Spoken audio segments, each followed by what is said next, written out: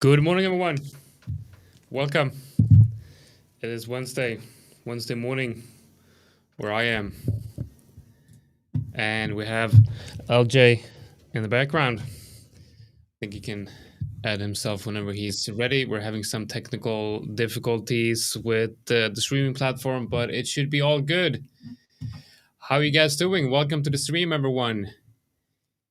Got from Uzbekistan. I interviewed a trader from there, a very successful trader. Awesome. Awesome community. Love you guys. All right. Good morning. Good morning, LJ and all. Yeah, good morning, LJ. Good afternoon. Yeah, Pedro. Says Pedro, thanking Pedro for his idea on gold. I'm assuming that that was the stream yesterday evening. Pedro is a great trader. I believe he was trading together with yeah, this was in the morning session. I think that's in the morning session because then we had Victor and Samir in the afternoon session. Right, so let's just kick it off here. Let me know, guys, if you do have anything you want to cover today's live stream, anything that you need help with. Me and LJ, we're going to be here for the next 2 hours, and then Richard B and Will is going to jump on, and then later in the session we have Victor, myself, and then we have Saul, the CEO of The 5ers, coming on for a live scalping session as well. That one you do not absolutely not want to miss. We're going to kick it off here by looking at some of the open positions that I have. Currently, I have 4 open positions right now. Some of them are looking very bad. Some of them are looking less bad. Isn't that what trading is all about, right? You open a few positions, it's like, it feels pretty meh. And then you have a few ones that are looking a little bit better. And then eventually you get a few ones that are like exploding and looking great. Anyway, we're going to be starting with Euro USD. Am I going to get stopped out? Looks like I'm going to get stopped out. Very close to being stopped out on this one. I feel like should just be putting myself out of this misery and closing this position, but I'm not going to, because you can see that Euro USD is just testing and testing and testing that resistance level over and over again, and it's going to be resistance until proven otherwise. And I do feel like the break above these highs are going to be an impulsive push to the upside. So I'll be keeping this trade open because it is not invalidated, although I'm just paying swaps on this one. So I'll have to do some calculations on this because I had this open for a few weeks. So I do have to look at the cost of the swaps and see how much I've spent on swaps on this one and calculate the efficiency of that one basically. The next open position I have is AUD NCD. I opened this trade this morning, and we're going to be covering AUD NCD from both a high time frame perspective and this. Well, I can't say low time frame perspective because it's a daily, but we're going to be covering that idea. I am also long here on Euro NCD. One of the reasons why I went long on AUD NCD is because it's showing a similar characteristics as Euro NCD, and I'm in Euro NCD, but it's lagging behind. I do think it's just a matter of time for Euro USD to break above, but what do I know? We have no idea what's going to happen, but there's definitely a probability that support acts as support. That's what the market does. Market comes down into support. If there's demand, people buy, which they usually do at support. So yeah, uptrend, support, and I buy. Simple. But one of the reasons why I am have doubled the exposure to the New Zealand dollar is because I like Euro NCD here from this perspective, but the fact that the euro is lagging here versus the New Zealand dollar, but the Australian dollar is not lagging in the same way that Euro NCD is lagging. So there might actually be a case where AUD NCD is moving higher while Euro NCD is still lagging behind, and I'm probably going to choose one of these to go forward with, depending on what happens in the probably today or tomorrow.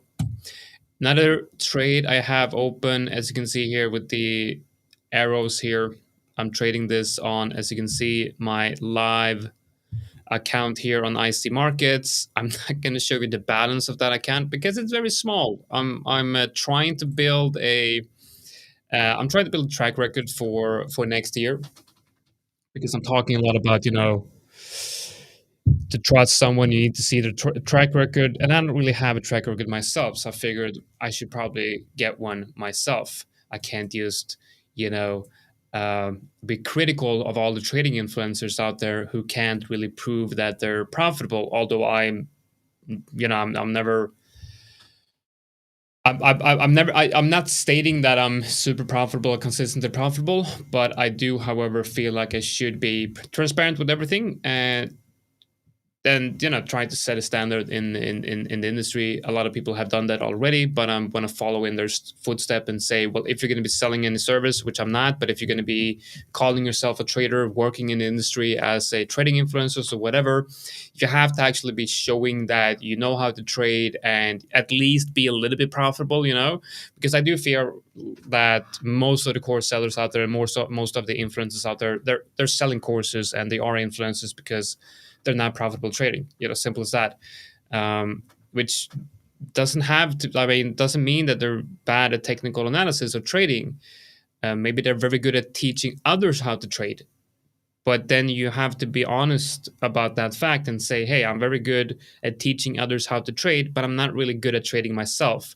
Like, for example, you have in universities, you have professors in economics. They're probably very good at economics and very good at running businesses and understanding the idea of supply and demand. But then why are they not millionaires? You know what I mean? Like, maybe they can teach others how to excel in business while not being the best at that themselves. So, let's set a new standard in the industry, shall we? Transparency, openness. That's words that the 5ers align with. Okay, so that's the 4 current open positions that I have right now. And I gotta say, 4 positions open simultaneously for me as a swing trader does not happen very often. It does happen when conditions align, when markets align. We can look at AUD NCD, for example. The reason I'm taking this trade is because we have a breakout, and I can switch to the line chart here to kind of show you what I am looking at in terms of this. And actually, let's actually remove the candles here. Like, remove price, and this is now just a chart without price. We're not seeing price on here. This is just a line, but this is the overall structure that I'm seeing on AUD NCD on the higher time frames. And then we can add back price here, and you can kind of see how we're going into the major downtrend, accumulation, major uptrend, distribution, major downtrend, accumulation period that we have been in for over 10 years right now. And we have a break above this range right here. And then we can add the RSI as well, because let me ask you guys a question, okay? Let me cover AUD NCD here, and then we'll go into NASDAQ and we'll look at EUR USD after that. So we got NASDAQ, and then after NASDAQ, we will cover EUR USD. And keep on coming. You have any chart requests, anything you want me to cover, let me know in the comments and I will gladly help you out. Now, look at the weekly, look at the weekly stochastics. No, not the weekly RSI for AUD NCD. Now, I'm going to put in the timer right here. Where's the timer? Where do I have the timers? Oh, I have many timers. I love this. Look at this. Look at this little stream, mini stream deck I have here, and I have a lot of timers on here. You guys don't care, but I care, and it's very nice. Again, I could have put a timer on 1 minute. What does this mean? What does it mean with RSI being up here? And don't just tell me it's overbought. Like, what does this actually mean? If you had to trade AUD NCD just based on this simple fact that what RSI is doing, what does that mean? Okay, you got about 1 minute 30 seconds to answer me, and let me know in the comment section. And while you also think about this, make sure that you do hit that like and subscribe to the channel, And I would be very, very, very, very appreciative of that. 20 seconds. Let's go. Comments. Comment in the comment section. What does this mean for AD&CD or any market? What does it mean when the stochastics, not the stochastics, the RSI is up here? Look at this. All-time high. The RSI being up here has never been this high in the history of AD&CD. Okay, that's the alert. Time's up. Let's look at the comments here. Henry says increased momentum. Another one saying we may expect a pullback before going back up again. Someone saying it's overbought. Buyers are on place. Strong buying momentum. Strong momentum.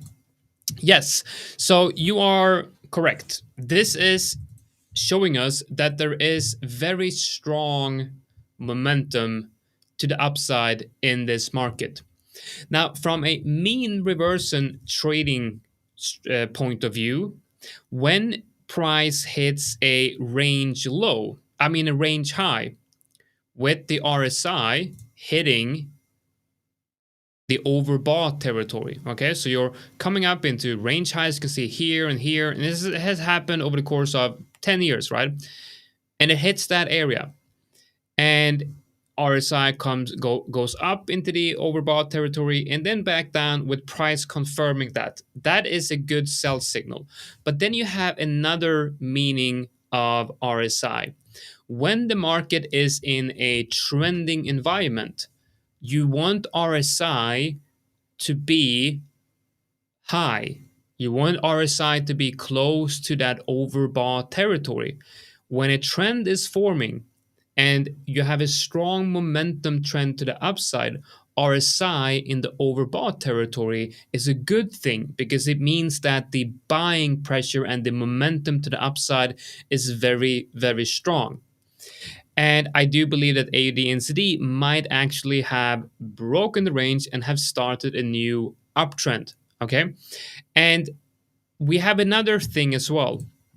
There are certain times in history when RSI will print a extreme reading. Usually that is a 2-year high in RSI. This is the weekly RSI, and it's not a 2-year high, it's a 26-year high. Weekly RSI has never been this high. So when you have that insane extreme levels on the RSI, means that there's very, very strong buying pressure and buying momentum. And when that happens at the same time as breaking above a major range, that's usually something that will happen prior to a new trend and prior to a new long-term trend. Okay? I don't think I have a lot of examples on this chart right here, but there will be other examples if you look at other markets on the higher time frames. We can also look at the daily, because I do believe that once, and this is just not something that I've just came up with. There's a lot of research on this, and there's a lot of statistics on this. I believe that research done by Edwards and McGee back in the 70s tested this on a lot of markets, and apparently holds true today as well. And yeah, so a very, very tested and proven concept, and that's one of the reasons why I think, combining with the market structure here, I do think that AUD/NZD might potentially start a new trend to the upside. Now, the issue with this, it's easy for me to say, okay, I think that AUD/NZD is going to continue higher and it's a new uptrend. Well, the same thing happened here, right? Same thing happened here back in 2006. It had an accumulation range right here, and then price broke out. And yes, it did start a new uptrend, because this, I don't think anyone can disagree with me, but this is an uptrend. Okay, so what if you bought here and then you wanted to sell here? Well, obviously you would have been stopped out here, you would have been stopped out here, you would definitely been stopped out here, maybe here. So the question is, how do you trade a trend? You think we have the idea of we know, or I know, or I think that the directionary trend of this market has now switched from sideways range to an uptrend trending market. For how long? Well, we can look at this and we can say, let's assume that we think price is going to come up and test these levels. Okay, so around that level, probably going to form some type of distribution range up there. This is just probabilistic thinking. We have no idea what's going to happen, but this is one of the scenarios that we're looking at, one of the somewhat likely scenarios. So how long is it going to take for AUD/NZD to move up here to here? Well, how long did it take for AUD/NZD to move from this area to this area in the past? It took us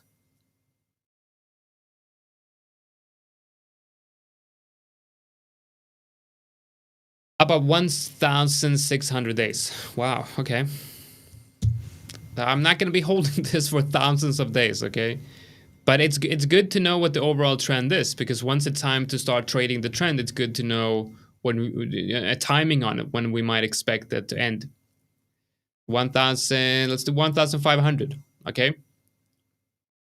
Somewhere around this area, which kind of, aligns. But the question is then, how might we expect price to move within this given time frame?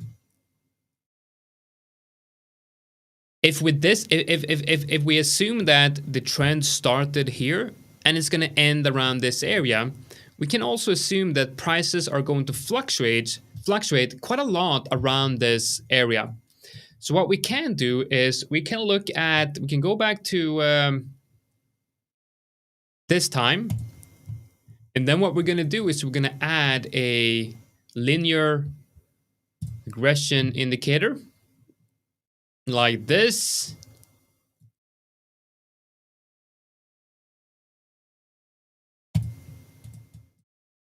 And we're going to adjust this so that it's starting right here when the actual breakout is happening.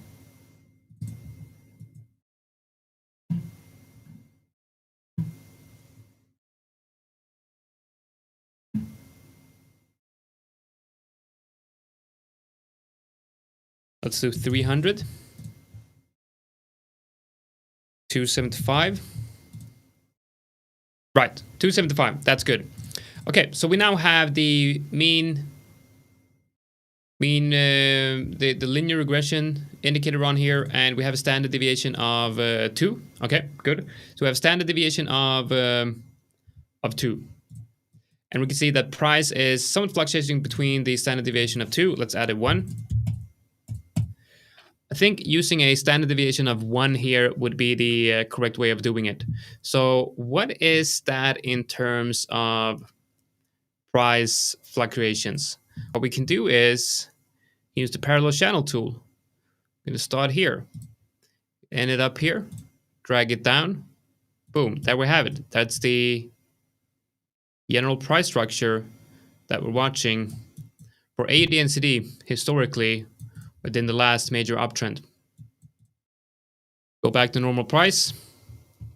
You're going to be adding this right here with that midline. We could perhaps assume that if AUD/NZD is going to follow the same structure as it has followed in the past in this uptrend, it might go within this channel. Now, we're talking about big moves here. We're talking about moves where we go from the low here at the high, could potentially go down to the low and then up to the high, fluctuate a little bit like this, but eventually hit this area. So how do we actually trade this? Now, this is the million-dollar question, right? Now, we're not going to be able to trade these swing points right here. We will have to look at this as the primary trend. The middle white line right here, that's the primary trend. So we watch the primary trend on the weekly time frame in this case. Now, what we're going to be doing is we're going to be trading the secondary trends. We're going to be trading these trends, but we're not going to be trading the retracements. We're only going to be trading the we're going to be buying the pullbacks in this primary trend, and we're going to go long at the lows of this channel, or when we think that there's going to be a move to the upside. Okay, so right now we're trading in what I believe is an area at the high of this channel. So looking at my trade here on the daily, we are dangerously close to the expected, not the expected, but what we might assume is the high of this channel. So my take profit target is arguably much better placed in this area right here. And now we'll look at the line chart, and if we add back to the candles, you'll see I'm going to go in and I'm going to hide this one as well. I'm just going to rename this to future Lin Reg channel question mark, and then we're going to be hiding that one. So we now know that around this top we are at the high of the channel, so it might make more sense to close this position at the 0% fib. All right,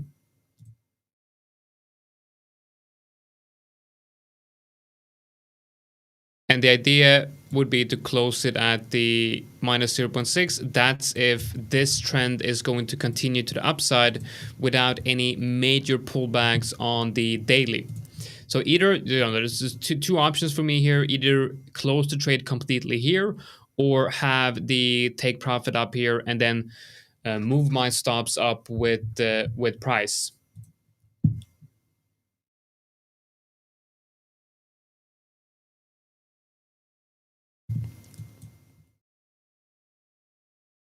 All right, so that's my thinking on A density. Now let's go to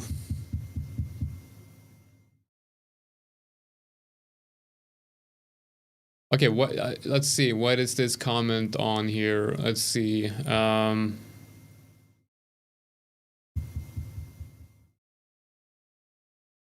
trade it before the US Open is bullish for sure, but I believe they'll try to push it lower first. Who's they? You know, who's they?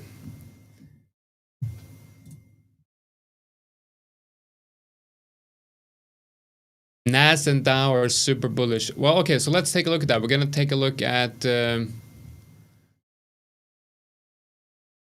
gonna look at NASDAQ, and then we're gonna look at EUR USD.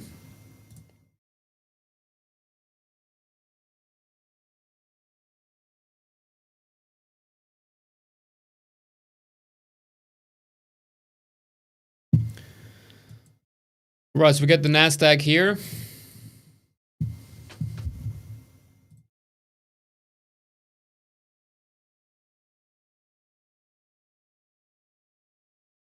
And we have a clear resistance area.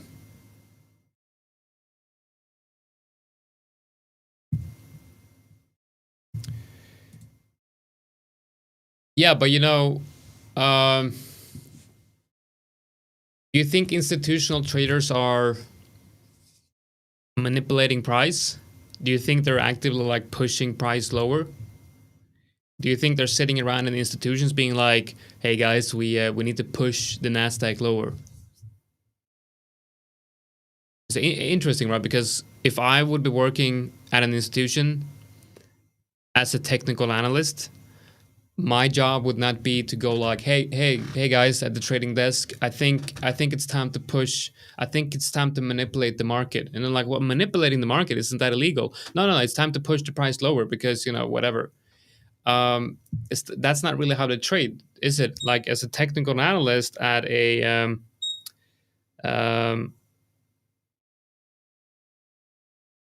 firm, you tell the traders like, it's resistance here, I think we've got to be cautious, maybe sell. So you know, I don't like how.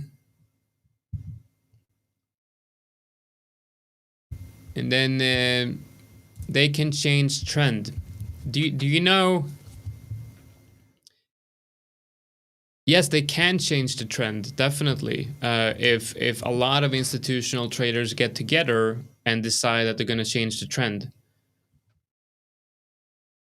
And I think comments like these is like, where's the proof of this? Like, how many institutional traders are you talking to on a daily basis where they're saying like, yeah, you know what, every single day we push price lower and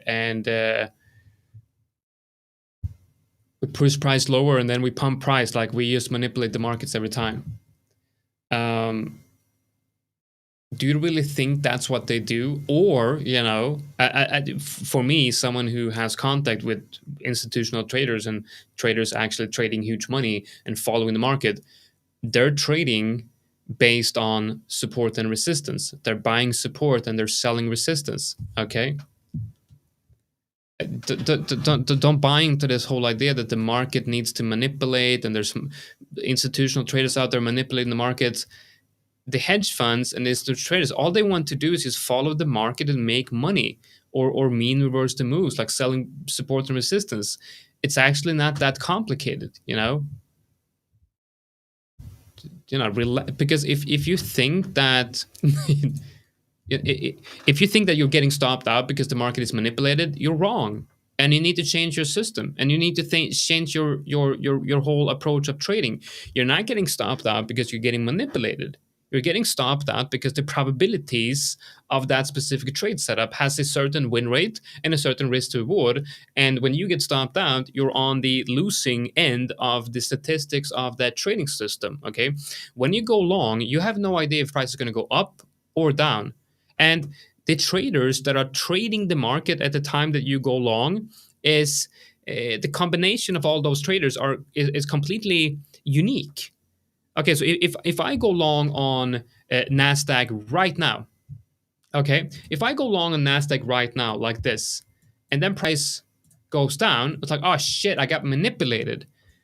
And then you try tomorrow, you go long again, you go long tomorrow, and it's like you get stopped out once again, and then you got to think the combination of people that were in the market and actually helped move the market today when you get stopped out is not the same people that moved the market to stop you out yesterday. The combination of all the people and all the forces of driving the market is never going to be the same from one day to the other.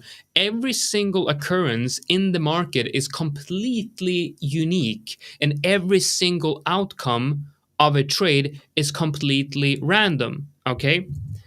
If price is going to hit that stop loss or that TP on this individual trade, it's pretty much 50% chance.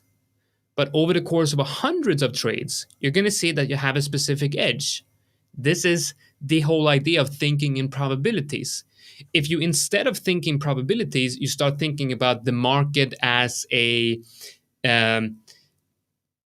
market makers and institutions manipulating price up and down to stop you out and hunt for liquidity, and there's a liquidity pocket down here and we're going to grab that liquidity. No, you stop that. Okay, yes, it's true that retail traders have stop loss below this level, and if buyers come down here and get stopped out, and if many buyers get stopped out, obviously there's going to be they have to sell that position to someone else, buyers, and then a lot of times that creates some buying pressure down here.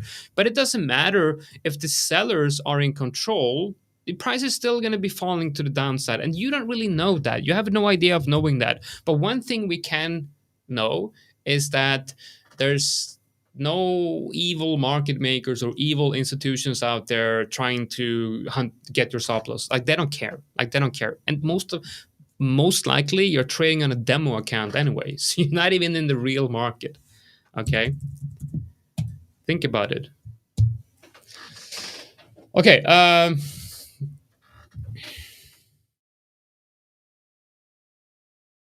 yeah, I mean, yes, endpoint is making profits, and if you're able to make profits, make money consistently, I don't care if you think you're getting stopped out or hunted or manipulated. I don't care. Well, I do care, because I think it sets wrong expectations for new traders coming into the market. Just remember, they stay longer versus you stay liquid. Yeah, sure. I'm not talking about them stopping you out. Market makers want the market to move. They make money on transactions. Why wouldn't they shake it? So institutional traders and market makers are like, we're not talking about the same thing here, right? Because look it up. What is an institutional trader? And then look up what is a market maker. This is very simple stuff, guys. You can just go and ask ChatGPT. Like, information on this is crucial. If you want to become a trader, if you want to be able to trade the markets, you need to understand what the market is built on, how the markets function. So just Google, what is a market maker? What does a market maker do? And then what is an institutional trader? Okay, is it the same thing? I'm gonna give you some homework there. Okay, so the Ghana trader says, I missed GBP USD long.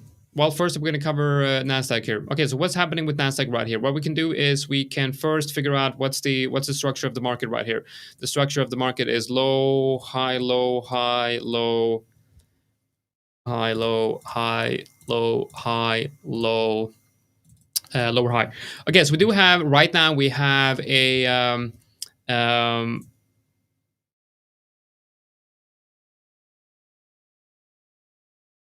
are you really sure that the market makers are moving the markets though? Or is it the institutional traders moving the market and the market makers are making the markets for institutional traders? Is a market maker moving the market, or is a market maker facilitating trades and making the market so that institutional traders can trade the market by using the services created by market makers? Think about that. Okay, so we have a resistance level right here. So what I see from NASDAQ here is that we've broken below that level. And then we had a beautiful retest of that level, came down, created a lower swing low. And unless this level here is reclaimed, then is the NASDAQ really bullish? I think it's important we look at this from the context of S&P 500 here as well. I'm going to be adding the S&P 500 here. And yeah, the S&P 400 has the same structure, basically creating a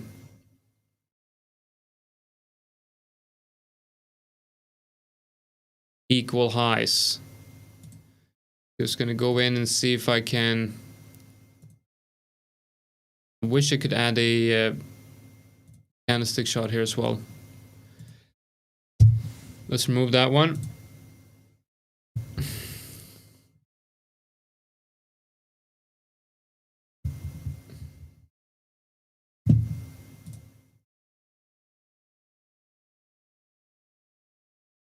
Okay, so I think this industry needs to have a serious discussion about all of these different flavor of the month technical analysis. Okay.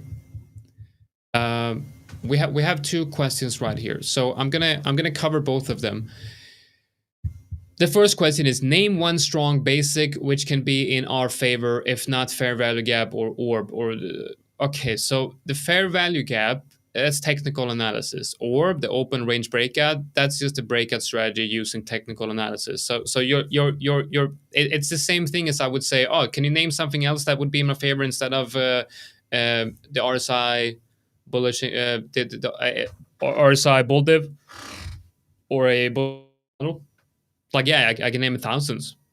Not, well, maybe not 1,000, but I can name 100. Try an evening star. Try using the stochastic RSI on pullbacks. Try using it as a normal break and retest. A breakout strategy.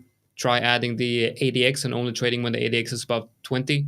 Try adding the ATR indicator and short when the ADR is high to the upside. When the market is exceeding its daily ATR, short or long, depending on where the prices is. You can, there's 100 different things. And a fair value gap and orb, that's just taking all of these basic technical analysis ideas and then putting a name on it. So what is a fair value gap? Well, a fair value gap is basically just a retest of a breakout level, right? So let's explain what that is. A fair value gap is when you have a candle with a wick and then another candle. I assume that it kind of looks like this. Another candle, and then there's a wick here, and then the next candle, it does not hit that wick. So this is fair value gap, right? That's the fair value gap. The distance between that wick and this wick, they're not. That's a fair value gap. So it's an untested level. Okay, it's an untested level. Price comes down, boom, untested level. It's a retest of an untested level. Okay, so what's the orb or the open range breakout? Well, you basically take a candle and the first candle of the session or something like that, first 15-minute candle. You can trade this however you want. So you look at the first 15-minute candle of, let's say, the New York session, and then you mark out the highs and you mark out the lows, and you're gonna break at the upside, buy, break out, you buy, break at the downside, you sell. It's not called a fair value gap, it's called a retest of an untested level. It's not called orb, it's just called a breakout strategy. These are concepts that has been around since the beginning of technical analysis. So that's the first question. Now the second question, Jonatan, that is your view. When you don't believe in SMC, it does not mean that the concept doesn't exist. How else do you explain repetitive patterns every day, fair value gaps presented on every time frame? Uh, well, because it's the nature of technical analysis. You can call it whatever you want. Yes, it's going to show up on the chart no matter what words you put on it.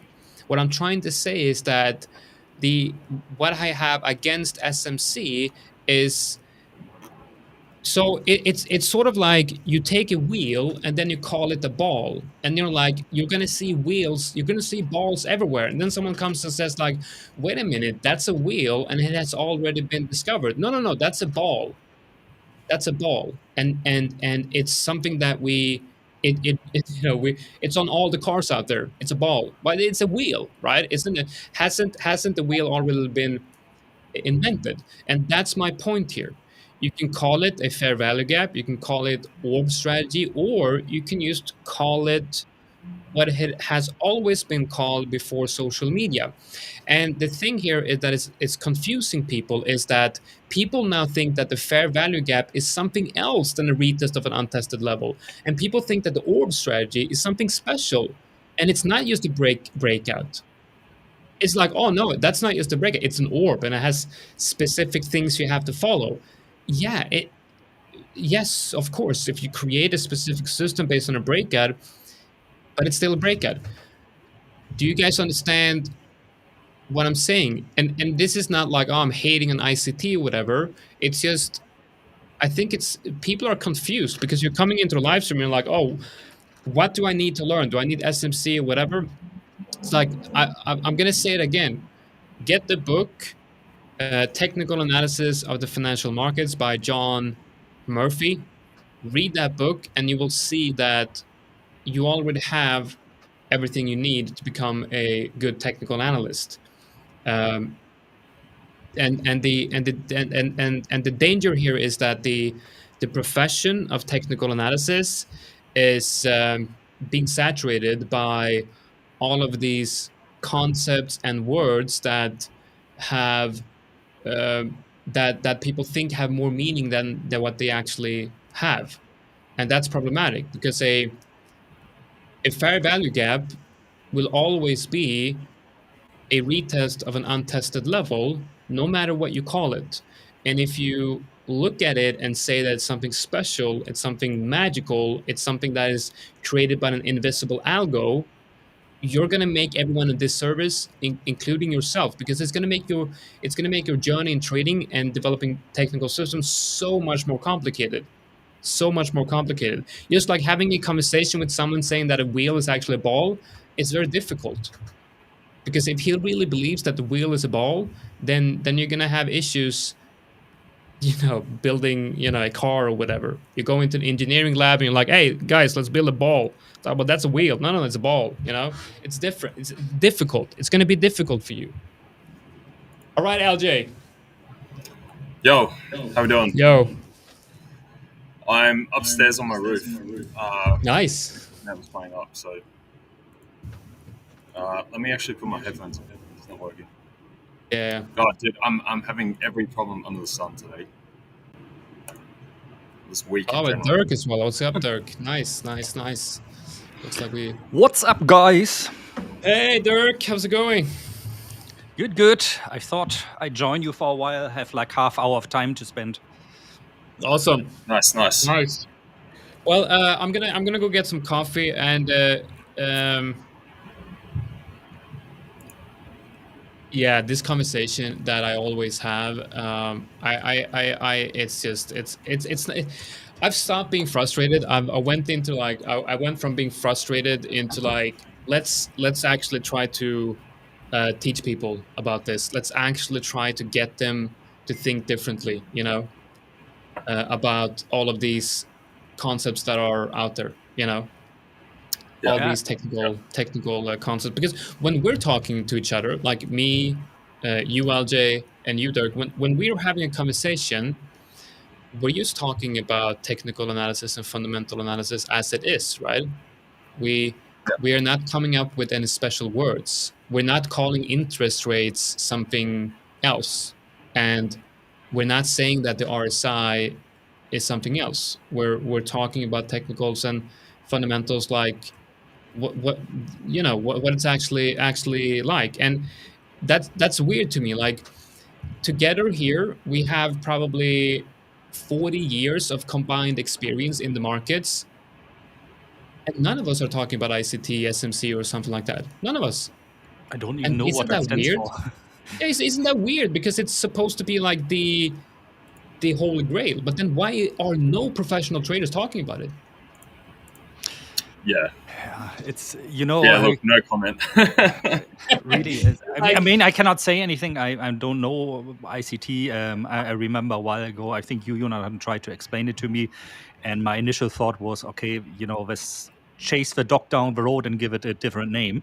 And it's, by the end of the day, it's always support and demand, and everything is derived from price. So there Yeah. are many millions of ways how you can display things and calculate things, for sure, but you're not really going to reinvent the wheel like this. If you want to do that, then you need to do it in a different way than just using all the standard stuff that is out there and giving it a new name and then calling yourself the great inventor of the new technical analysis. I'm not saying it cannot work, something like ICT, just as I said, because I don't have any knowledge about it. But it's always like when many people are heavily marketing a concept, when it comes to trading, you should question, is this concept really profitable? Because you know that, LJ knows that, everybody who's hosting here our live streams knows that it's difficult to find your edge, or an edge that matches your style. We have a great comment. I feel like I need to comment on this. I've interviewed a lot of people. I have some insights into the profitability of retail traders. I have never seen that an ICT trader comes back for an interview. Never. They make money and then they're gone. I have never in my whole career seen an ICT trader trading SMC concept be able to be consistently profitable long term. Not a single one. So I don't know what numbers you're looking at, but show me the numbers and show me the proof of a long term consistently profitable ICT trader, and you might change my mind. A verified broker statement audited by an auditing firm showing that he trades ICT profitable long term.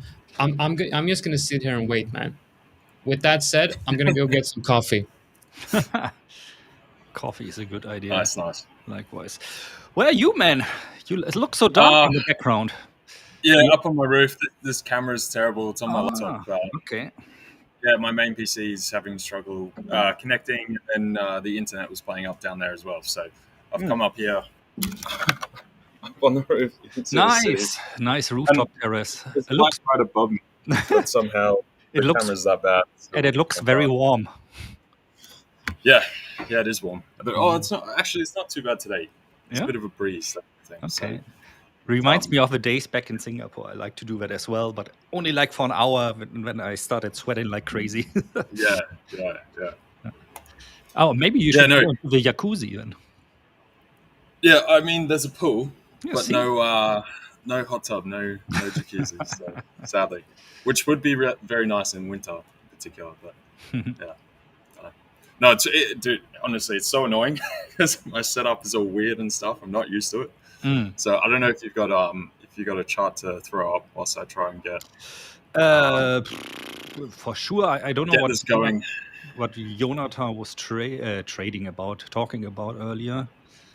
Do I have anything up?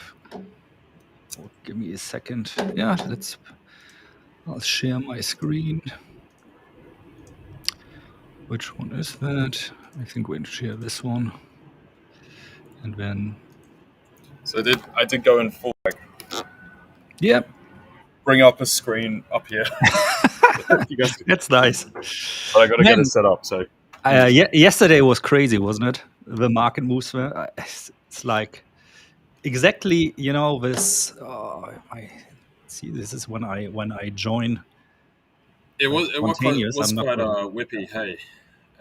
And exactly like this super short term recovery here. Exactly again the V shape on NASDAQ, and I was like sitting there. I was trading cryptos yesterday. Actually, just managed to do one trade yesterday morning, because then later when I read, the Fed is coming and injecting $13 billion into the market, I thought like, okay, no, this is going to mess up everything in a situation like this. Since like short term, of course, I'm highly dependent on my technical indicators.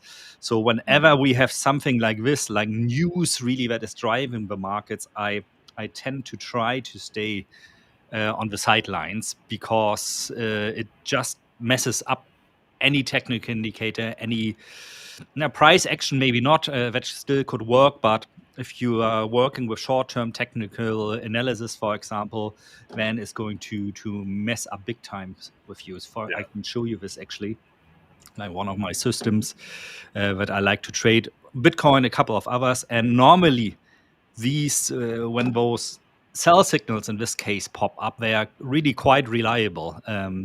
But you can see like yesterday, it was wise not to trade any of them, because the market only knew one direction, and you don't want to stand in the way of a rocket. Funny enough, when earlier this morning, I think things normalized a little bit again. So we're back in this limbo now, but now everybody's waiting again. When is the US coming in? So we can decide on the day's direction. There it worked better than again. So currently I'm long NASDAQ actually still. From 25,550 around there was the area I entered, but that's a trade already from yesterday, actually from yesterday evening, where I opened that one. And yeah, let's see where things are heading. Gold again, interesting, of course. No, I mean, crazy. Let's bring that not on this one. Bring this up on this. Yeah, I mean, gold. We had the dip down. I might try and move this onto the table in a sec. That's right. I'll get it all together soon. Yeah, gold. We had that big crash lower. Hey, it was not really that much of a crash. No, I think it held up quite nicely. Yeah. I mean, on a daily chart. Yeah, on a daily chart, definitely not. But that a big pullback down, basically into support. That's what I was looking for there. And then recovered pretty nicely after that. So, are you in anything at the moment? Not at the moment, because I've been having all these internet and whatever problems. Yeah. So I was in some stuff earlier. Then net kept dropping out, so I just jumped out of things.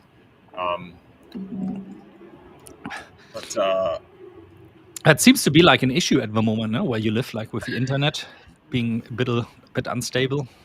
Look, this year, honestly, it's been terrible. They had people come and look at the facade of the building and everything. That was on Monday. So they've done like a full analysis report.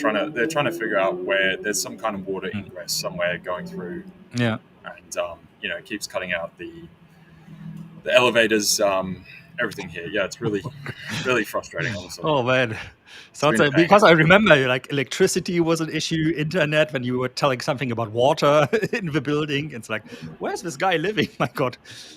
Yeah, it was after we had some of the cyclones and stuff, and then I don't know, something happened. They thought there was a few trees up here as well, like on the roof here, and they thought some of the roots had gone down somewhere. They removed them. It's not that. It's Okay. Oh, crazy. Yeah.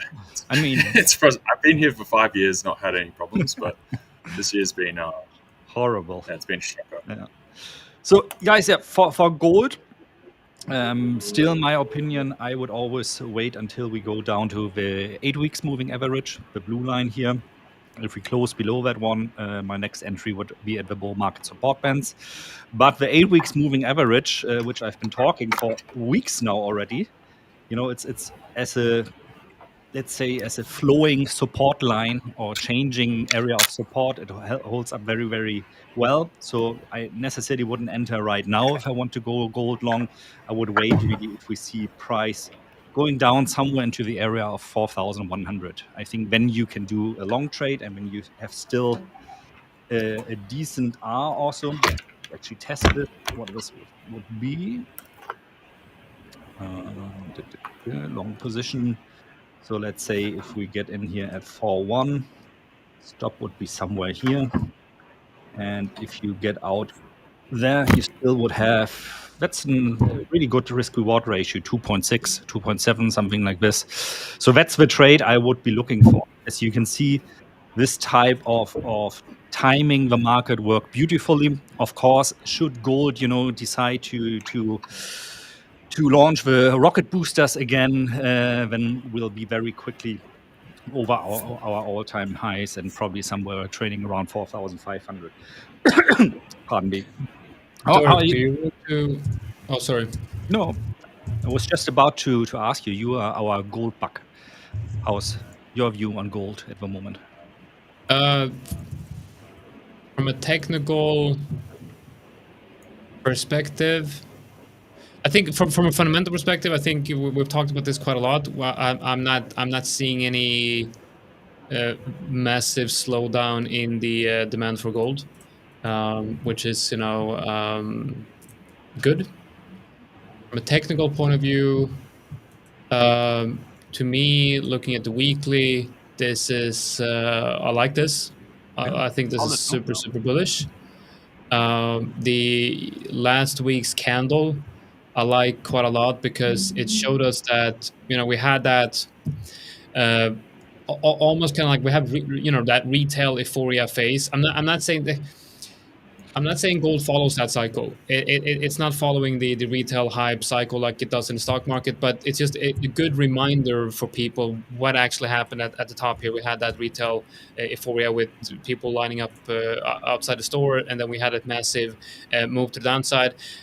Just to clarify, zooming out, that was nothing in terms of price action on the weekly, that pullback, but it was a massive panic in the market, but the market actually managed to reclaim $4,000 quite quickly, which tells us that even with that massive, like if that was the stock market, we would probably be in a recession.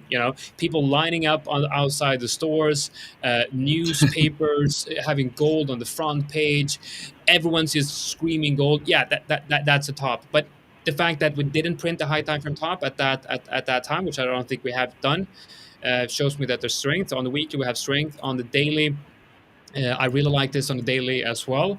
We have higher highs and higher lows, and I think it's just a matter of time before we start testing the highs here. Now, of course, we can also turn into like a rising wedge here, where we see the moves becoming slower and slower. Eventually, we end up at the climax here and probably break down, maybe long-term range. But I mean, I'm long on gold here, and I think it looks good for more upside potential. It just tested a daily fair value gap right here. So I think it's we're bullish. I think definitely more upside to be expected from gold here. Local pullback. I think local pullback right now down towards the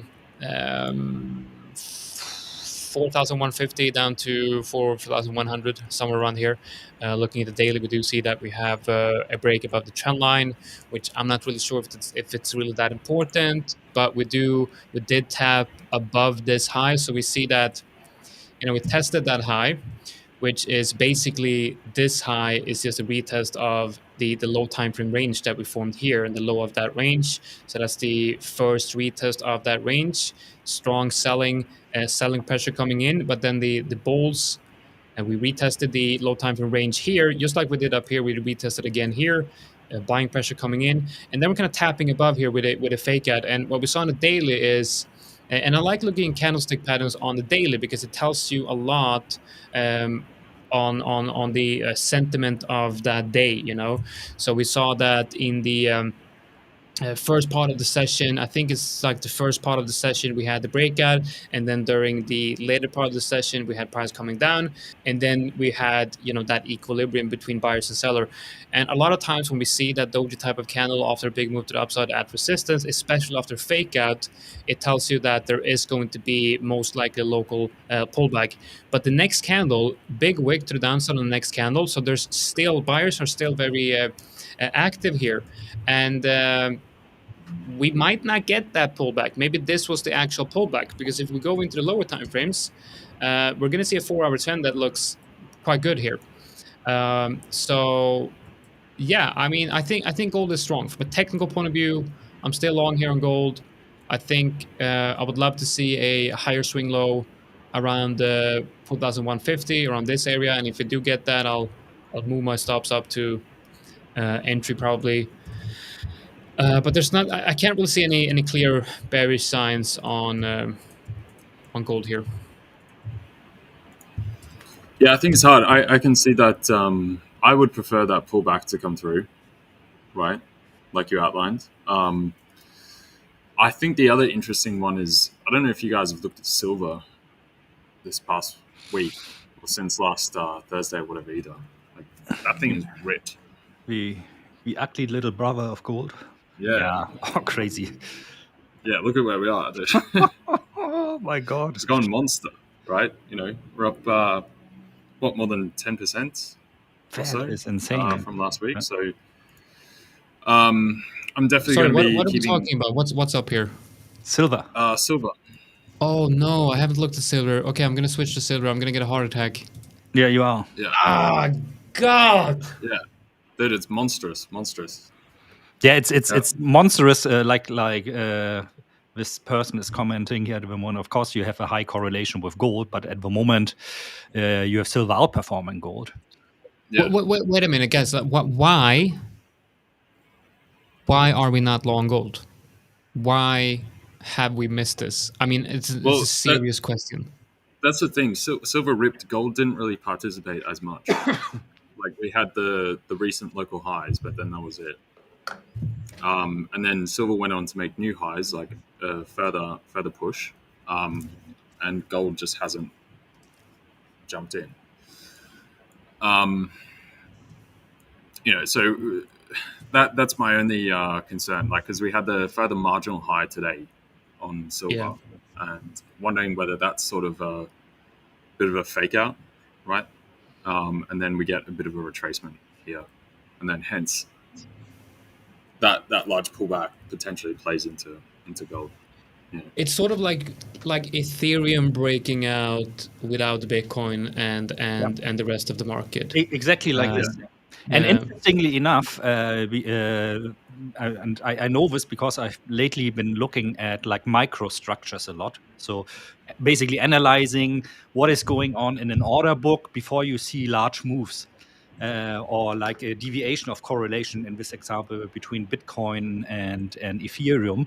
And I bet the same is true for silver and gold. And there's actually alpha you can get from this as an edge trading-wise, but it's hard to identify when is this going to happen. Because after the large move, normally you have a a normalization of correlation again first. So Yeah, silver so is yeah, the orange line here, and we do see that silver usually is lagging behind. Silver is not leading. Gold is leading. So yeah, what does this tell us? This tells us that if we if we're trading, correlation strategies where you are basically what I'm saying here is silver should come down towards the mean here, just like gold is doing. You can trade that actually, no? I'm not sure on the 5ers, but on some platforms you can trade, for example, silver versus gold. versus gold. Yeah, Or if you Yep. do crypto like Bitcoin versus Ethereum, or the other way around. It's quite like something not a lot of beginner traders, I would say, do, because it's already quite advanced to go into correlations, in my opinion. We can look at silver versus gold here. So we have on. Actually, it's not on here. So But I probably cannot what you trade for have, next weekend. probably what you have is you have to create a synthetic chart if you want to see that. So you want to create XAGUSD plus XAUUSD. Okay, so we do. Okay, let's try this. Wait. XAGUSD. Well, let's use Oanda. Damn it! You It's not working. can just type in XAU XAG when you get that from Oanda, for example. XAGUSD. XAU XAG. Yeah. Yeah, and then Okay. Well, thank you. So then what we do here is we invert this. yeah. So this is now gold. This is now silver versus gold. And you can see the highs here. I don't know how to trade this honestly, but the idea would be to go long on gold versus silver. Yeah, that'll go long, short. So like short silver, long gold Yeah. as like a cross hedge trade, right? Being cross that silver's trade gonna and betting on the normalization of a correlation. yeah. So even if gold moves up, you're slightly protected there. Silver's outperformed, should pull back. It has these large pullbacks as well. Like if you just look at the silver chart, just look at the volatility of that thing. That is, I did catch some of that earlier in the week, and then I also got chewed up on some of it too. So, well, this is interesting. So you can basically have, because this is gold, and then we can do silver. So gold in the middle, and then silver at the bottom, and then we have gold versus silver at the top. And basically you see that silver is strong versus gold. So this is silver, and gold is not breaking out. So if you're buying here, you're basically betting on gold to stay where it is or continue higher, while silver is testing that level. In this case, I think it's a pretty obvious setup. yeah. Okay, so it's all highly speculative. Yeah, because there's not been industrial demand. Demand for silver has actually gone down like 4% through this year. So it's all okay. So how do we make money on this? Speculative catch-up play. And it's very easy to talk about the theoretical aspect of what the trade would look like. I would do actually like. First, I would analyze now, or I am going to do that actually after the stream, because I think that could be quite interesting trade for longer term also. So my typical approach here is to see how is the historic correlation, and how much deviation from this correlation did we usually have until things normalized again. And then you can see, like, are we in that, last quarter of where things usually normalize again, or is there still way to the upside? And then you can maybe slowly get into that trade, but you have to be prepared to stay in that a couple of weeks, probably also, and you're probably going to pay, if you want to trade the spot, very high overnight financing costs. Yeah. So it's typically, again, probably a strategy I would either do with an outright or with an options position. So I'm seeing, if we're looking at the correlation chart from a support and resistance standpoint, we're looking at that level above. So I'm trying to figure out what would that mean. Okay, so around, where is that? That's the 10th of October. So around this price, okay, around this price, which is the high. So this level and that level would translate to this. And then a move for silver down here should translate to a move up here. Yeah. But we are talking about, are we talking about shorting an uptrend here, or are we just talking about gold eventually?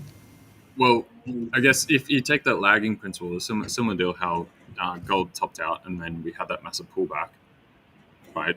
Silver's now running its tops and then you get a big pullback, right? Where you get a bit of a flush out, it drops, your 10, 15%. And that's where you can get the cleanup. So around that $60 level is kind of another psychological kind of area, right? So, silver goes to about 60, you drop back to like 52. Would that be a surprise? Not really, right? So what happens if gold just continues higher here? Silver will probably do it as well. Very likely, yeah, could well do, yeah. So hence, what kind of level do you look at on silver? Around 60, 61, 62, in running in tandem with gold?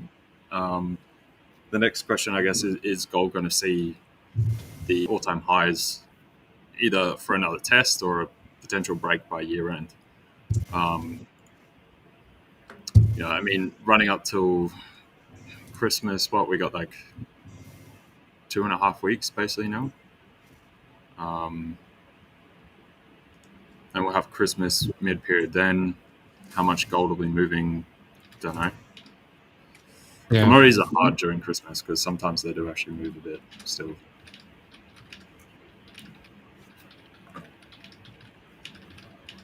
Yeah, let us know, guys, in the comment section. Is there anything you're watching right now? Let us know if there's anything you're trading, anything you want to take a look at. I know that we've had some questions on GBP USD, and I like switching over here, and I still had the line chart on here.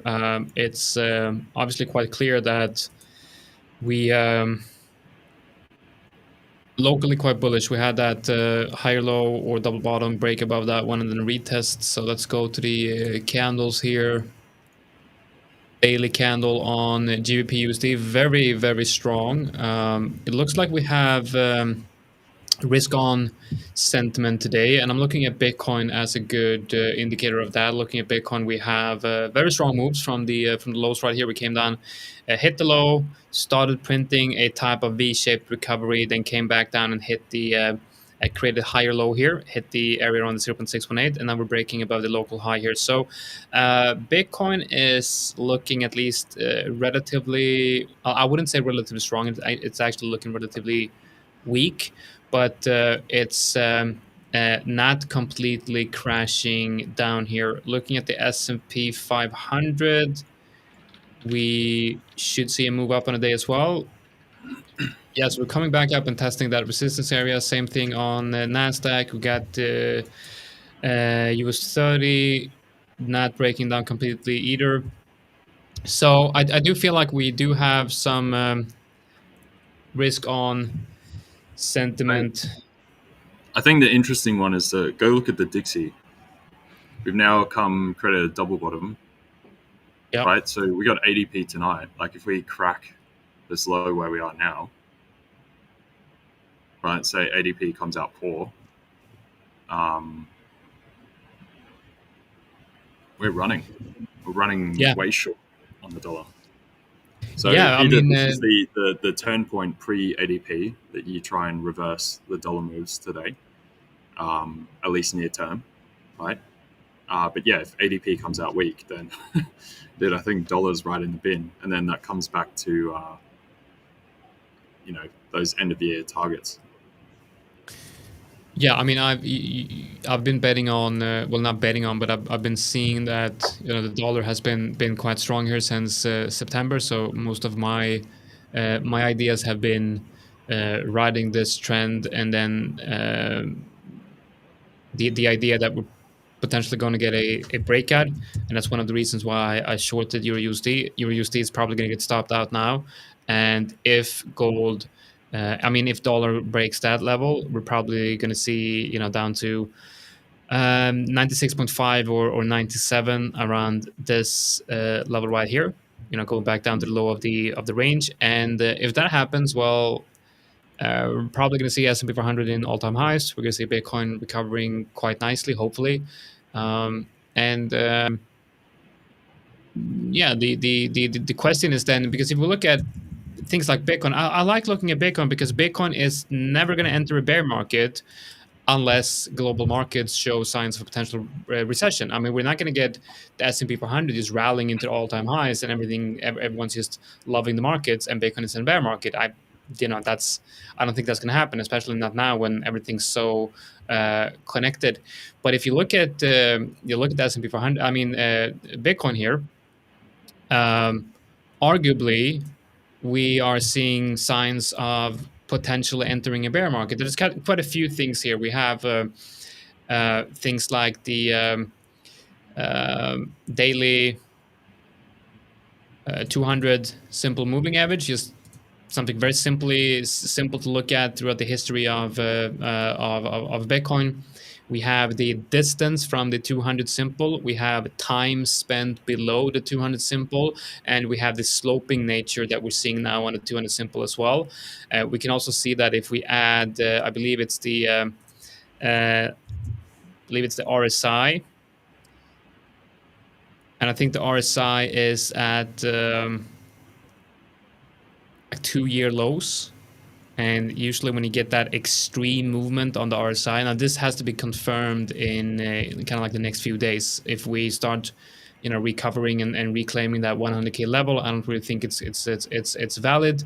But usually when you have like an extreme on RSI, that a lot of times that happens before a shift in structure, right? So there's a lot of selling pressure here in Bitcoin. Now we have not, gone below that level, but it does feel like there's a lot of signs here that Bitcoin might be entering a bear market. We might come up and test, this general area right here before continuation to the downside, and maybe that's what might happen because the S&P 500. What I'm thinking is the S&P 500 is very close to all-time highs. We just need to break above this high. So what happens with Bitcoin if we break above this high? Well, maybe Bitcoin is going to come up and test, the 100K area. Yeah. But it's not going to show clear strength. But I believe that if we see Bitcoin showing clear strength and maybe going back back to 120 or something like that, while the market is still bullish, with the new Fed share coming in and being announced and all of that, and lowering interest rates, and if we don't see inflation going absolutely crazy, maybe we're actually going to see a continuation of the current bullish scenario. So it's very interesting here, very interesting. I don't want to go deep into that discussion because I actually, Dirk, do you want to show an indicator? I can do in a moment. Just give me like a minute here, please. Yeah. I think just final side thing on Bitcoin whilst you're getting that ready is we had a MicroStrategy, or now Strategy, whatever they're calling themselves, they did the rounds on Bloomberg last night as well, trying to calm the market around that, saying like, look, we've got 75 years worth of ability to pay dividends, debt, all that kind of stuff on the preferred stock that they've issued, that kind of thing. So I think with them coming out and doing that, it sort of spurred that calmness around that situation there. So that helped lift BTC last night. Yeah, it's pretty crazy. I think isn't strategy like MicroStrategy down more than like 60-70% from the highs, something like that. It's yeah. But I actually took a look at strategy yesterday, and I gotta say I'm liking this level. I am really liking that level. Yeah, especially if you bet on that Bitcoin is going to recover, then MicroStrategy long is like the leverage trade on that. Yeah, and I mean, we're talking about a potential 2x here without really doing anything crazy. I mean, just pull this up to 100, and it's like, really, you're gonna double your money just to get up to that level? That to me is a good risk to reward, because you're basically risking, max 30 to 40% to gain 100. So I think it's a good bet. Yeah, my opinion, you hold Bitcoin, right, and then you trade MicroStrategy. And I think that's how you get the exposure to going in and out of Bitcoin, and just use MicroStrategy as the proxy asset to trade that without having to liquidate Bitcoin constantly. And also use it as a hedge, because MicroStrategy ends up being a better hedge for Bitcoin dropping lower. Because it's also high beta with that, and then you can trade that via options or either an outright, stock short that's going to have carry, that kind of thing. But that's good. I like buying it from here as well. Let's look at unless you let me know when you're done, Dirk. I'm done. Okay, let's switch over to your screen, and then we'll take a look at an indicator that you posted on WhatsApp, and I read through it, and very, very interested in this. So let's see what you got. I'll talk about this just to go back. I did a quick analysis of where we are, like historically speaking, when we look at correlations between gold and silver, and we are actually at a quite weak point. So the purple thing you see here in the background is the annual range of correlation, and looking at that annual range, we are at the lower part at the moment. So the thesis like that we could see a bounce back in correlation, that gold is at least for a while going to outperform silver again, is a valid, hypothesis that could be true. Doesn't necessarily mean it needs to become true, but everything we talked about here, you can back that up when you look at historic correlations and what happened after them. So I think we are onto something that we should monitor for the next sessions. Exactly. I created a new indicator. Actually, have been working on this one for a while now because I wanted to implement elements of so-called chaos theory into trading. So I don't want to go very much into what is chaos theory. There are, of course, many elements. Entropy. Entropy, for example, exactly one thing of chaos theory is, for example, a concept called bifurcation. If you want to look that up, it's quite, I'm not going to say it's like rocket science, but you have to dive a little bit into math for that. So bifurcation, in theory, it should be something that helps you to identify that the state of a market, the so-called market regime, is going to change. Meaning, like, if we are, for example, in an uptrend and you get like warnings that the regime is going to change, this indicator is going to paint that change by this green line down here changing color. For example, if it becomes yellow, that means, hey, the market is not behaving anymore like it should behave, it's very likely that we are going to see a change in regime.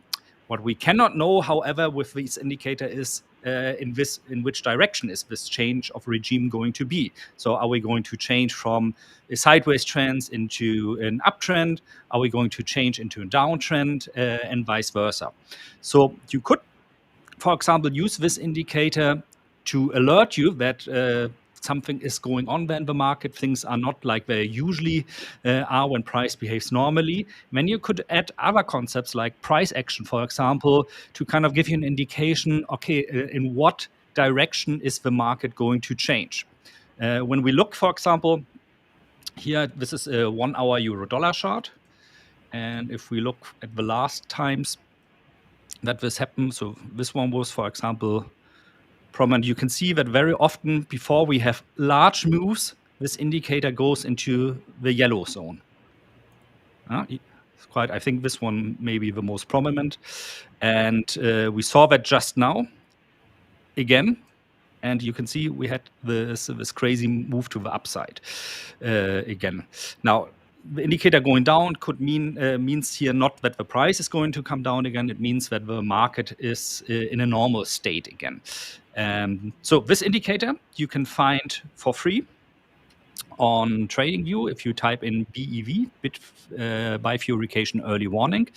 That is short for, it's an open source indicator, as most of the stuff I do nowadays. So you can have a look at the source code here. You can copy the source code. You can change the source code in anything you deem fit to change it. And my question would be, like for you guys out there, of course, also for you, LJ and Jonatan, to kind of check this out and decide for yourself, is this actually something that can add a further layer of confluence, for example, to the concepts you are using, or is that something that's totally unusable for you? There's a very detailed description also for this indicator, how to use it, and different settings for different time screens, for different time frames. So yeah, guys, try it out and maybe then give me a feedback what you think about something like this, if you want more like this, or if that is something that's like totally random and unusable. I think I'm a good person to test this, because I do have a lot of charts I'm looking at where I remember where the market regime shifts have happened. So I would love to definitely try this out on the daily to see if because basically what we're talking about here is we can apply this to the idea that when you have a trending structure, it should be quite low into the green if that trending structure continues and there's no clear change in the trend. But then when the market comes into consolidation, it should start warning about that. And then when consolidation breaks and you have a change in trend, it should then be clear that that is happening. And there are a couple of times where on Euro USD where what settings do you have on there, Dirk, right now? Right now on this one, hold on a second. I have these. These are the default settings for 1 hour. Yeah, but in the description of indicator, right? I give some hints also, what settings to use on lower or higher time frames. I think like using it on something like the 1 minute or 5 minute time frame, you're going to get a lot of noise, like usual from lower time frames. So maybe I wouldn't use it there. For me, it's really more interesting, for example, at the hourly, daily, and weekly, to kind of align it with, did it give a warning signal that there's something going to change about the market, or didn't give it a signal? And were you able to use that to actually detect, for example, with price action or other stuff, whatever you're using out there, changes in the market regime? So it's basically just saying, hey, there's something unusual going on. Could be that we see a large move to the upside or downside soon, but pay attention to this asset, for example, on this time frame right now. There's something happening. The name of the indicator is BEV, so you should be able to find it normally when you type it in. Otherwise, maybe Jonatan, you can add the link to the indicator also in the description of the stream. Yeah, Remy is going to add it to the comment section. So Great. I'm currently looking at the dollar here, Euro USD, and I'm trying to just play around with the settings, so to get the original settings of ATR being 30. And what I'm interested in is basically a few areas on the chart here on the daily for USD. That is going to be this one, this, and this one right here. So I want to see which of the settings on the indicator was basically confirming this. So it's actually quite interesting because we have here, we have the indicator warning, and that's actually the beginning of the trend. We also have down here the indicator warning, which is the end of the trend. And here we have the indicator warning on the break of that trend. So yeah, it's actually working quite well. It turns yellow right here, and that is actually the beginning of a new market regime for Euro USD. So it's interesting, definitely interesting. I'm gonna play around with this, and I think it might be a good indicator to look at if you're actually trying to find those accumulation distribution areas. That breakout, breakouts are always the moment when regime shifts anyway, So yeah, exactly. But it's based on ATR, is it? This one? No, there's an ATR component to it. Yeah, read through the description, go through the code, and it will become clear. I don't want to go into the scientific method that this one is using too much, because we're going to bore everybody to death then. Science is fun though. Yeah, for us it's maybe fun, but I think 90% of the people looking at it don't want me to give them a lecture about chaos theory and bifurcation at a mathematical level. Look, I'd be having a great time. I know you would. But the problem is I'm never coming to Australia, because everything wants to kill me there, basically. And as we see, you don't even have electricity, internet, wet houses. Look. Come on. Sorry, man. I'm not that far bush, right? Out in whoop. Yeah. How do I make it more sensitive? Okay, maybe it's a description. Thank you. Yes, exactly. Yeah. That's how you say stupid in German. No. God, this Swedish. I thought you had a good educational system. Yeah, no, we have great education, but you have to actually go to school to get it. Yeah, really. Yeah. Okay, guys, I gotta make a move. Lunch is calling for me, and going to see everybody again on Monday. And have fun and listen to what LJ and Jonatan can teach you about the markets, everybody. Wonderful. Yeah. Thanks for that, Doug. I like it. I'm just having a quick scan over it, final thoughts on a couple of various markets. Yeah, it looks very intriguing. Cool. This is cool. Awesome. Yeah. Thank you, and bye-bye. Bye. See you, man. I like this. What's the alert background? Okay, so that's the actual alert background. What we can do is we can go in and we can alert. Where's the alert background? Let's see, what if we remove that? Okay, that's the score. I'm just trying to understand the background colors. So what we can do is we can increase the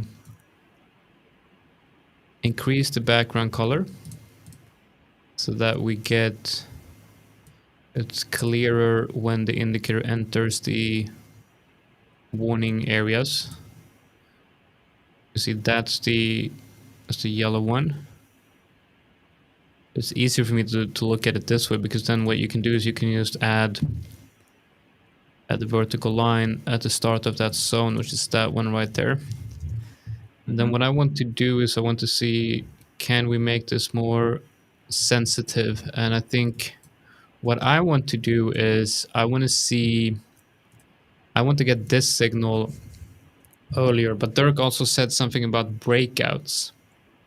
And I'm assuming that I haven't read through the instructions, but looking at this signal, it happens on that candle when these highs are broken. So maybe there's some market structure component here, like the 52-week high or low, or something like that. I guess you can't really make it react quicker. But this is good. I mean, it's starting to. It kind of started to turn yellow here, and that's like the perfect candle. But I wonder, can you make it? It's quite nice on the Dixie as well. Well, let's take a look at the Dixie. I have my chart here, so I think we can look at the. Let's see if it has any signs on. I think the weekly is too high. 30-minute is 30 quite minutes. nice. Yeah, 30 minutes seems to catch the like prior to the 1 hour sort of dump. Interestingly enough. Like each time we actually approach the yellow line, the yellow band, I should say, we've got a shift.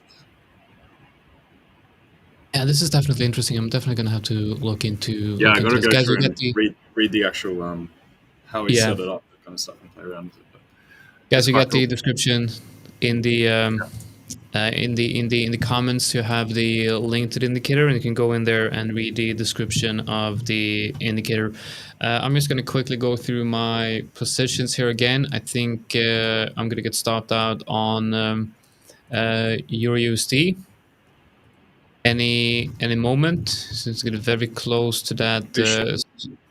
Yeah, I'm sure. I'm still short. I've been short forever on this one. Right. I think we stopped out on that one, but I also. I think you're safe for now. I think we've topped Yeah, out. yeah. I think I'm safe for now, but it depends on ADP. Yeah, exactly. And I'm just gonna keep it open. It's too close to my stop loss, obviously, to close it, and I still see that we have lows, range EQ, and highs, and like if we have a rejection here and we go back down, I think that's going to be the last time we test that level. Yeah, I agree. I think so. The only trouble with getting down there, like, I don't know. Either something have to go really wrong in the Eurozone where they cut rates to near zero, or we stop cutting US rates. That's the only trouble. Yeah, I mean, I'm very well aware of the fact that this is not in alignment with where I think the market is going right now. It was at the time of entry. There was definitely more things, and that's also after entering the trade, we got that move, right? So I was on the right side of the market after entry, but then of course the problem with swing trading is the more time you stay in the trade, the bigger the risk of sentiment shifting, and that's exactly what happened here. But then I'm also I'm in the AUD NZD long and the Euro NZD long, so I'm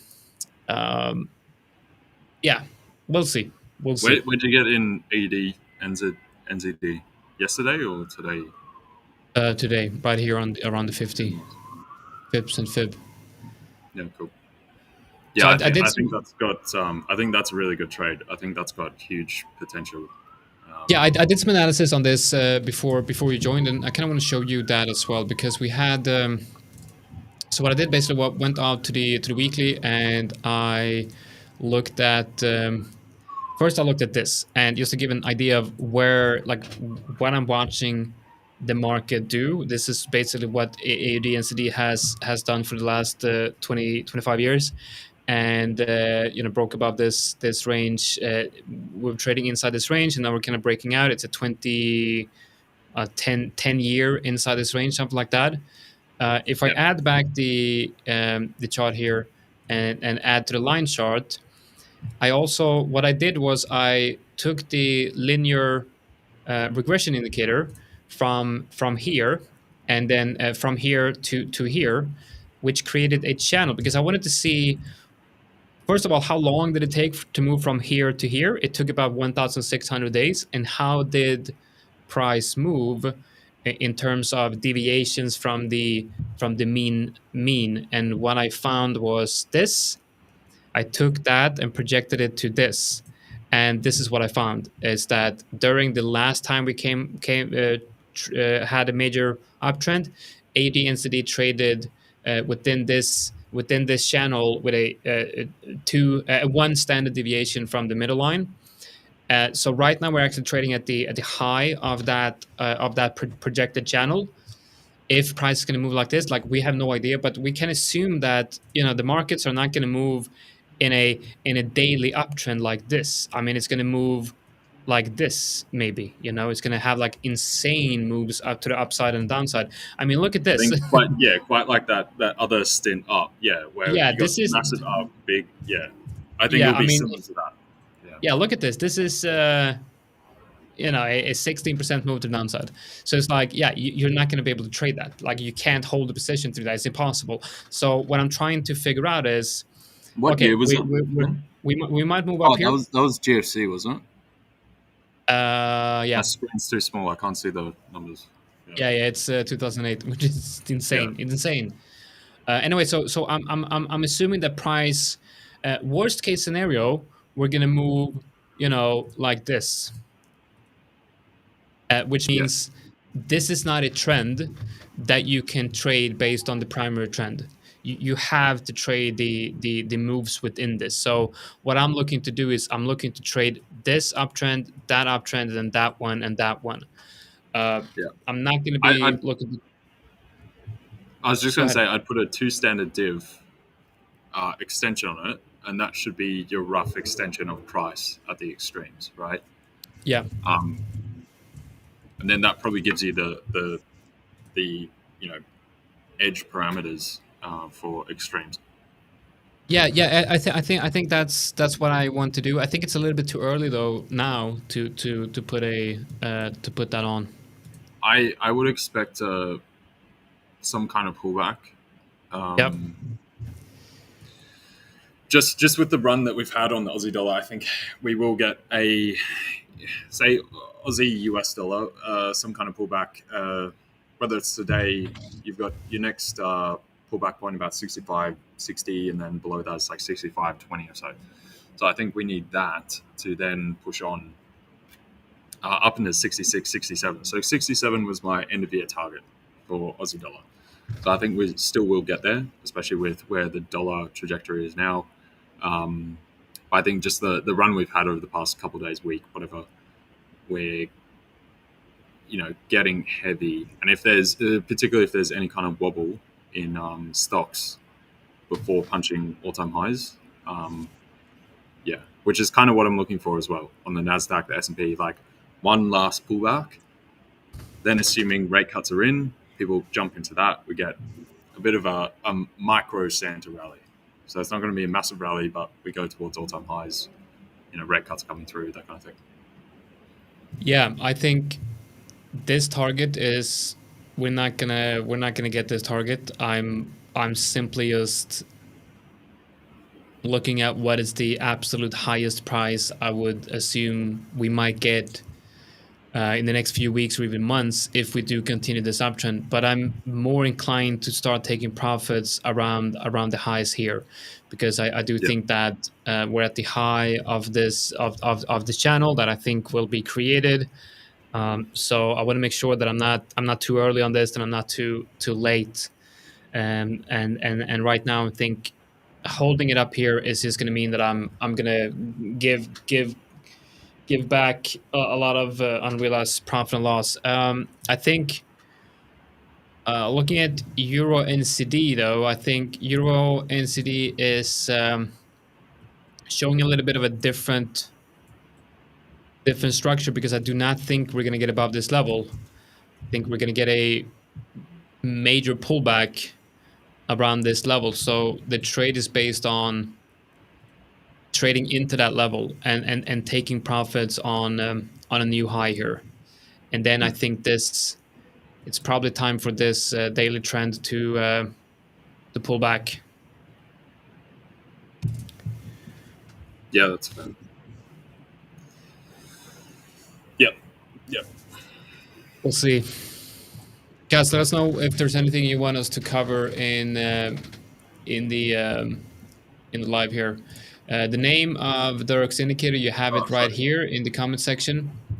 I was looking at, okay, so you're looking at Euro USD on 1 hour, and the indicator is giving a warning right now, even though we're still in a solid uptrend. So the indicator is not giving a warning of like when it's high, it's not, you're not going to be shorting. So the reason that it's giving a warning right now, it's because Euro USD looks like it's breaking out of the current range. So if we go to Euro USD here, you'll see that the reason why it's giving a warning is because the indicator thinks that now Euro USD is entering a new market regime, which it looks quite likely that it's going to do, because on the 1 hour, I believe, now again, I haven't read the description of it, but it looked like it had a 50 bar look back period, which means it's only accounting for 50 bars going back.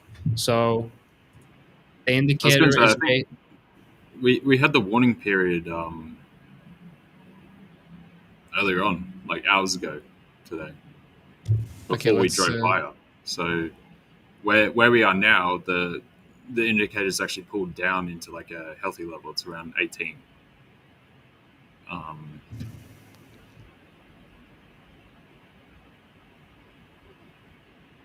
Yeah, exactly. I mean, the warning signal was here, and I assume it's because of.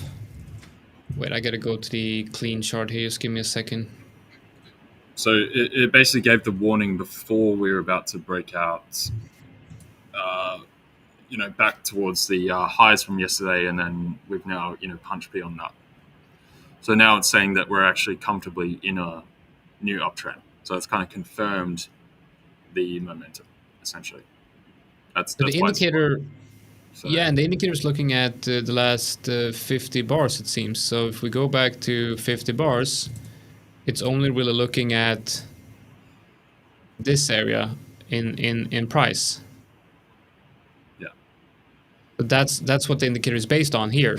So when it's giving the signal here, I would assume that the signal is based on the fact that price is breaking. It's almost like, you're looking at a range, and now price is breaking above that range.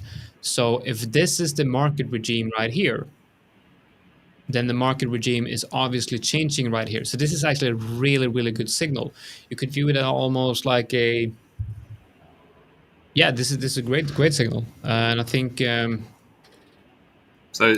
it works. The important thing is to remember it works both ways. It's just looking for a regime shift. So the same way how we had that downdraft last night, and you see we went into the yellow area, it's indicating that this is a break point of either we're going to collapse or we're going to run back to the highs and then potentially create new highs. So it's just looking for, it's basically a distinct shift in current price activity. And then so hence when we had the last one, and then we've sort of gone back and forth and then trailed up, you can see as we had that big trail up, the indicator's actually gone to lows, basically saying that, yes, the uptrend is firmly intact. So that's the thing. It's both can confirm like tops and bottoms, but also from a neutral point that you're either going to get a new downdraft or a new up run, right? So it's like multi-dynamic in that way.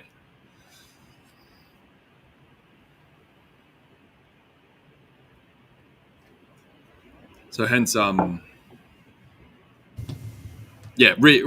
the description, the instructions, and then also any other questions, like go do some extra Googling, that kind of thing.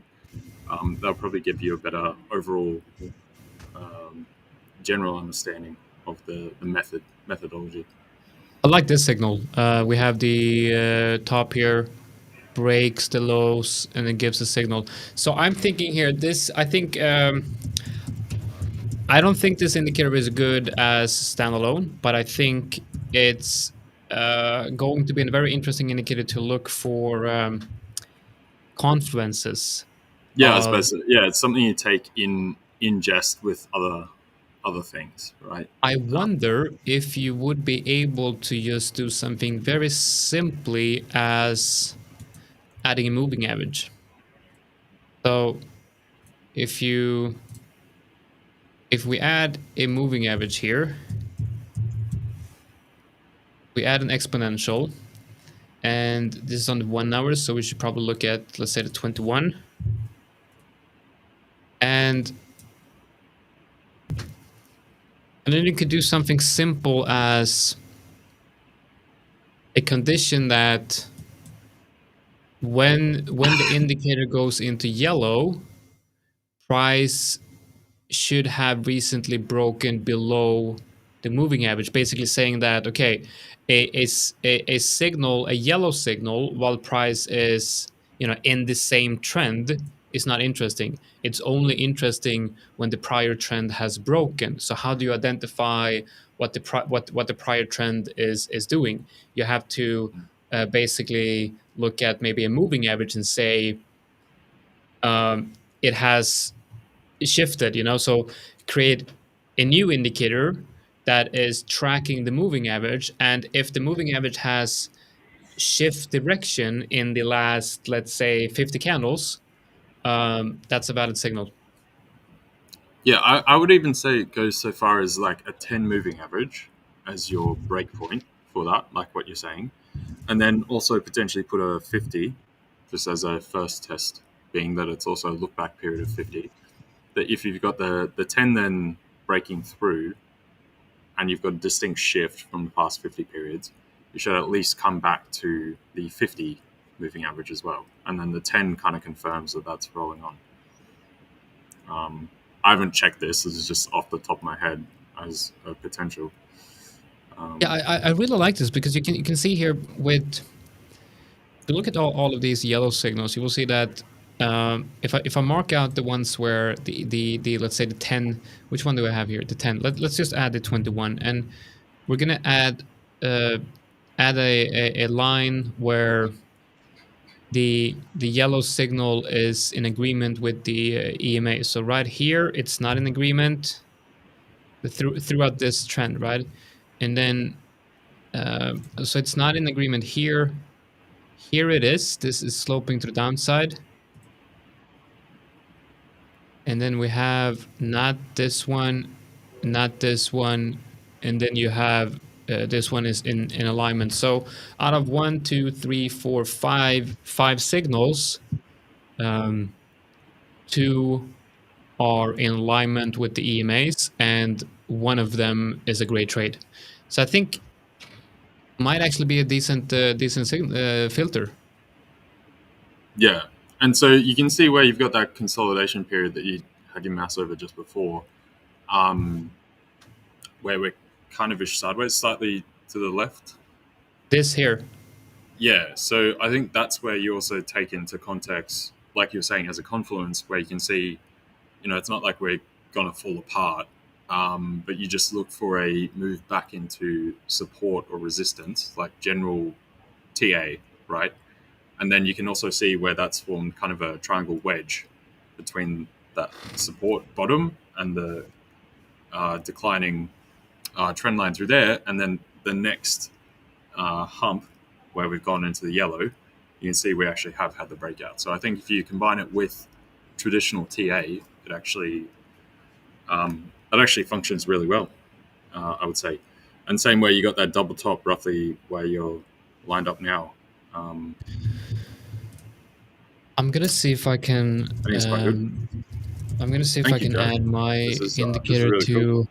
I'm gonna see if I can add my indicator to this to see if it can actually help me validate at times where the signals are not good. Why can't I add it? Okay, so let's remove that one. because my indicator is based on buying the we can see, for example, this my indicator is based on basically buying the buying or selling the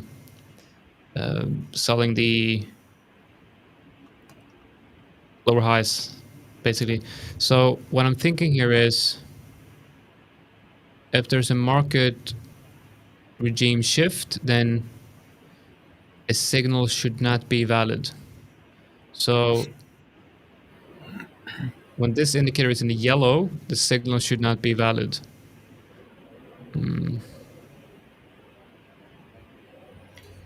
But you have to remember, like I was saying, it signals both extension of price, decline of price, so like break of structure, but also signals like when you're in consolidation period that you could break either way, right? Yeah. So it's not like binary. You got that kind of third dimension. Because like Dirk was saying, it's like chaos theory. Yeah, but what I'm saying is, like, if so my indicator is a trend following indicator, and if what's up, Richard? Welcome. I saw, dude.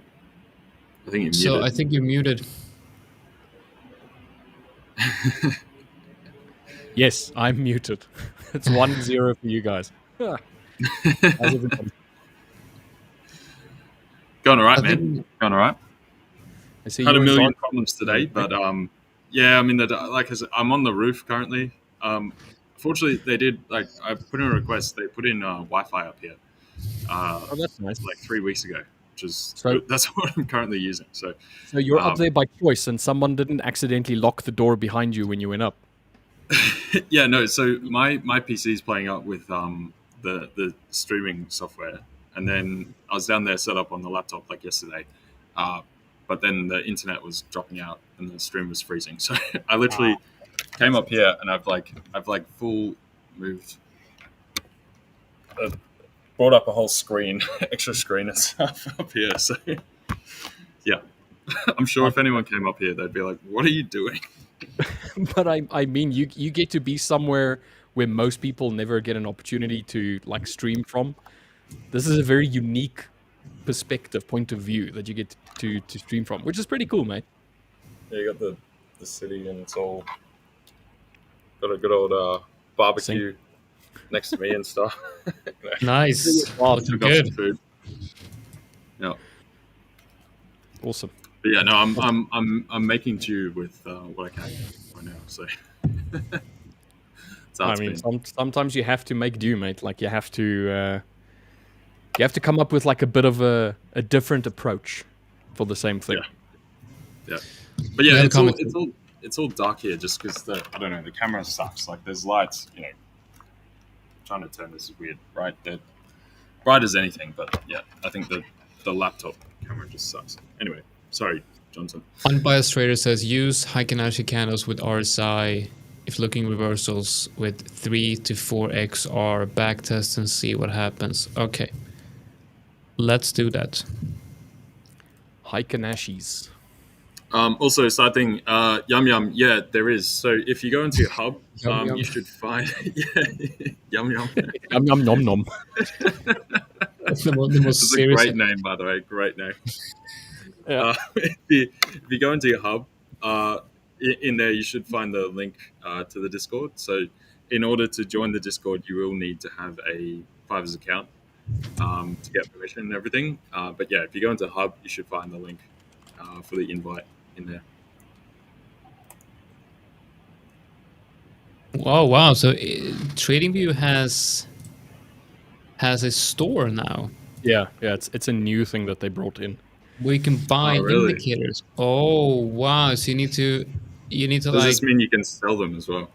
Oh That's wow! fine. So you need to join, like, you need to subscribe for $66. What am I getting then? Okay, well, interesting. They had it before where you could request access to someone's indicator as an example, and then you would need to go through whatever payment plan they had in order to purchase someone's indicator, but now they've incorporated it into not Discord, into TradingView. Okay, so how does this strategy work then? Unbiased trader, what am I supposed to do here? Hike and ashy candles with RSI. I suppose that you sell when there's a red candle with RSI going from I'm just going to pop to the oversold bottom.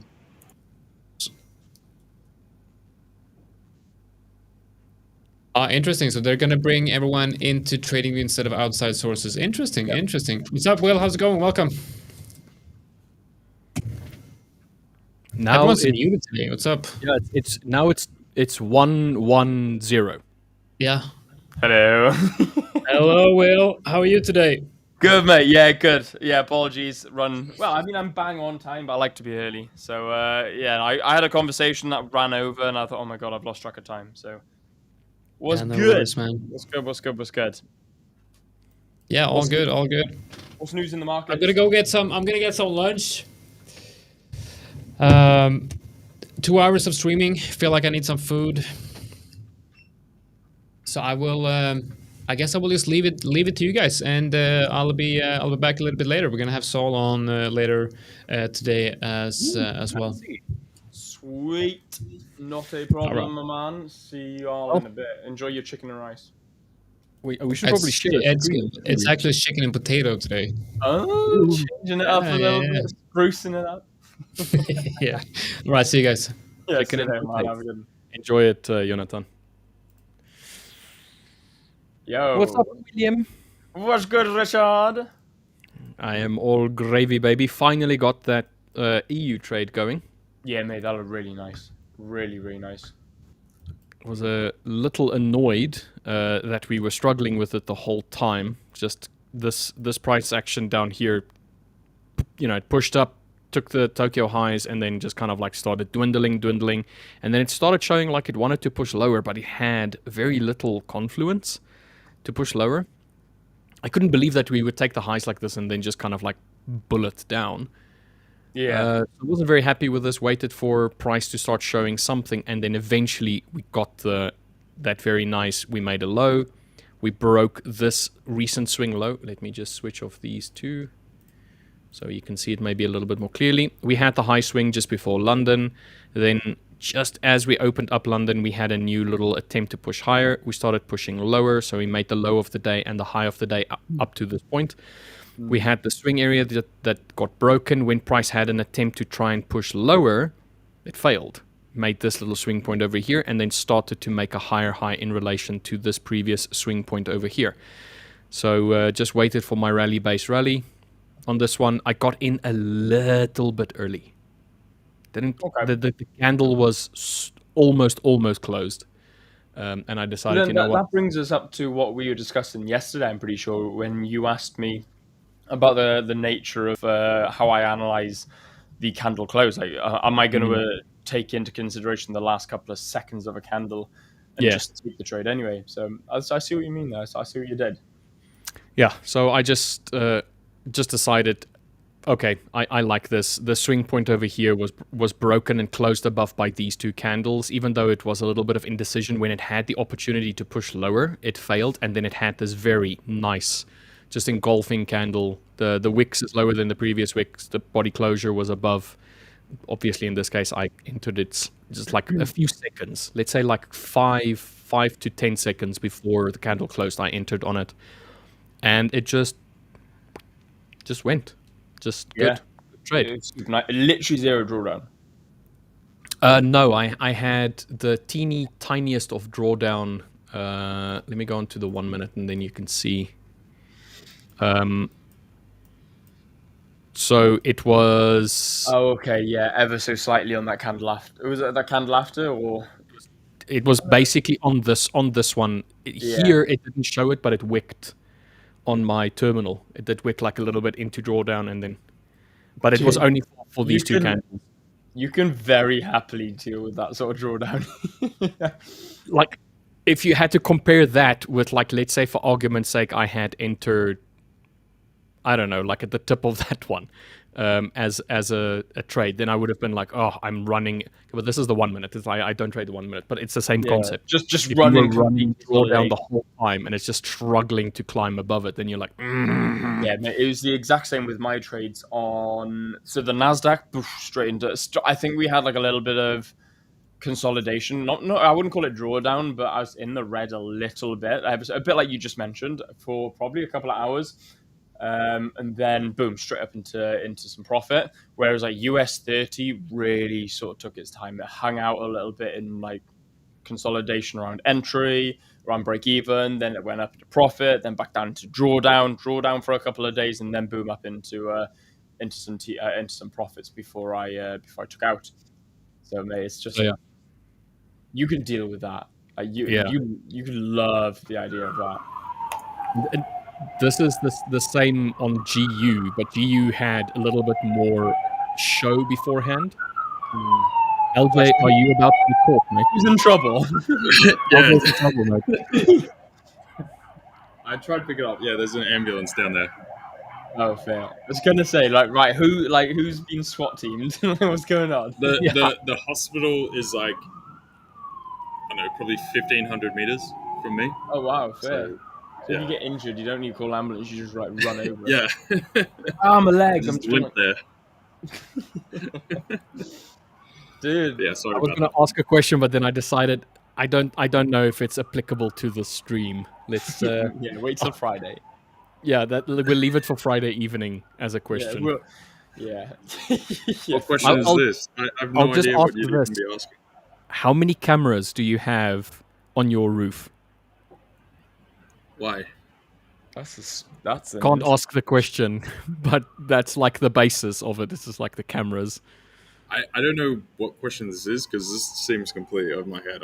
I'm missing something here. I don't know if I didn't hear something or. No. You heard everything. You're in the same boat as us all. Yeah. I'm confused. You went to the bathroom, right? Yeah, and Okay. In your flat, correct? no, there's one up here. Oh, okay, all right. Okay, no. Then in that case, the question about the cameras makes no difference. Okay, right. I'm with Bobby Fischer on this one. That's time frame. Oh, is it? I thought it was. Yeah, it's time frame. You sure? I don't think it is. I think Bobby's asking WTF. God. What's up, Bobby? The same thing happened on GU earlier, just that we had definitely more indication of wanting to push higher, because the whole of Tokyo session from the daily open was slow, but still bullish. And when we eventually broke above Tokyo and we came and wicked back in, or not wicked, but we pushed back into this box over here, it aligned perfectly with a 15-minute base. There's a few more bases as well. There's one and there's one, but you can effectively think of this as the one that had the most volumetric movement post Tokyo. So when you start getting a little bit more volume, so Frankfurt Open, London Open, and such. And then while we were having our morning stream, I was not paying attention to this at all and would have loved to have gotten in somewhere either on this base rally or on the break of this high portion over here, considering that we had multiple attempts down here to push the price lower back into, let's say, come and test the low of Tokyo, and we just didn't. And then we had for the exact same thing on EU, and it just didn't happen.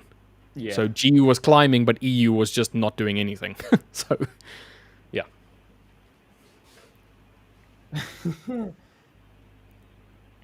I'm never going to swim in a pool like you've been in, Richard Butler. Well, I'm a clean boy. I bathe daily. I'm so confused right now. I've understood what Rich was saying. Yeah. Yes, eventually it was like, eventually, okay. But I didn't want to So like. Was there a just DM involved? No. Oh. No, I just eventually picked it up contextually. So yeah, it wasn't my finest moment. It wasn't my finest comment. We'll just say. Wasn't your sharpest. Yeah, we were on different wavelengths at that point, but eventually you attuned to my wavelength, and Yeah. Dude, I could go and stream from the pool. Let's see that, you know. Where are you? Right? Are you still in Just your hold living the room? laptop. No, I'm on the roof. You're on the roof. Yeah. My main PC is having trouble with the stream platform. And then I was down there, like I had it set up on the laptop like I did yesterday. But then the internet kept dropping out. Oh, fair. So I came up here because they installed internet up here. Oh, nice, fair. Like okay, 3 that weeks makes ago, yeah. sense. Yeah, fair. Yeah, because I put a Dude, why are request you into streaming by the... the... Mate, I would be streaming by the pool. I'd be like, yo, guys, trader Dude, lifestyle. I mean, look, I can buy my course. pick up the laptop and show you guys the pool, but Sign up to my Signals service. I just need somewhere to sit, right? Like, so. Don't you have like garden chairs or like a loafing one that you can like sunbathe on? Like I don't know what you call them in Australia. Yeah. No, I do, but I tried to bring up the screen to stream and stuff, but I also there's a bunch of my logins I don't have, so I can't bring up everything. I've just got up my personal broker, but like trading views being annoying on here, trying to get everything up. But look, you know what? I'll try and bring this up just for fun. Hang on. Friday's poker night. This is where you should be, mate. And then you get to see the sunrise. You need to be in the pool on Friday poker night. We will get you to dive in the pool. I mean, you made me do 50 push-ups in a pub. It won't be open then. I don't care. Is it the rooftop? Do something you're not supposed to do. Like I said, you made me do push-ups in the middle of a pub. Yeah, but we did that because you were a naughty boy and we're not following your rules. Yeah, true. When LJ goes ahead and does something that's against his rule set, then we can maybe talk about him having to do something humiliating, like doing push-ups in a pub. Yeah, unfortunately, the only way you could get up is the fire escape at that time. Then go up the fire escape. No, but the thing is, you can't open it from the inside to get out here. Oh, okay, you can fair. open it from the outside to go in, right? Yeah, fair. That makes sense. What's the reasoning for that? Is it that they don't want people screwing around by the pool in early hours of the morning, kind of like thing? Yeah, I don't know, something like that. They don't want people drowning when there's no staff there to save them. Yeah, and then the other thing is when you open the fire escape, it calls the fire service. Okay. All right. So it sets off alarms and all that kind of stuff. So, oh my god. So you know what would be a very quick fix for that is to have the normal door be accessible at any time in the day. Yeah, well, they close it off at 10 p.m. because of like noise restrictions. Dude, I thought LJ. Oh, okay, so it's a noise restriction. All right. I just saw the camera drop back as LJ went like that. I honestly thought he just went flying. And then it reopens at like 6 a.m. or 7 a.m. Are you streaming on your phone? Oh no, you're on laptop, aren't you? He's got a laptop in his hand. Oh mate, this is quality. For those who are like watching this is a very unique perspective into LJ's life. That looks pretty sick, to be fair. That looks really nice. Yeah.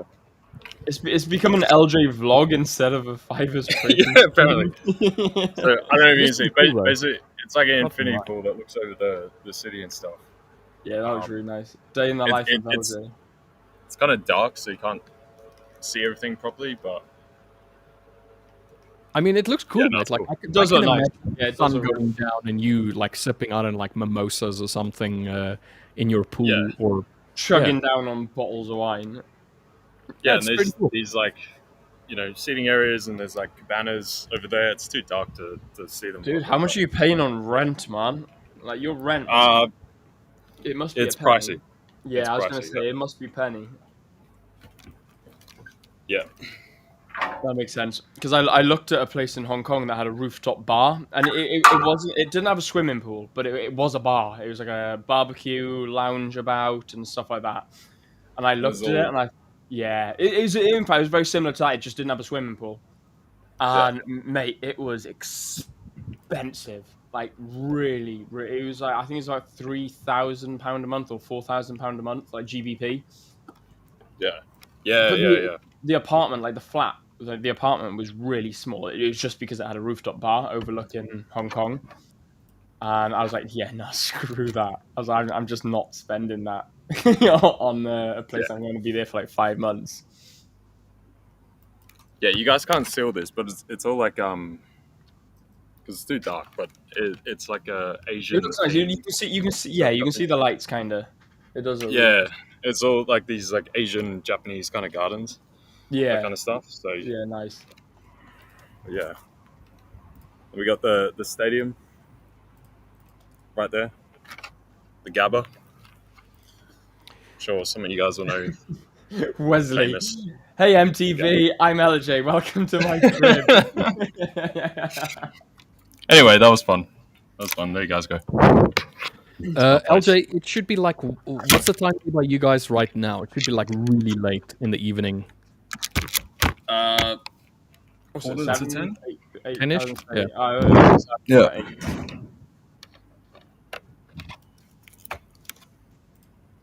How do you find trading from your laptop, LJ? Like, how are you finding actually? Very annoying because I'm not used to it, so I don't have everything like set up right. Yeah, fair. Normally, I just have it as like a tangential thing. Normally, like laptop is what I do to do like admin stuff, whatever. Often come up here just to do sort of regular things. Yeah, like normal people work, not trading. Yeah. Yeah, fair. And I've got some basic stuff set up, but not everything I normally use. Right. Yeah, it's like when I find that because you've got some big monitors as well, haven't you? You're a bit like me. Yeah. So that's the thing where I can't have like everything I'm used to seeing up in front of me. That's my thing. Wise. Yeah. Yeah, that's what I hate. So I'm looking at buying a monitor extender for my laptop when I just before I leave to go out, and because I'm going to be streaming for 5 months from my laptop, a bit like what you're doing now. Except I'm going to take my mic, I'm going to take my camera, I'm taking everything. I've also got these little lights here, so I'm going to be taking them so I can still have some pretty cool lighting in my background. But I'm going to be on a laptop, and this is my laptop here. So it's not huge. It's a 17-inch laptop, so it's a pretty big laptop, but it's not big. It's not a big monitor. Yeah. So I'm either going to be looking at buying a monitor out there or seeing if I can get. Have you seen like on Instagram ads? Yeah, the ones that go to the side. So I want to see if I can get that as well. Yeah. So I want to see if I can get one of them, because if I can get one of them, I can have like my streaming, I can have my trading view, and I can have my MT terminal all on like separate screens. So once I do that, I'm going to be super happy, because everything else will be no different. Like everything's portable. Like that's what I love about my trading, is that I can literally pick up everything but my PC and my monitors, and my entire trading setup can come with me. Yeah. So that's the only thing that I really struggle with at the moment, is my monitor just isn't big enough. I want a portable, foldable monitor that I can like bring up and like unfold, and it turns into like a proper big setup. But same deal, because like I always have I use a lot of like correlation stuff, so I always have like euro dollar, Aussie dollar, pound dollar, Dixie, all sort of up at once, like individual charts, and like see how they're all moving in tandem. And then I tab over to like some of the tangentials, like that, and dollar yen as well. That's the fifth one. And then I'll tab over to like the NASDAQ or S&P or gold or whatever. But yeah, so same deal on this laptop screen. The resolution, it's actually got good resolution, but the screen size is just smaller. So like I've got like the stream stuff up right now.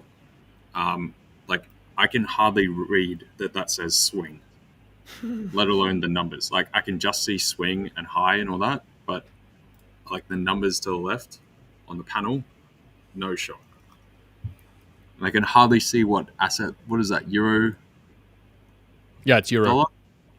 Yeah. Yeah, but see how close I need to go. I'm like, hey guys, hey, Andrew, I think you got something stuck in your teeth, mate. yeah. So Yeah, no, it is annoying. Like I like a big. I got a 49-inch curve monitor, and then I got a 35-inch monitor on top of that again. So yeah, I do, I got so much space. I can divide my 49-inch monitor into two, and then I've got my stream, I've got my MT terminal, then I've got everything above. So if I'm doing like admin work while I'm trading, streaming, etc., I can do that above. But what I love to have above is my trading view. So I can have MT, yeah, stream, trading view. So I yeah. can just Same. literally I've got multitask. like an ultra wide. I think it's like 38, and Yeah, then I've got nice. two 27s to the side, then a fourth 27, and then I've always got the screen you guys typically see in the background, which is another. I think that one's 38 as well, or it might be 41. Like it's a wide, ultra wide though. So it's yeah. Yeah. But yeah, so I've always got all that data information, Bloomberg, options stuff, whatever else is going on. Yeah, I feel naked without it. I feel like I don't know what's Yeah, going on. 100. Yeah, I feel like I'm seeing it. I I'm like, can't. Yeah, I can't think straight unless I'm seeing all my yeah, monitors. So and I do like trading from my laptop. So I began trading where I would trade from my laptop or 127-inch monitor, and it would be trading view, and then I'd place on my phone. So trading view, boom. Okay, I'm seeing what I'm seeing. Tap it into my phone. Bosh, I'm off. That's how I yeah, started trading. So like, I love trading from my laptop and then chucking it on my phone. Whereas when I'm trading on my PC, I'll trade straight onto the terminal. Whereas when I'm on my laptop, I can't do it. I don't know why. yeah, I bet like you, I just feel naked. I feel like something's wrong, something's off. I was like, I don't like this. So I yeah. really do need to extend my monitor, like my laptop monitor setup, and I think I'd be well away. Then I think I'd be set. Yeah, it's the thing. It's like unbiased trader saying trying an iPhone. Like I did that a little bit back in the day, but as your sort of trading gets more complex, and especially if you've got multiple accounts, right? Like you got your prop accounts, you got brokerage accounts, that kind of stuff, running sort of different strategies, different approaches, different time frames, different assets, all that kind of stuff.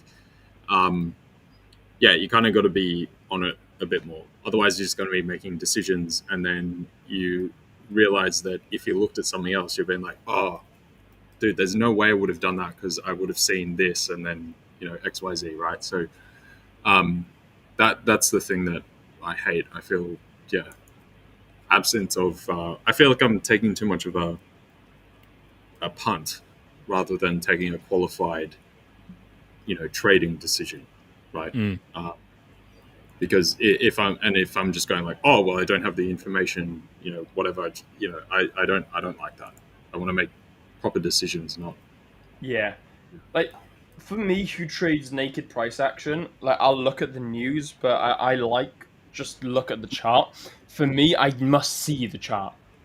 And like, let me know in chat if you guys are the same. Like I don't know. Like I know some people trade naked price action, other trades indicators. But for me, if I was to trade fundamental and indicators and stuff like that, I wouldn't mind too much. I'd be more a bit like you, LJ. I'd be a bit more focused on having the information and the data that I need to make the thoughts. Like having Bloomberg open, having Forex Factory open, having data sets and data files open, and then having my terminals and my trading view open. However, for me, I don't mind taking those and putting those to the backs as long as I can really see clearly my candles, my patterns, my characteristics, my strategies on my chart. The minute I can't see my terminal that well, I just go into like panic stations.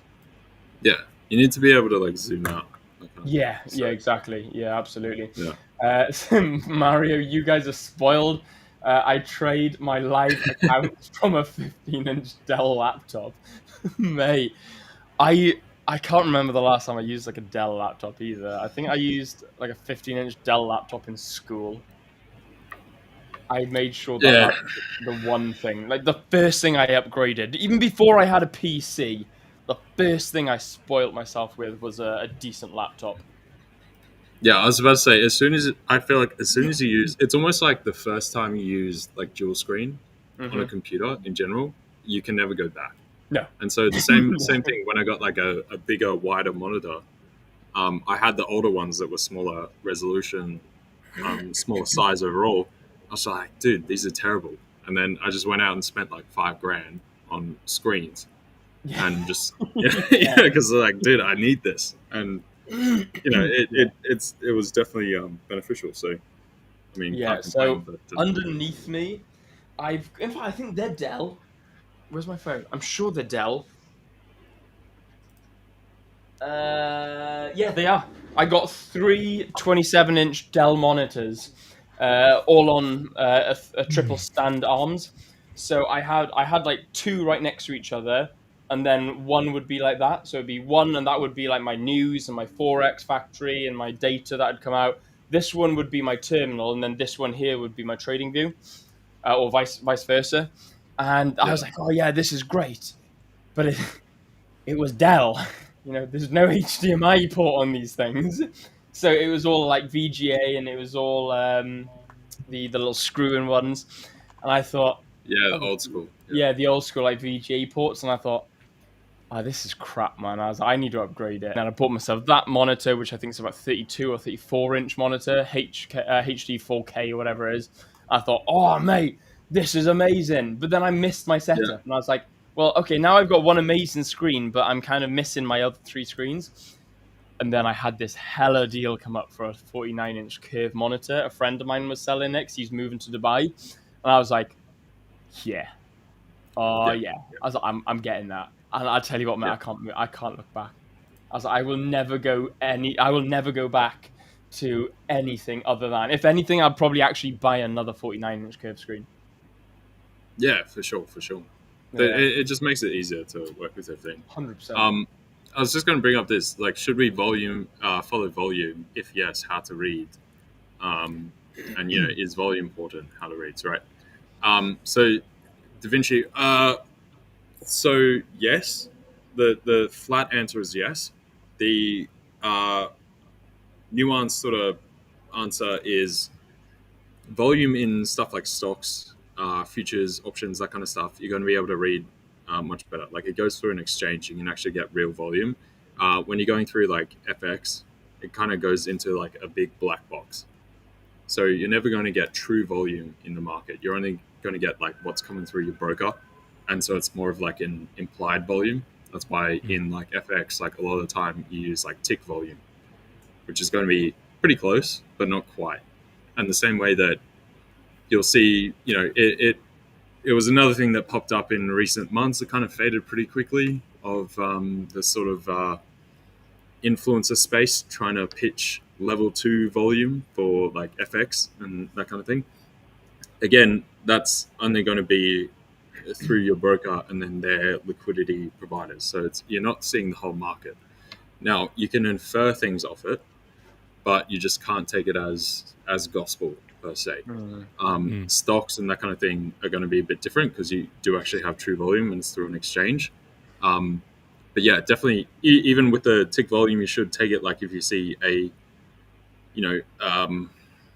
large bullish candle on high volume, that's going to, even if it's just tick volume, that's going to matter a lot more than a larger bullish candle or bearish, either vice versa, on lower volume, right? So you should still be aware of it. But just with things like FX and like CFDs and the kind of stuff, anything that goes through that kind of black box type thing, you just got to take a bit of a grain of salt with it. Yeah, literally. Yeah, I think you should take it with a pinch of salt with everything you do in the trading industry. Don't take anything as gospel unless you've traded it and tested it yourself. Because 9 times out of 10, even if you've traded it and tested it yourself, you will still change it to what you first learned. So if you learn a break and retest strategy, and you're like, oh my god, this is the holy grail, and you test it and you implement it into your own trading, then I guarantee you'll change it, and you'll be like, oh, well, actually, this is kind of different. So always be careful and make sure you're taking it with a pinch of salt when you do test your strategies, especially if you learn it on social media. What's up, Samir? Yo, Samir, what's good, my man? Hi How's it, mate? guys, how are you? I'm Good, good. What mate. about you? Not too shabby, mate. Doing good.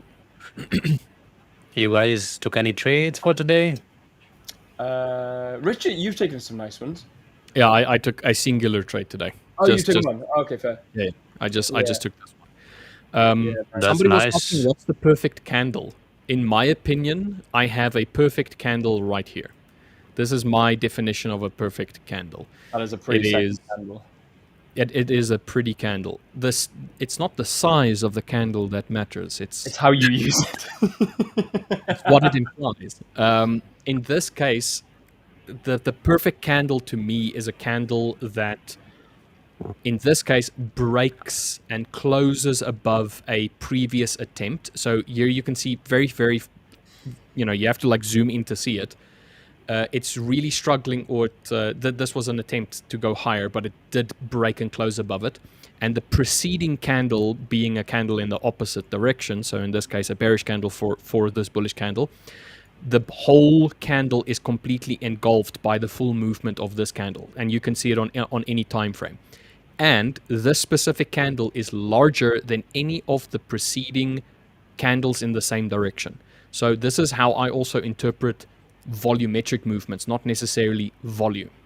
So volume, like LJ explained, tick volume is for us as CFD traders is not generally the most accurate, because it's like watered down data for us. But if you're using like from the brokers specifically their data that you pay for, and generally you have to pay for that data, it's going to be a truer sense of what volume is. So when I refer to volume, I refer to it more as volumetric. So I'm looking at the size of the candle within a specific time frame and reference it to previous candles within the same time frame.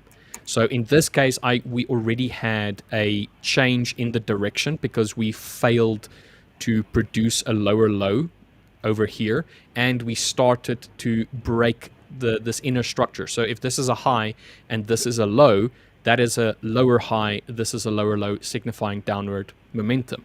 However, here we failed to start printing a lower low, so we printed a higher low in relation to this one, a higher low, over here in relation to this, and a higher high in relation to that one. So we're starting to show that we're getting bullish momentum.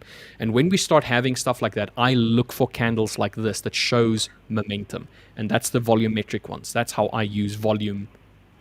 I don't use volumes the same way that like, for argument's sake, Anastasia would use it, where she relies, the majority of her points of interest is on where there was a culmination of a lot of volume. So a lot of tick data in one area and then a break or a retest of that area. So that's what I mean by a volumetric candle. It is larger than all of the other ones in this potential move. So these ones that attempted to push higher, failure to push lower, and then a continuation higher. This to me is a volumetric candle. And I mean, this candle I think is not even 3 pips. So it's, like I said, it's not the actual size of that candle that really matters. It's just, in a nutshell, if I took this whole section from here to there and I analyzed everything within this box, this would be the volumetric. I'm trying to break, I'm trying to push, I'm trying to move up. And I would also say you take it into context of the trading session that you're in. So like you'll see larger moves in Asia, but it's obviously on less volume. So one of the reasons why we consider like daily closes or weekly closes, etc., more important or impactful, or I guess higher credibility. That's always after you got New York rolling over. So essentially, it's where the highest volume activity of all trading has kind of agreed on price. Per se, right? So you get that crossover of London and New York. And then obviously London sort of closes, New York closes just after that. But that's where you're going to have the majority of participants actually being active in the market. So sometimes in Asia, you'll see big moves, but it's on lower liquidity. So hence often once you go into London, New York, it reverses price back into some of those Asian lows or highs, vice versa, quite easily. Yeah, I mean, this was yesterday's on EU specifically. Obviously, you have a very flat Tokyo coming out of Monday's daily open, or the Monday's close, let's rather say.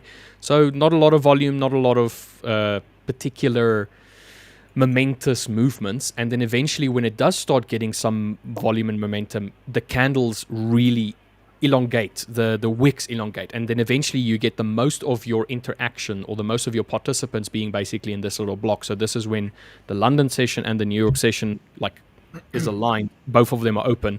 Then you have these big massive movements up and down. So we're not even talking about like the direction, we're literally just talking about market participants and their impact on where the price goes within a specific time frame. And in this case, this is where all of it happens, and then eventually they agree on a direction. And then Tokyo, in this case, has the exact same direction, but you can literally see on the candle sizes in relation to the same, even pullback candles, like it's pushing bullish, bearish attempt to push lower, bullish, bearish attempt, and so on. Every single bearish attempt is smaller in relation to the previous session, as well as the upward momentum. It's still, the bias is still bullish. It's how bullish. And that's where the volumetricness of the candles is important to me for my analysis, where I want to see. That's why movements like this, it's scary to me when we suddenly see we hit a high point and then we start drifting lower, breaking a previous swing point, because then it's just like, ooh, we're finally getting volume in, and it's counter to what we've been doing over the last X amount of hours. And it's just, ooh, this is getting confusing.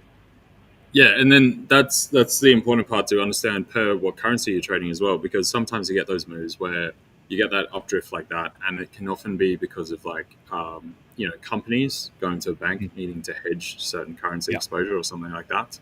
And then you'll see once that trading period, say it's Asian session, whatever session is, ends, those companies have sort of wrapped that up. The banks that they've got facilitating those orders on the other end are done, and then things shift. So, banks are just trying to fill the right price, and it's incremental because they can't just go into the market with the full bat, right? Or else they'd shift price aggressively. So they do it in increments along the way. And the same thing through the day, where you see price move up with that, then it pulls back and then keeps going up because they bought. Now they're waiting for a slight, tick back. Then they start buying again, and they're just drip feeding into the market. So a good way is to cross compare stuff like tick volume, and then go into like a futures derivative of whatever asset you're looking at, and cross compare the volume in both. So futures obviously go through the exchange. If you compare that to the tick volume on a CFD or direct FX or something, and they line up, then now you've got more of a confirmation. Yeah, no, I like that. That's why I like my bases as well, because the bases are usually the points where within the trend there was that little bit of a pullback and then the continuation. So you like you said, like it's that dripping effect. So they're pushing it a little bit lower to get a better price to continue it higher. And those are the areas to me that are always the most interesting points within a trend. And in general, they are the ones, along with, let's say, your complete swing points, where you have price goes down like crazy and then all of a sudden just reverses from that area, completely breaking higher. These areas are important as well, because it's showing there's resistance, there's support, there's something in this area that whomever is trying to push the price in that direction doesn't want it to go past that point. But when you're in a trend, where's your points of interest? Where's the areas within the trend while it's trending for you to try and look for? And it's exactly those points. Yeah. And so this is a slightly more sophisticated thing you can look at, but particularly in slightly less active pairs. So, euro dollar would probably be too active, but stuff like the Aussie dollar, say you've got like a US company that's trying to acquire a large Australian company, and hence they got to buy out the company. They got to then go swap their USD for Australian dollars.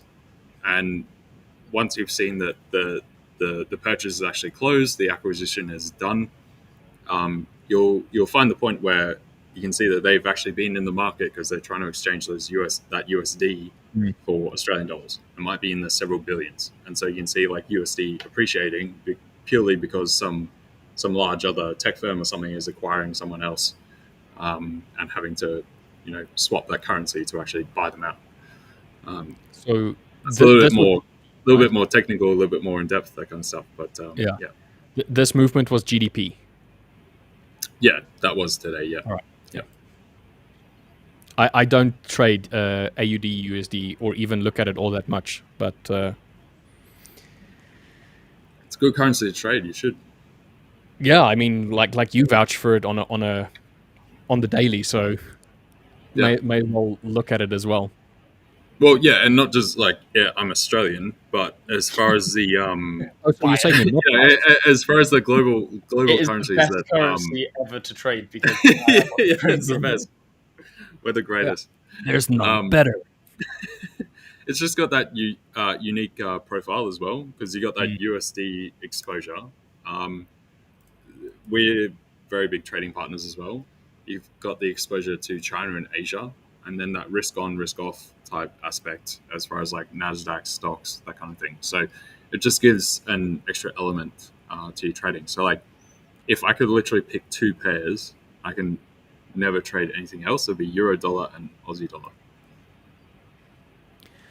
Da Vinci was asking, there is a breakout. What is your entry candle now, Richard? So this candle over here would be, once it closes in the next 3.5 minutes on the 5 minute, if this closes bullishly,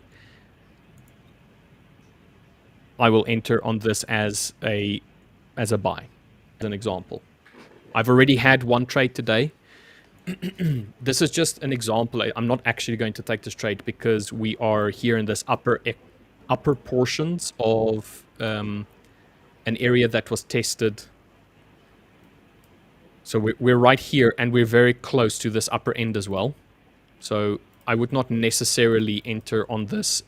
This might be a good area for a reversal, as an example. But we're too close to a previous swing point here, where price can potentially just take up some liquidity that's sitting here and then start pushing it lower. Because previously we've had that reaction. So price, when it came to this point, struggled to push higher, started getting a little downward momentum, tried yet again, and then just absolutely tanked lower.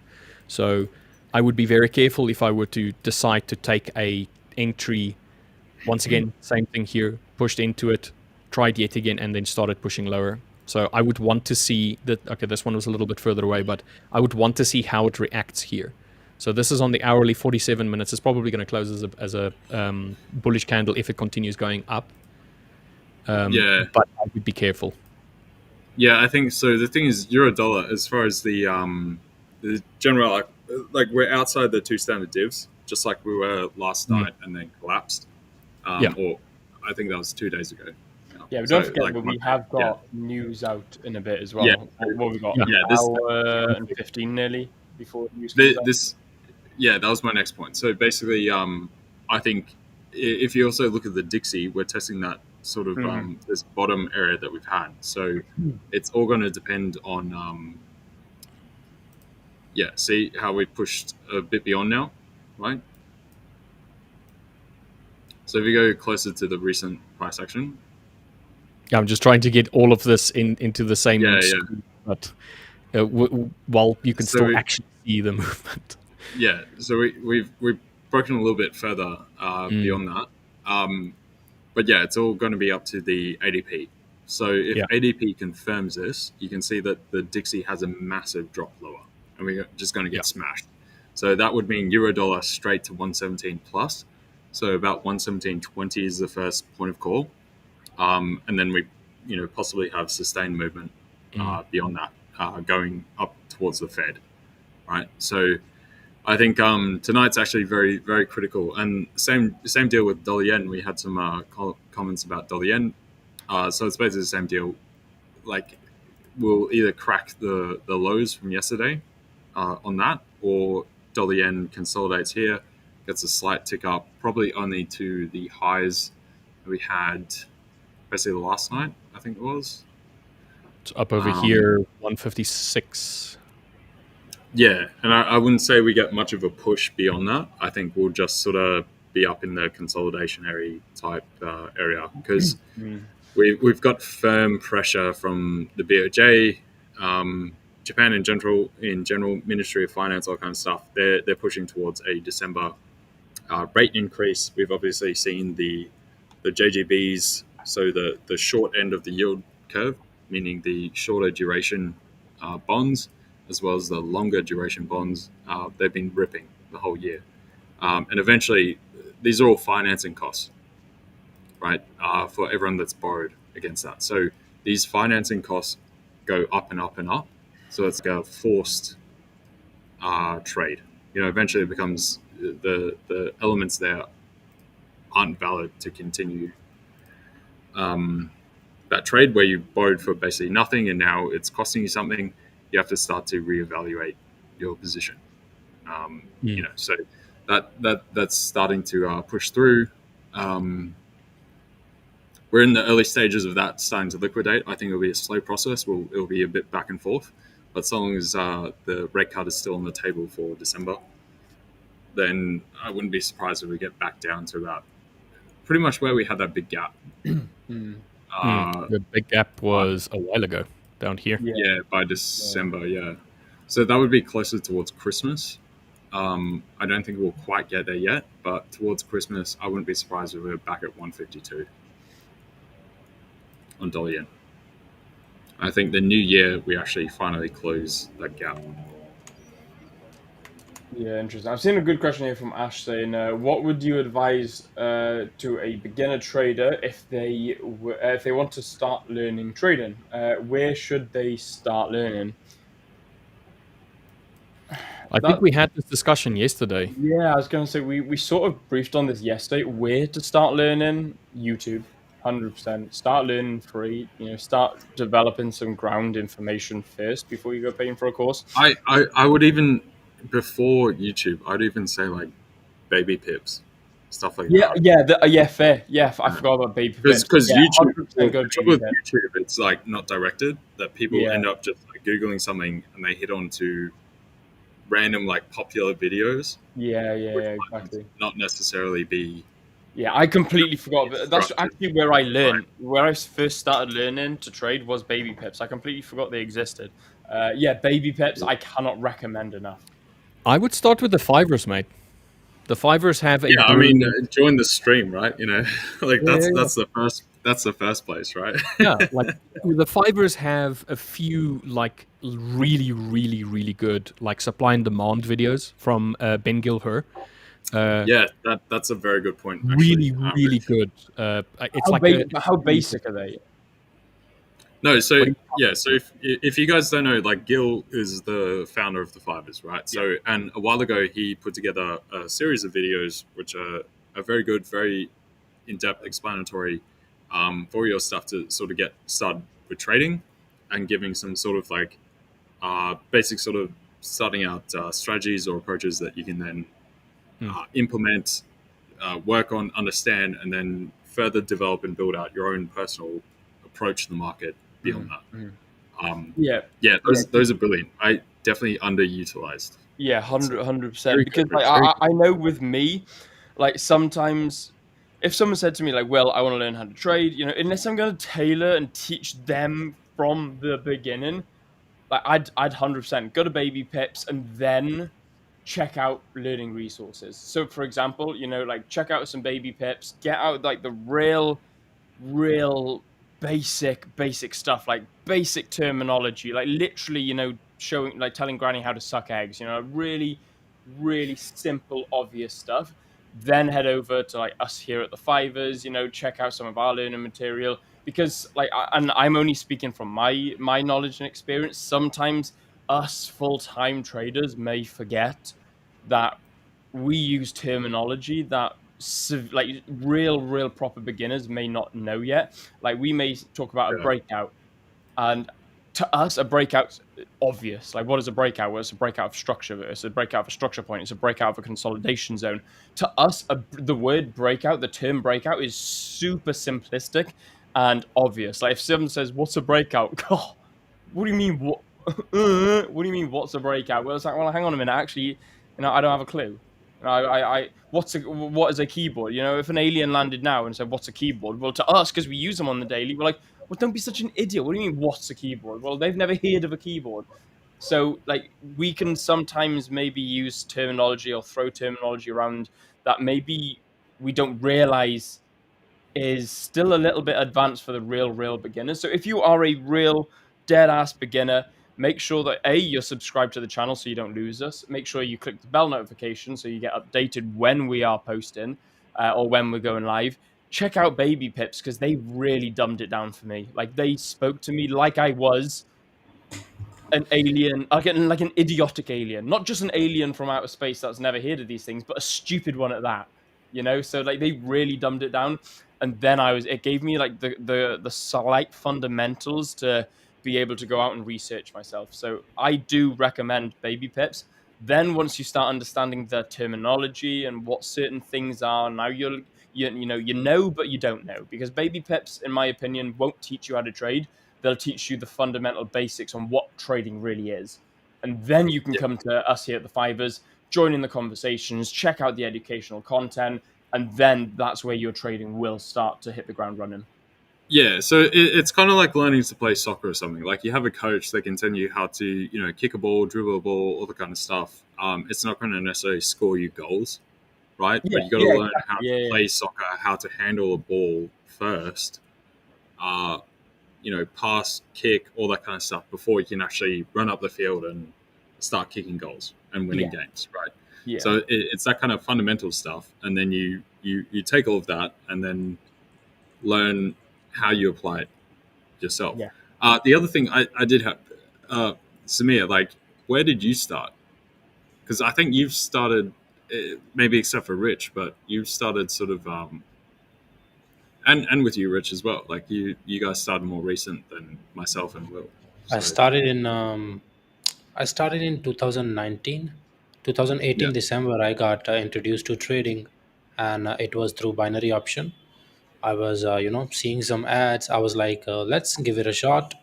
Took loan from my Classic. parents, and of course, I lost it Dude, you in took a one loan day. from your parents. Yeah, I Mate, lost. my parents would laugh at me if I asked them for a loan. It was way back, like 2019, and of Yeah. course, lost in I think not even one day, like in 2 hours. But that's how I Yeah. got taste of the markets, and I didn't knew anything about stop loss, how to take a trade, which platforms to use.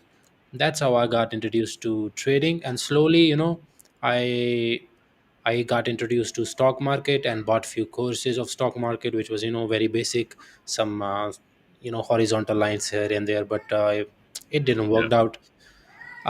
But I will say my forex foundation was built with like impulse and correction, seeing this kind of price behavior, and my whole sort of journey has been revolved around it.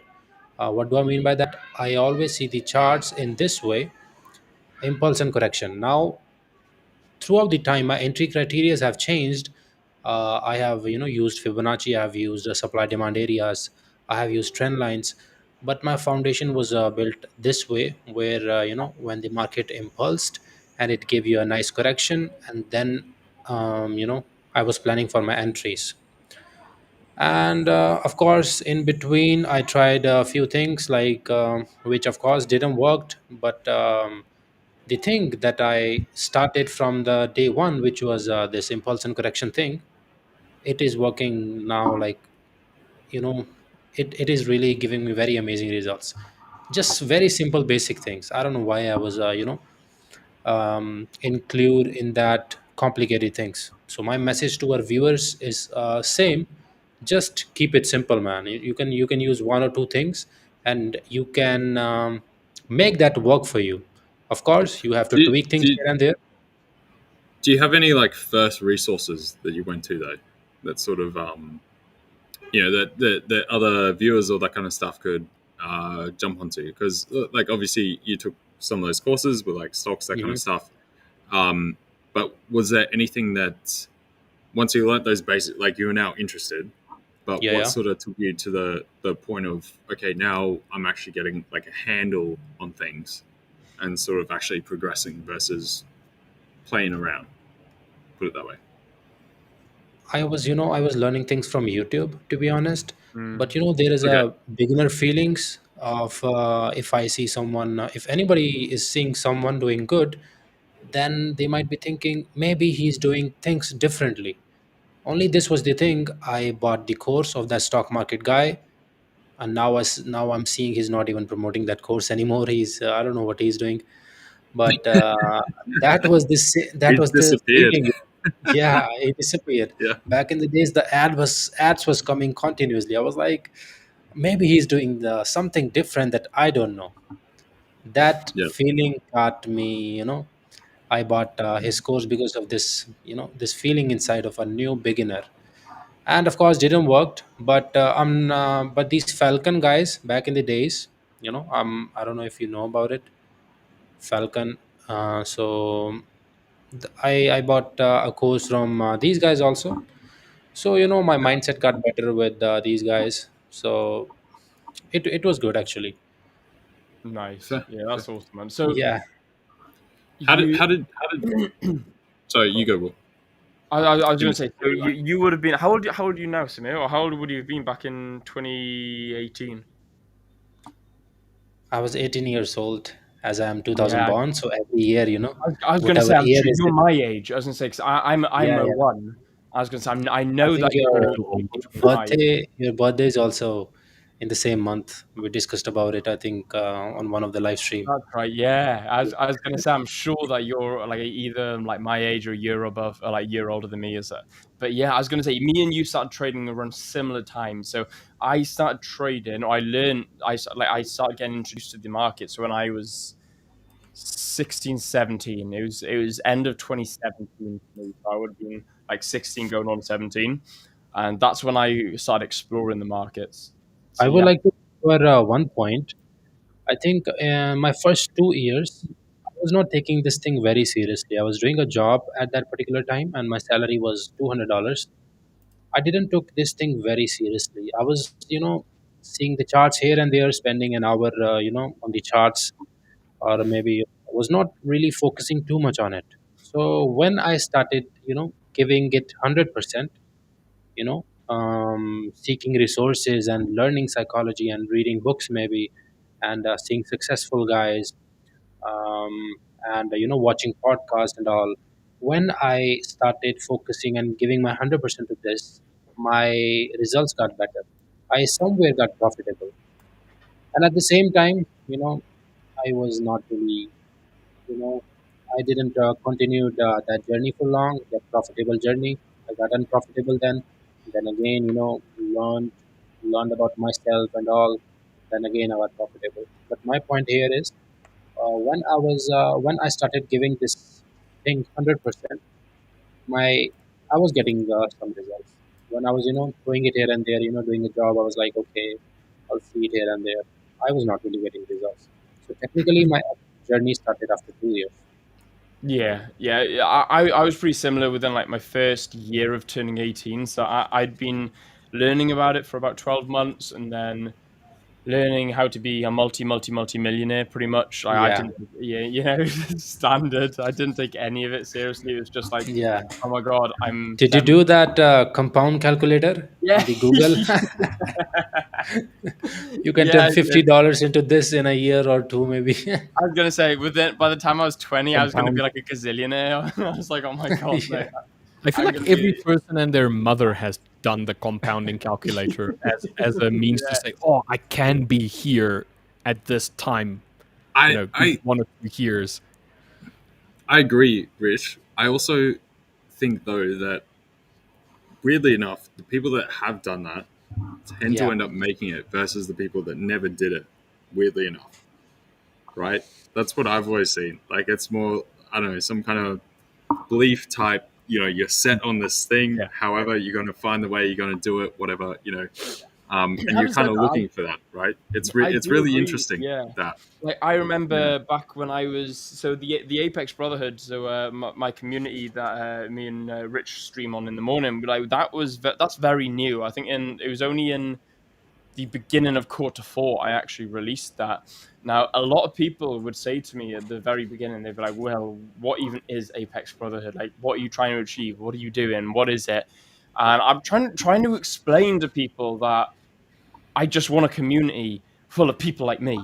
And they were like, yeah, but like, I don't understand. Like, what are you going to do? What is this? What is that? How do you do it? How do you, like, they couldn't fathom it. And I was like, but like, I'd be telling them we're going to be doing this and it. We're going to be, it's going to be a community. We're going to, be pushing each other, helping each other, trying to encourage each other to be better. Just basically try and come up with a community full of other like-minded people Yeah, to that improve. is really Yeah. a game changer. I Yeah, got it introduced to really is. But people couldn't fathom it, yeah, and they were like, "Well, you're in a dream world. You're in like Doolally land." And I've yeah, always learned that, and it took me a while to learn this, but I always thought to myself that those people who live in a dream world are usually the people that create their dream. yeah. I, You are I, I absolutely definitely do right. agree. Yeah. You That know, was part of the Absolutely, yeah, reason I left university, right? Like when I yeah, first went to uni, just delusionally, I was like, oh, okay, you finish high school. I was like, okay, everyone's going to be really, smart, really bright, really interested in, developing stuff and building stuff. I don't know why I thought that, but I just thought there would be some kind of higher level of youngster maturity naive. of people. Yeah, and then you go there, and I was like, dude, everyone's, a sack of potatoes, right? Yeah, actually, I yeah, would like to cover one thing. As I was having a lot of free time, I was profitable. I was making money through trading. Recently, I was like, I don't have I have very much free time. Let's just spend it somewhere. So I joined the college. I entered for a MBA class, and I didn't stand there for a week. I'm like, I'm good trading, man. This freedom and all. So once yeah, you are once you are used to this freedom, I don't know, you cannot really go back. mate, Yeah, hundred well, percent.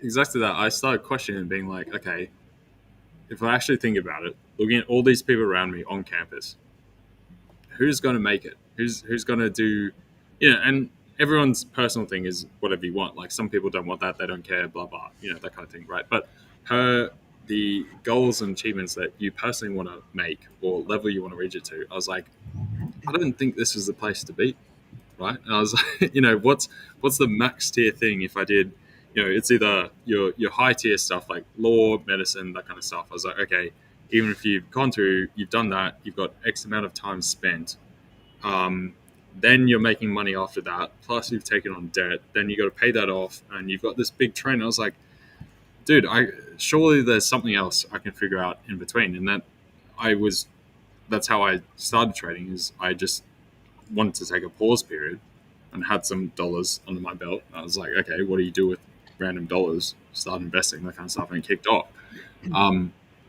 Yeah, so and then it became clear to me because I was going, okay, the math, because at the time I was paying for university like up front because I had made money from like gaming, that kind of stuff, and I was like, okay, if I just put that same money instead of paying it for university and then worked a job or something, I'd make this much, plus not paying for that multiplied by like 4 or 5 years for the rest of uni, and then you take the compound growth. I was like, okay, if I stay at uni, I'm going to be down 80 to 100 grand. I If thought the I same way. leave uni, invest, earn money, I'm up 300k. I was like, that's a difference of like 400 grand right there, and you've not really achieved anything. You've just changed the math, and so Yeah, like you just said, you've that just was what changed. makes sense to me. I was like, Yeah, so it really didn't make sense for like, same goes for me. I was going down one of two ways pretty much. So the family business, me and my dad were very similar people, both very fiery, hot-headed people. We'd argue all the time. So I was going to come out of secondary school and go work for him. He said, "Not a bloody chance you're going to do that. Go to college." So I went to college. He said, "Prove to me," because again I flunked. I passed by the skin of my teeth. And he was like, just go prove to me that you can basically work hard. And in college is where I started learning about trading. And for me, I was going to go two ways.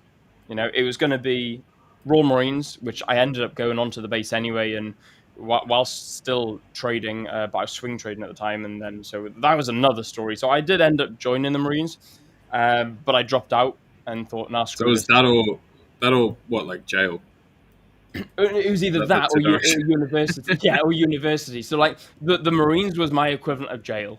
It was like, you pick one or the other. You go into the military and go sort your act out and stop being an ass, or like you Yeah. go to university. And like I was massively passionate about psychology, and I also applied to become a commercial airline pilot, which I actually got in. So I always had, passion for aviation as well. But because, my glasses, I need glasses, I couldn't join the RAF as a pilot.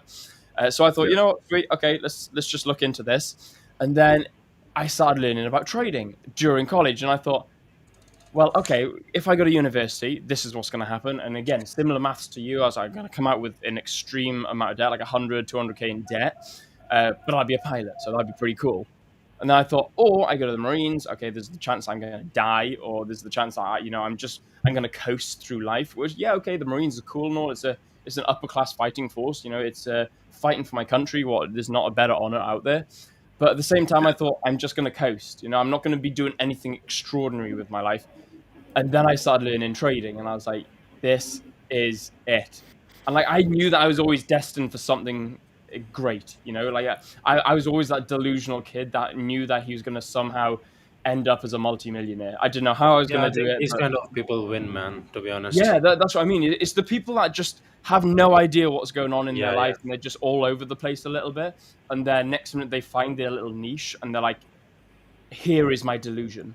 This is where my goal is. This is where everyone's going to look at me and laugh at me and call me an absolute psychopath, and that I'm never going to get to where I want to be because I live in some dream world. And I thought, yeah, this is it. And I'll tell you what, that delusion has stayed with me. The Apex Brotherhood is now something that I've created. My merchandise. Yeah, I got my Apex stuff. My brother's my co-founder as well, so I'm now in business with my brother. I'm streaming live with the best prop in the industry in front of every single one of you in chat. I'm meeting you guys. I'm literally, and I'm free. I've got like Samir said, I've got all the time in the world. I couldn't go back to working a wage slave. I couldn't go back to being busy. Dude, I'm loving my free time. My Yeah. girlfriend doesn't think I work. My girlfriend now, she's like, Yeah, same. what do you even do? She's like, do you even like, you say that you're busy throughout the day, but what do you actually do? You sit and send me reels like for 2 hours. I'm like, yeah, well, sometimes I get free time. I I would like couldn't to go touch back. on one point. There was a friend who was saying you are in a comfort zone. Then I was second guessing. Am I in a comfort thought? But I was talking to myself, doing a self talk. I was like, I earned this comfort. Back in the days, I was not having this. So I think I earned it and I deserve it. Yeah, 100%. This Yeah, freedom or 100%. whatever, you know, not worrying about when to wake up, basically. Yeah, like Yeah. the only reason I have to wake up in the morning now is so I can trade London session. You know, so I Is don't. that the only reason? Trading is blessing, man, really. Is that the only reason, Will? No, Really? I do get to wake up and see this handsome devil every single morning at Good. 8 Thank you. Thank you. Happy about that. Glad you got your priorities straight. Well, you got it. You got. Watch out, Alex. Yeah. Hey, Alex is Hey. paranoid, man. She she's got to start watching out. I'm coming for your husband, Alex. Oh Oh man, man. but it's about finding that motivation, and it's about finding the group, and that's what I love I about want the to know, fire. was you a kind of a party guy or something like that? Oh yeah, Partying a lot. oh yeah, I was a hooligan, mate. I was a typical, I was super fit, so I used to do a lot of competitions, triathlons, and I actually used to be an equine. I used to be a horse rider, which is ironic because a lot of people thought I was gay, and they were like, "Oh my god, ha ha ha, you're a horse rider." Dude, you imagine, like, I was also a boxer. So I was a boxer. I was super fit. I was always running, swimming, shooting, horse riding.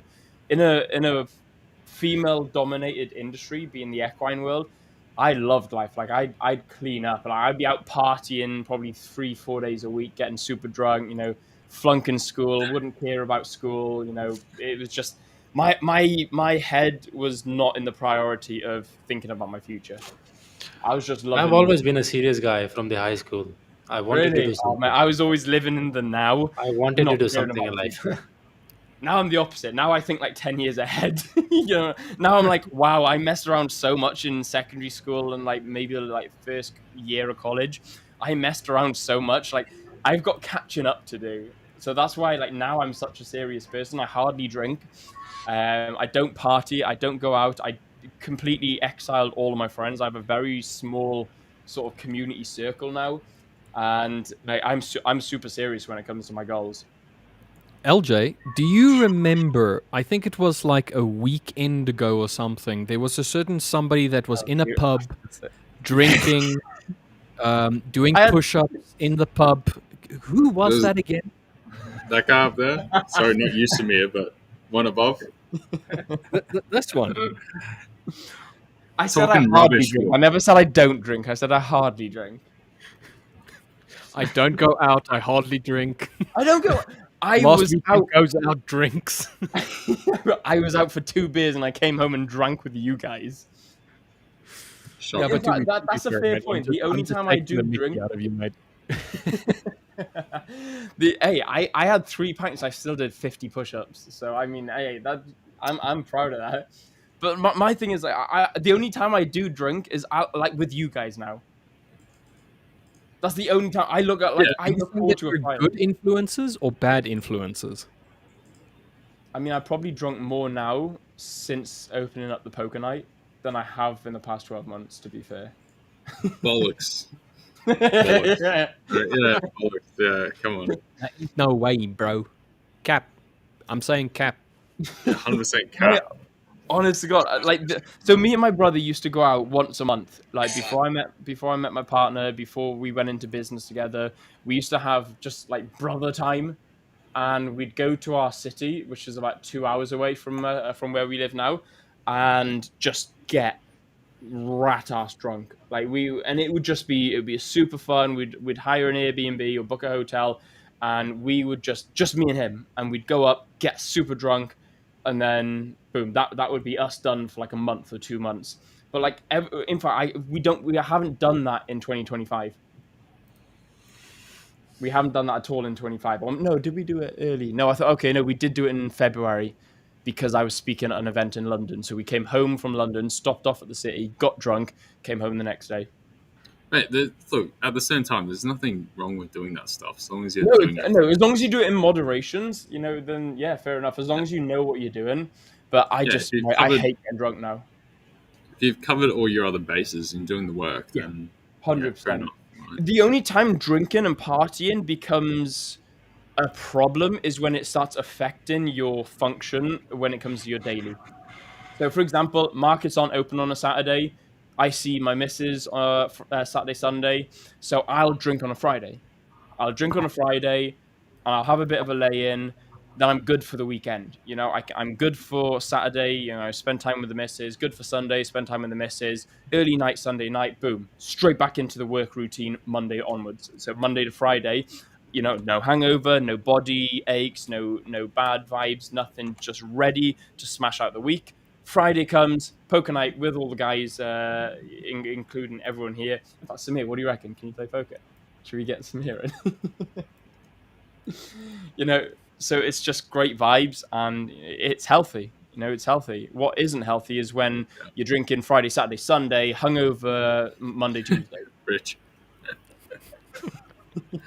Nice.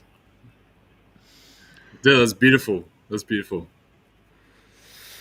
I thought that you might like it, mate. What artists do you want?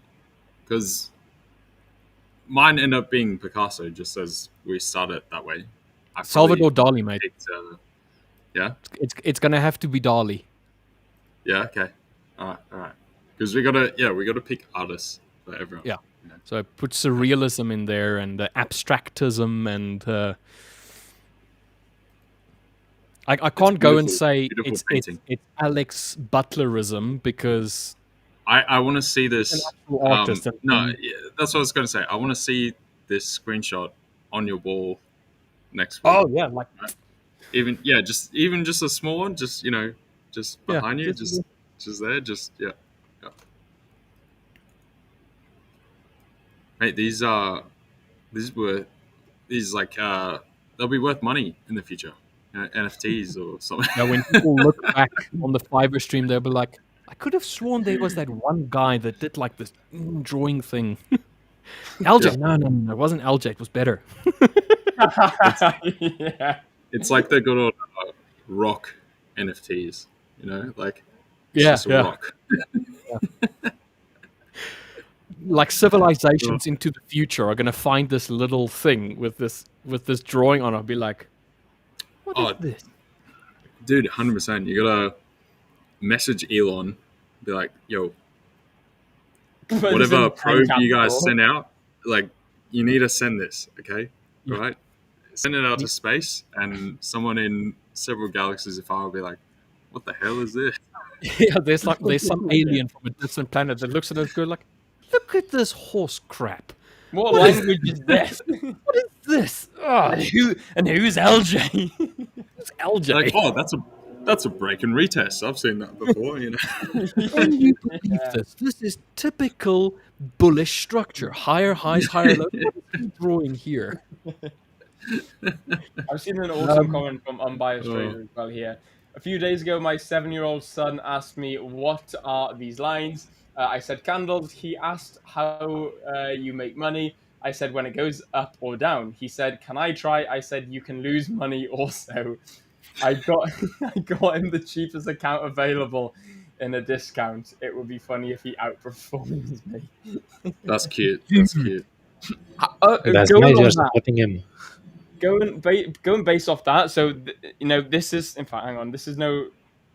We're gonna remove Rich because this is not relevant to Rich anymore. When it comes to children, what's your thoughts on teaching them trading? I feel like that's such. I think so. You reckon? Because I feel like it's such a sort of taboo topic. Like, oh, I'm not going to teach my children to trade because it's gambling. But it's like, well, hang on a minute, you're a trader.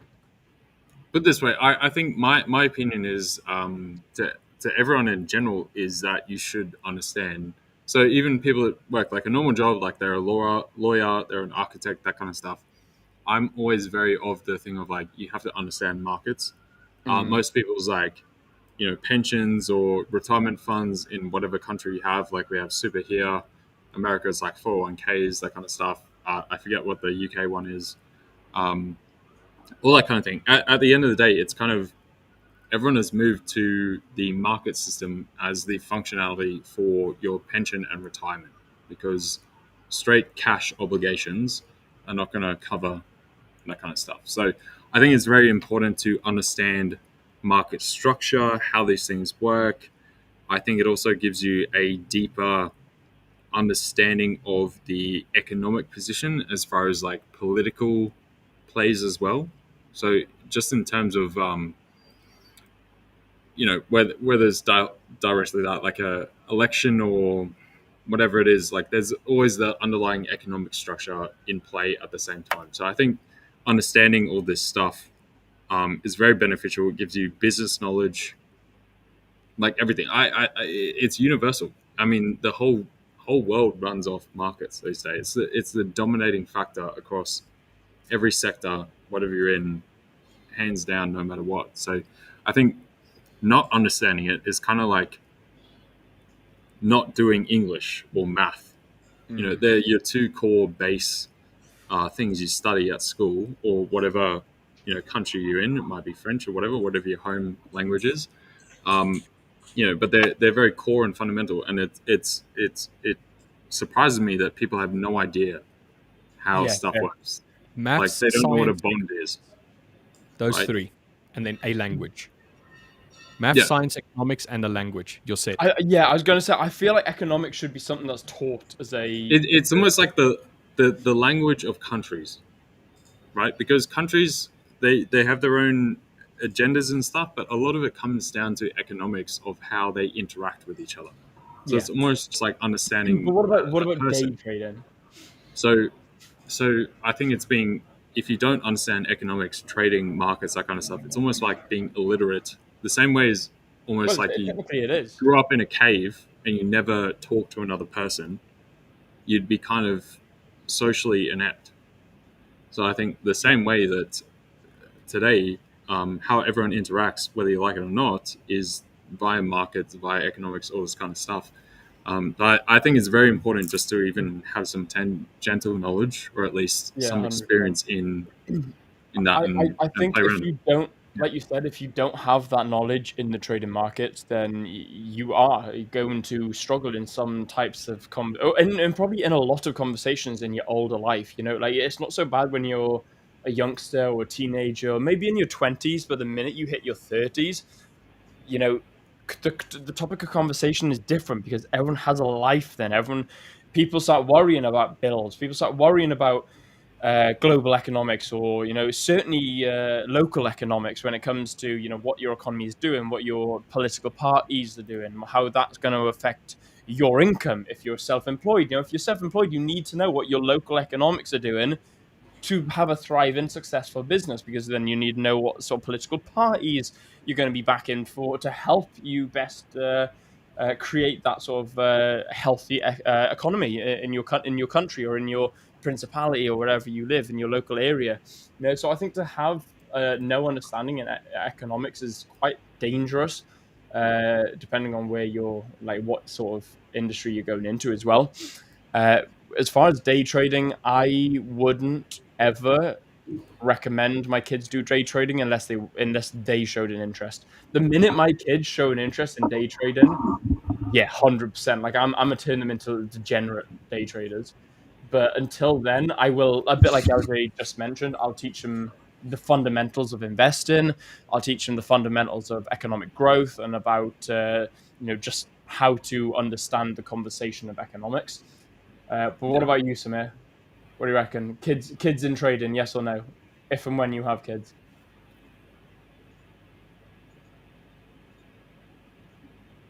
Is Samir okay?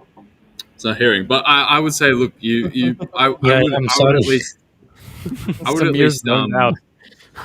yeah, I would at least like expose them to it, like share it with them. Yeah. And yeah, like you were saying, if they gravitate to it, then great, then you press on.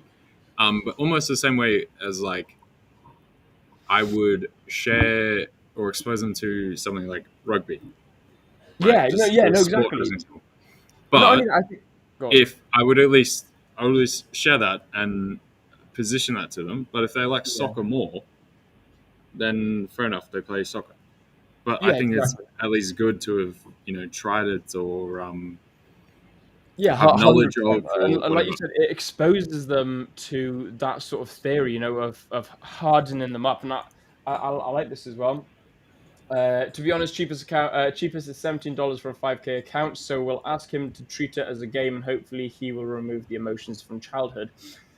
What I like about that comment is that, a bit like rugby, you remove the fear of being tackled. You remove the fear of getting Yeah, hurt. You remove the fear of standing out in the cold and getting rained on. It hardens you up. And it's also the ability to create a team environment where you work together and socialize with other kids. It's the same with finance and with trading. It teaches you, exposes you to money. I will always teach them about money, and I'll always teach them how to respect money. And what I mean by how to respect money isn't to save all your pennies for a rainy day, and don't spend a single penny, and save, save, save, save, save. And that's not respecting money, that's fearing money. I'll teach them to respect money so that they can spend appropriately, so they can save appropriately and invest appropriately, without being afraid that they could lose money.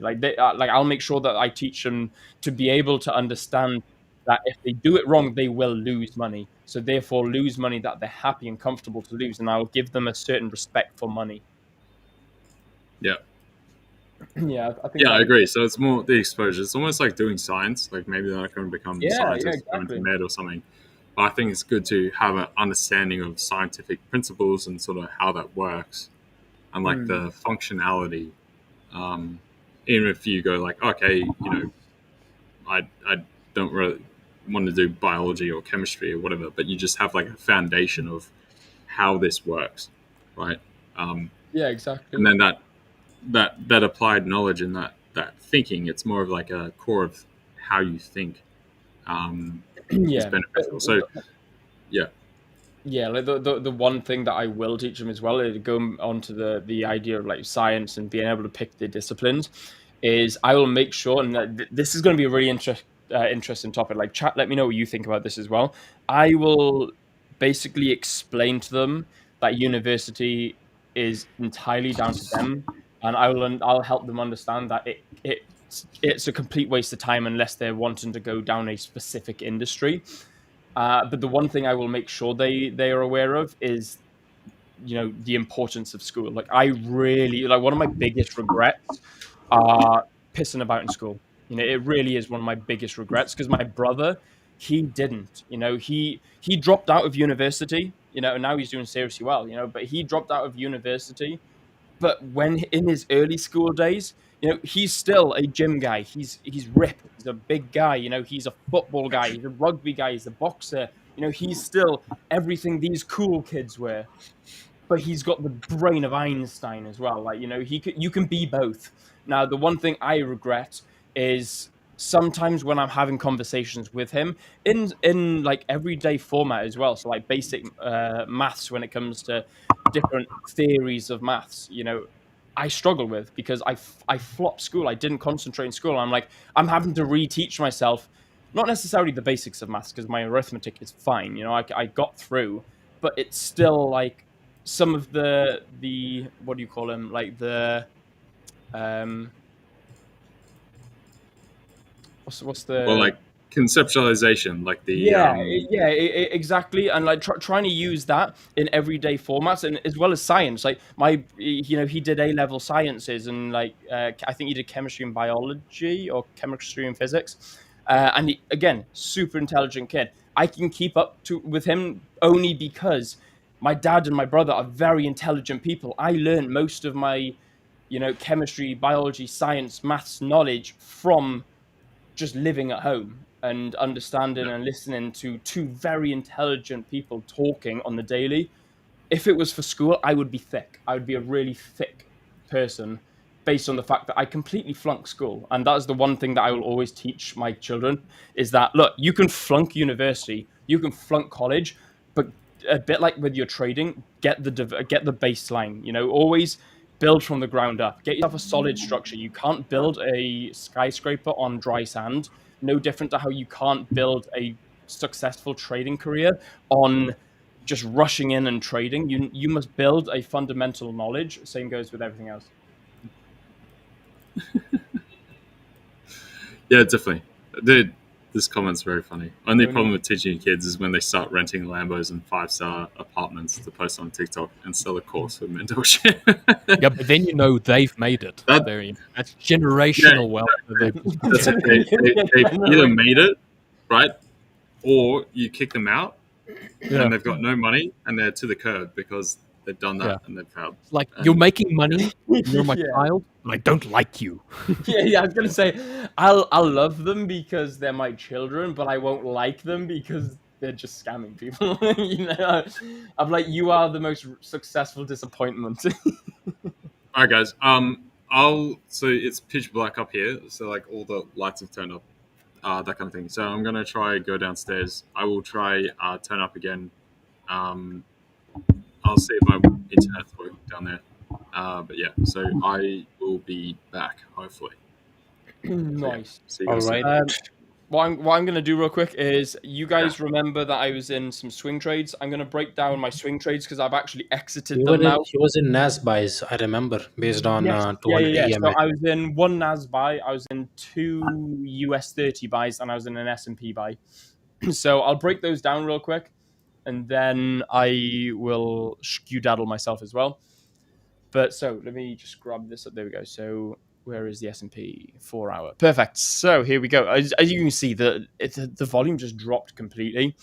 So we had this area here, which that I was buying from. We're above the moving average. We're into this nice consolidation, which is the whole reason I entered in on a second, which was really nice. And then there we go. We got this movement to the highs. We touched the highs. We wicked back down. We moved up, and I thought, we're struggling to move above this high. We put in this lower high. We wicked above this previous high here, and then we moved back down under the highs. And I thought, there's a good chance we could try and put in a lower high here. So I'm just going to take out. So I did. I took out. And then I moved over to the NAS. I wanted to have a look, see what was going on there. Sorry, Will, do you mind zooming in a little bit? Yeah, absolutely.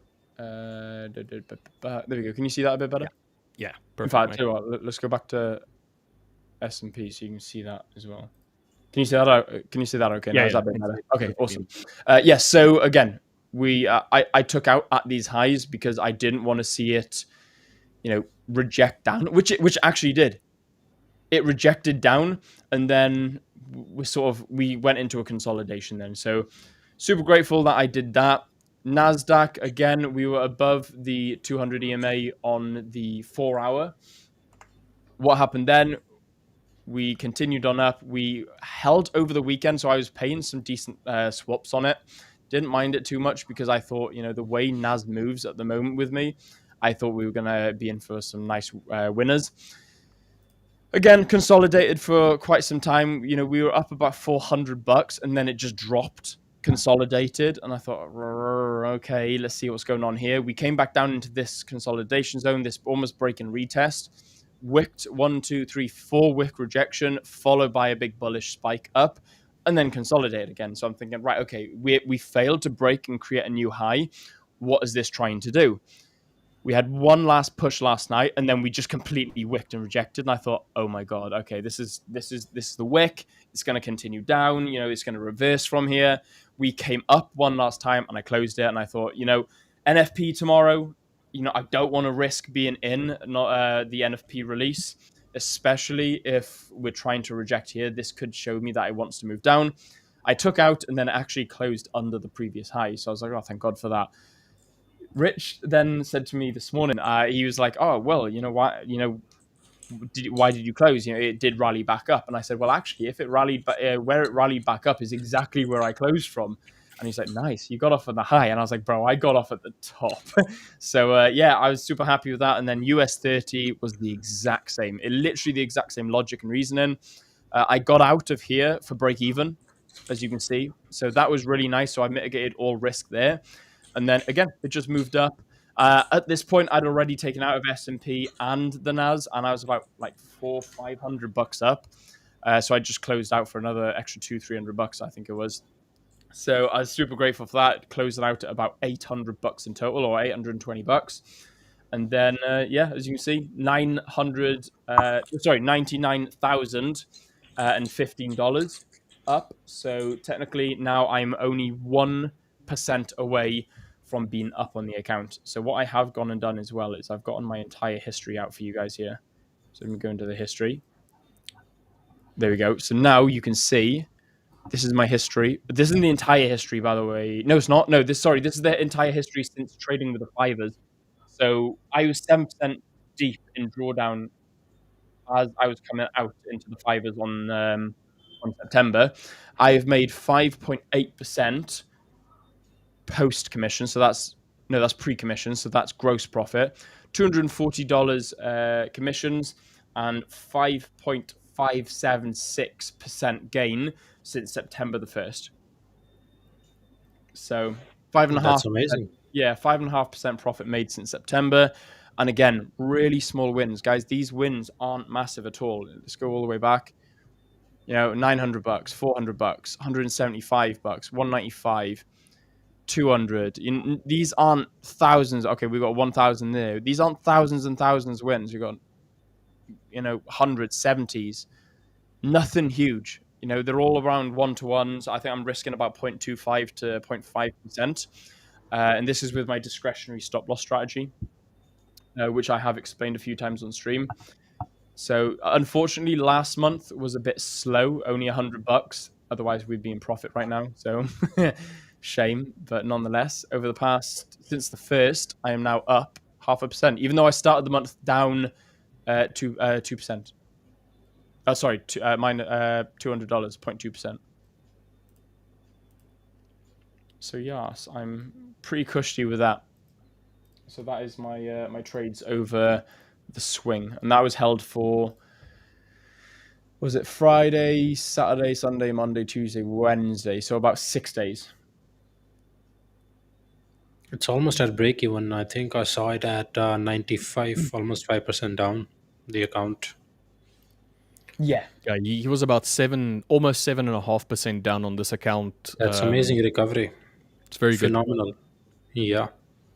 Most traders lose their mind Dude, once I they thought I was see. gonna lose the account. I'll be honest. I did. I was like, oh no, dude, I'm gonna lose this account, man. I was like 7% drawdown live. All of it was done on stream as well. I was like, there's So just you was no at 7% down. What was your thought process of recovering it? What was you thinking? initially I didn't think I was going to. I was like, mate, I've just wiped this account live on stream. I was like, I passed phase 1, phase 2, and I've just wiped the account on stream. I was like, what have I done? I was like, oh, I can just see it now. It's like, oh yeah, you got lucky to pass 1 and 2. Like, you're not a profitable trader. And I thought, oh mate, I was like, just because I knew that I was going to get those comments, I was like, nah. I was like, I'm gonna show you people that I'm a profitable trader. I'm gonna show you how I can get out of 7% drawdown. And I think that's what drove me forward to really prove to myself, but by proving to you guys that it is doable. I think that's what really drove me through trying to get out of that drawdown, because mate, it was hard. Like, it was really hard. Like, How was the you thinking about risk management? Like once you was down this much, what was your risk, plan for it? it was I was trying to use my previous day earnings as risk. So like, I was earning like maybe 150 to $100 in one day, and then like the Hmm. next day I would use the previous day's profits to use that as risk. And again, and I was trading with a negative risk to reward just to try and scalp some back. And then I was just, 100, $200 a day, or like every other day would be like 100, $200, a plus setups only. And then, once I started getting like 400, so like, let's say last week I'd earned $400, I would risk $400 per trade then. And I just went like that. And then I was like getting $300, $400. And I was just slowly scaling up that way. And then, yeah, here I am now after risking $300 per trade and trying to get as close as close to a 1-to-1 as possible. And can you show me the history? How many trades you was planning for a day? Like one trade a day, two trade a day? It would be as many trades as I saw valid. Okay, okay, okay. My history up. Let's go back to That's September. amazing results, guys. So if you're seeing this, small wins, get big over time. This is a live Yeah, example. it's think about it like that compounding effect almost. Yeah, Like, as you can see, amazing yeah, results. $56, $156, 140, losing 130, losing 28, losing 7, losing 63, and then we got Hmm. 155, 296, 221, 70. Well, that was a break-even trade there at $2. 332. So that $1,000, I think, was a gold sell. Yeah, that was a gold sell. And again, that was a 0.25 lot size. It wasn't a huge lot size. $160, and then my risk was all very similar to my reward. I Here tried we to aim have a for 1-to-1. question here. Loving nature guy. I remember you. Good evening, bro. So how do you control revenge trading after a loss? I have a rule. If I take one loss, I pause for a day. Maybe I can execute a trade until I see a perfect setup. So I have a rule, and how I am able to control it by taking a lot of hits. So Yeah. it this habit came over time. So if you're a new trader, you are thinking, oh, I can follow these rules. These habits take time to build. Yeah, 100%. So just try to build that. Over the time it will get built. You Yeah, can I think when overcome it this. comes to my losses, if I lose, so for example, I'll trade London session with Rich in the morning. If I take a loss during then, I'll come in very conservative in the 5ers session, I think like late London. it took But you probably 3 months to recover it, right? Or maybe 2 months. yeah, so was it September? I had 2%. October I had From 3%. Feb. November I had nothing, and then November I'm 0.5% up now. So Yeah, you passed in April or Feb. You got the live account, and then over the space of, I think it was 2 or 3 months, you dwindled. yeah, Yeah. And then so it's in the last, let's say, 4 months or so, 4 to 5 months, you've really like started Okay. pushing up. Four, And also, 4 guys, months kind before of. I forget about this, we have the ADP non-farm employment change in 7 minutes. So for those of you who are trading with the 5ers, do remember the 2 minute before and 2 minute after red folder news rule that they have. So you're not allowed to open up a new trade within 2 minutes before the red folder and 2 minutes after the red folder, that 4 minute little bracket. So please do take care when you're about to enter or when you're about to hold onto a trade. Yeah. Be very careful, guys, going in now. We've got 20 minutes. So be very, very careful. 6 minutes, mate. Are we? It's Yeah. not half past, no? It's quarter past. Oh, shit. Sorry, guys. Yeah, okay. For 5 minutes now, then. Oh, apologies. Our Discord popped it up for me, and I was like, "Oh, yeah." Yeah. Oh, mate, I haven't checked the Discord yet. Oh, yeah, nothing. I'm just looking at the news bot now. Oh, that was a close one. Oh, there you go then. Happy days. Awesome stuff. Right, guys, I'm going to skoogle daddle. I'm going to love you and leave you. Thank you very much for listening, everybody. Samir, it's awesome to be on a full session with you, mate. Yeah, same here. Awesome stuff. Right, guys, if you haven't already, don't forget to absolutely smash out that like button. If you do like what we do here, if you're enjoying watching me try and attempt to recover this account back, we've got 1%. Again, I'm not going to... So I got a couple of emotions going through me now. I'll be honest with you guys. You know, it's the excitement of being super close to getting back to break even. So I'm going to be very careful now around how I trade back to break even. I am a little bit sort of thinking, okay, Will, you've got this. You can get back from 7% drawdown back to break even. You've got 1% left to do. You've done 6% so far. Let's absolutely smash it. But another part of me is thinking, Will, just take your time, stick to your plan, and don't think about the how much you've got left. So based on the fact that, I'm trying to update you guys with what percentage I've got left to claw back, from now on, so from this month onwards, I'm not going to be talking about my percentage. I'm not going to be talking about my dollar value of what I've got left to make back. I'm just going to be trading and sticking to my plan and processes because I don't want to let the excitement of getting back to break even after such a deep drawdown affect my emotion.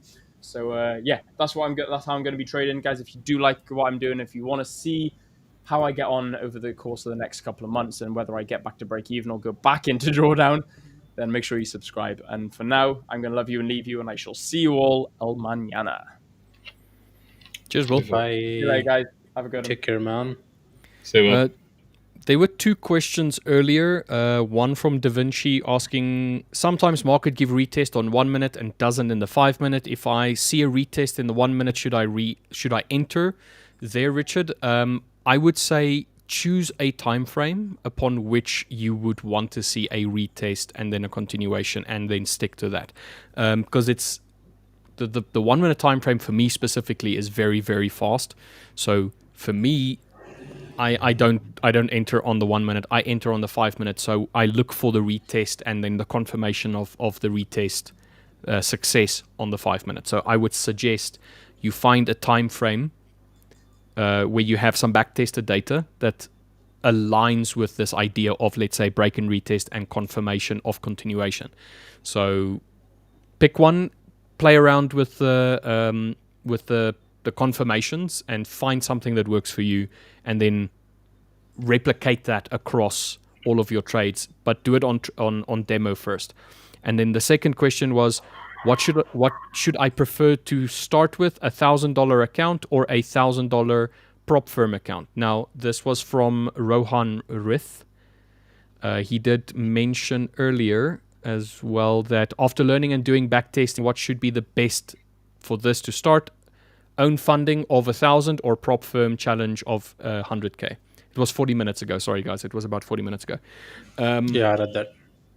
So my suggestion would be, if you have already done the backtesting, you have a strategy that you're comfortable with, you've done the demo account trading, and you feel that you've got enough data to support your strategy and say that it is profitable, and you're ready to take the next step, personally, I would start with a reputable prop firm first. First of all, $1,000 out of your own pocket is not going to, for a lot of people, it's not a crazy amount of money. But for some people, it's like, wow, this is $1,000. Like it might be a lot of money for some people. That $1,000 with leverage is not going to provide you with that crazy amount of growth that might be sustainable to you. If it's something that you're looking for, if you're looking for sustainable income, that $1,000 is not going to provide it for you, because you're going to be risking upwards of, let's say, $100, which is 10% of your account, just so that you can have $100 per trade kind of like gain, and then make it feel like it's worth something to you. Whereas a 100K account costs, less than $600. All right. And if you get it on a special, it's even less. All right. So what you can then do is you can take that $1,000 of yours and say, listen, this is my trading money. And you take half of it and you buy a 100K account with it from a reputable, well-reviewed, well-respected, well-regarded, the 5ers, prop firm in the industry. And then you follow the rules of that firm, along with that strategy of yours that you've proven with your back testing, with your demo trading and all of that stuff, that it is a profitable system. Then you trade that on the prop account of your choosing. If you have a good strategy that you're following, good mindset, good psychology, that is going to net you more income for less risk. You're cutting your risk in half effectively, going from 1,000 to 500, depending on obviously which one you get, but you understand the point. And then from there on, you will make more money based on leverage, based on the fact that it builds up every time you reach 10%. Whereas with a 1,000K own funding, it's not going to go from 1,000 to 10,000 all of a sudden if you hit $2,000 in profit. Hello, Victor. We have Victor here. Hello. Hi.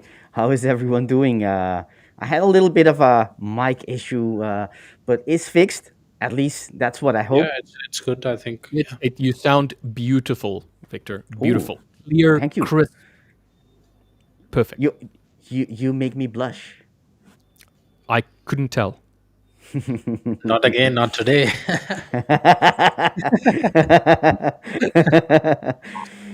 We have the ADP non-farm numbers coming out about, that was 2 minutes ago, and we did see some nice movement in the euro dollar. I'm sure all of you guys are watching that as well. Not a big move, to be honest. It was about a 10 pips or so. But still a very nice movement in the direction of the break of that order block, or the continuation of the trend that we have been seeing all day, and a very beautiful break and retest. Let me put it that way let me put my screen on, because this is just beautiful. This is the kind of thing you want to be seeing. This is what, make my head turn as a technical analyst. Look at that. Look at that. You got look at that. Look at this. We got the first initial retest, or not retest, but it is a retest. But it is the retest of the resistance line, which is a swing point to the left. I'll show you guys what it is. Maybe it is on the daily. That's a bit too much. Right. So let me squeeze it in. It is a level from, actually, it's not a level from a swing point. I think it is. Let me double check where it is, but I know it is a important level. That's not what I'm looking for. And here, let me double check that. There, that's the. Now I'm looking for reasons why I had this line in. But anyways, I'm sure I have a reason when I made it. If you look at the 1 minute, you can see how the market reacted to it. First, kind of introducing itself to that level right there. It breaks through it, and then comes back and retests it from the other sides and then continues. That's a beautiful, beautiful reaction, very technical to the level. I'll check in the background later on to see why I had the levels in. Normally, it's a swing point or a resistance line that has been familiar. Probably is something on a higher time frame. Now that I think about it, but in any case, that level has been price action from the news. Initial reaction in any case is that it wants to break and continue from this on. But this is just the 1 minute, so it can change anytime. That the break of that line can be undone later on. How are you guys doing today? We are good. I'm doing well, not too shabby. Only one trade for myself today. It was one EU buy. But since then, waiting for ADP to come out and seeing what the price is going to do afterwards, and then potentially look to do something on NAS. But for now, I am just patiently waiting. I'm not Got a trading. question? Yeah. Loving nature guy, we have covered it, but I would like to say it once again. It takes time to build that habit, but try to work on that habit. Don't ignore it. Okay? If you are, coming every day and repeating the same mistake and not working on it, then you cannot expect the different results.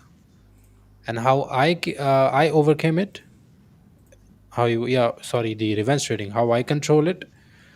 So yeah, building the habit took time. I was a big over trader, revenge trader, but it took time. So there is not any cheat code that I can give you here. It will take time, but try to build that habit inside of you. Work on it. Okay.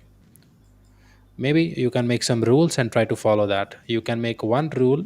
For an example, if you take one loss, you will not take any trade for a certain hour. Let's say 2 hour, 3 hour, you will just close the charts. And now your job is to follow that plan that you made for yourself. Okay. Then that's how you're gonna grow, and that's how you're gonna overcome this thing. Yeah, it's the idea that revenge trading is a battle with self-control. So it's the Yeah, idea that definitely. I've experienced an outcome that is not favorable to what I expected, or not in line with what I expected, and it's coming to terms with it, being okay with the loss, saying, you know what, a loss is a loss. You don't have control over whether or not this trade that you're about to take is going to be a winning or a losing trade. What you do have control over is whether or not you're going to revenge trade, you're going to overtrade, you're going to try and make up what you've lost. That is something you have control over. Then I'm a big proponent of this. If you have the opportunity to have the control over something, claim ownership over it. That decision point, claim ownership for it. You have no control over where the price is going to go. So there's no point in trying to claim that you know where price is going to go, or, oh, this should have gone in my direction in hindsight and so on. In the moment you made a decision, it didn't work out for you. The very next decision point that you have is whether or not you're going to revenge trade. And then that's the decision point that you can claim ownership over and say, you know what, I'm going to practice some self-control and I'm not going to enter now. What I did, same as what Sam did for his overtrading, sorry, I bumped my mic, is I used to struggle with the idea of overtrading, and then I put in a best of 3 strategy for myself by saying, listen, I'm only going to trade a maximum of 3 trades a day because I am intraday and I'm a little bit, my trades are short time framed.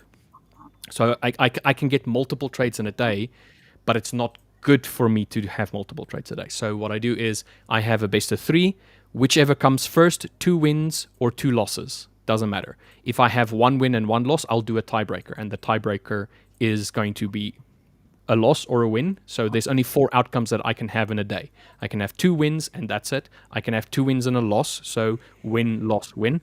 Or I can have 2 losses and a win, so loss, win, loss. Or I can have 2 losses. That's it. You And lost me at the first loss. So if you follow something similar to that, like your own version or your own rules, That's as really a good Sam. practice, actually, that you just mentioned. Best of three. Yeah, I mean, it worked for me. Like I've explained it Yeah. before. It's like it's not necessarily going to work for somebody else, but it's what I could implement for myself based on my strategy and my personality, and it worked for me. So it's finding that thing that makes it more difficult for you to overtrade or to revenge trade, but understanding at the same time that it's a self-control game as well. It's about, you can give in and say, I'm going to revenge trade and I'm going to do whatever, I feel like doing, but understand that you have zero control over that emotion now. You have zero control over that decision. You have zero control over the market. So you have no control whatsoever. And the things that you can control, you should try and control, with respects to the market and your trading and so on. So that's what I would say to that point. It's just, it's hard. It's difficult because Yeah, you definitely. feel like you're going against a side of yourself, like, oh, I must make money or I must win every trade, and it's not, it's just not ethical. It's just it cannot work. You cannot win every trade. Nobody wins every trade. It's statistically, it's an anomaly if you win every single trade. And then on top of that, you have the question of how long am I going to be winning trades before I start having a loser or losing trades. So it's an outlier, and I don't think that it's really achievable. There's, I have an antidote for revenge trading, and it is, relatively simple. You still have to control yourself, but this will help you for sure. What I do is, and I start doing a long time ago, and this helped me tremendously, is um, I've got my trade plan, as I hope everyone does, and it will decide for me when I need to enter or not. And the problem with revenge trading is that the emotion, the impulses that we have, the desire to get even at the market, which doesn't really make sense, but in our head at that moment it does make sense. Um, is these impulses are bigger than our desire to adhere to our trade plan, and that's where the problem is, because if revenge trading makes you follow the plan more um, faithfully, then there wouldn't be any problem with revenge trading. It wouldn't even be called revenge trading. It will be just trading, because that's what you're supposed to be doing. But the problem is when you have when that desire to trade, to get even, you feel like the market owes you. That desire becomes bigger than your desire to follow the plan to the T. What will happen? You can hear it already coming. You will start deviating, start taking trades that are not part of your plan, and that's where the problem is, because you're gonna be trading, most likely, very likely, to be trading outside of your edge, where you're not profitable, right? If it was profitable, then revenge trading would be something. It wouldn't be called revenge. It would be called something like turbo trading, right? It'll be even better. But that's not the case, and it's a bad thing. So the thing that I did was the following. It still requires you to exercise self control, but it's a bit of a cognitive clarification, or putting cognitive emphasis on what you're actually doing. What I did was the following. So I tagged on. You can do this on paper. You can do this on my FX book, which is for free, or any journaling software, free or premium. I tag every day. I tag. I go over in my review.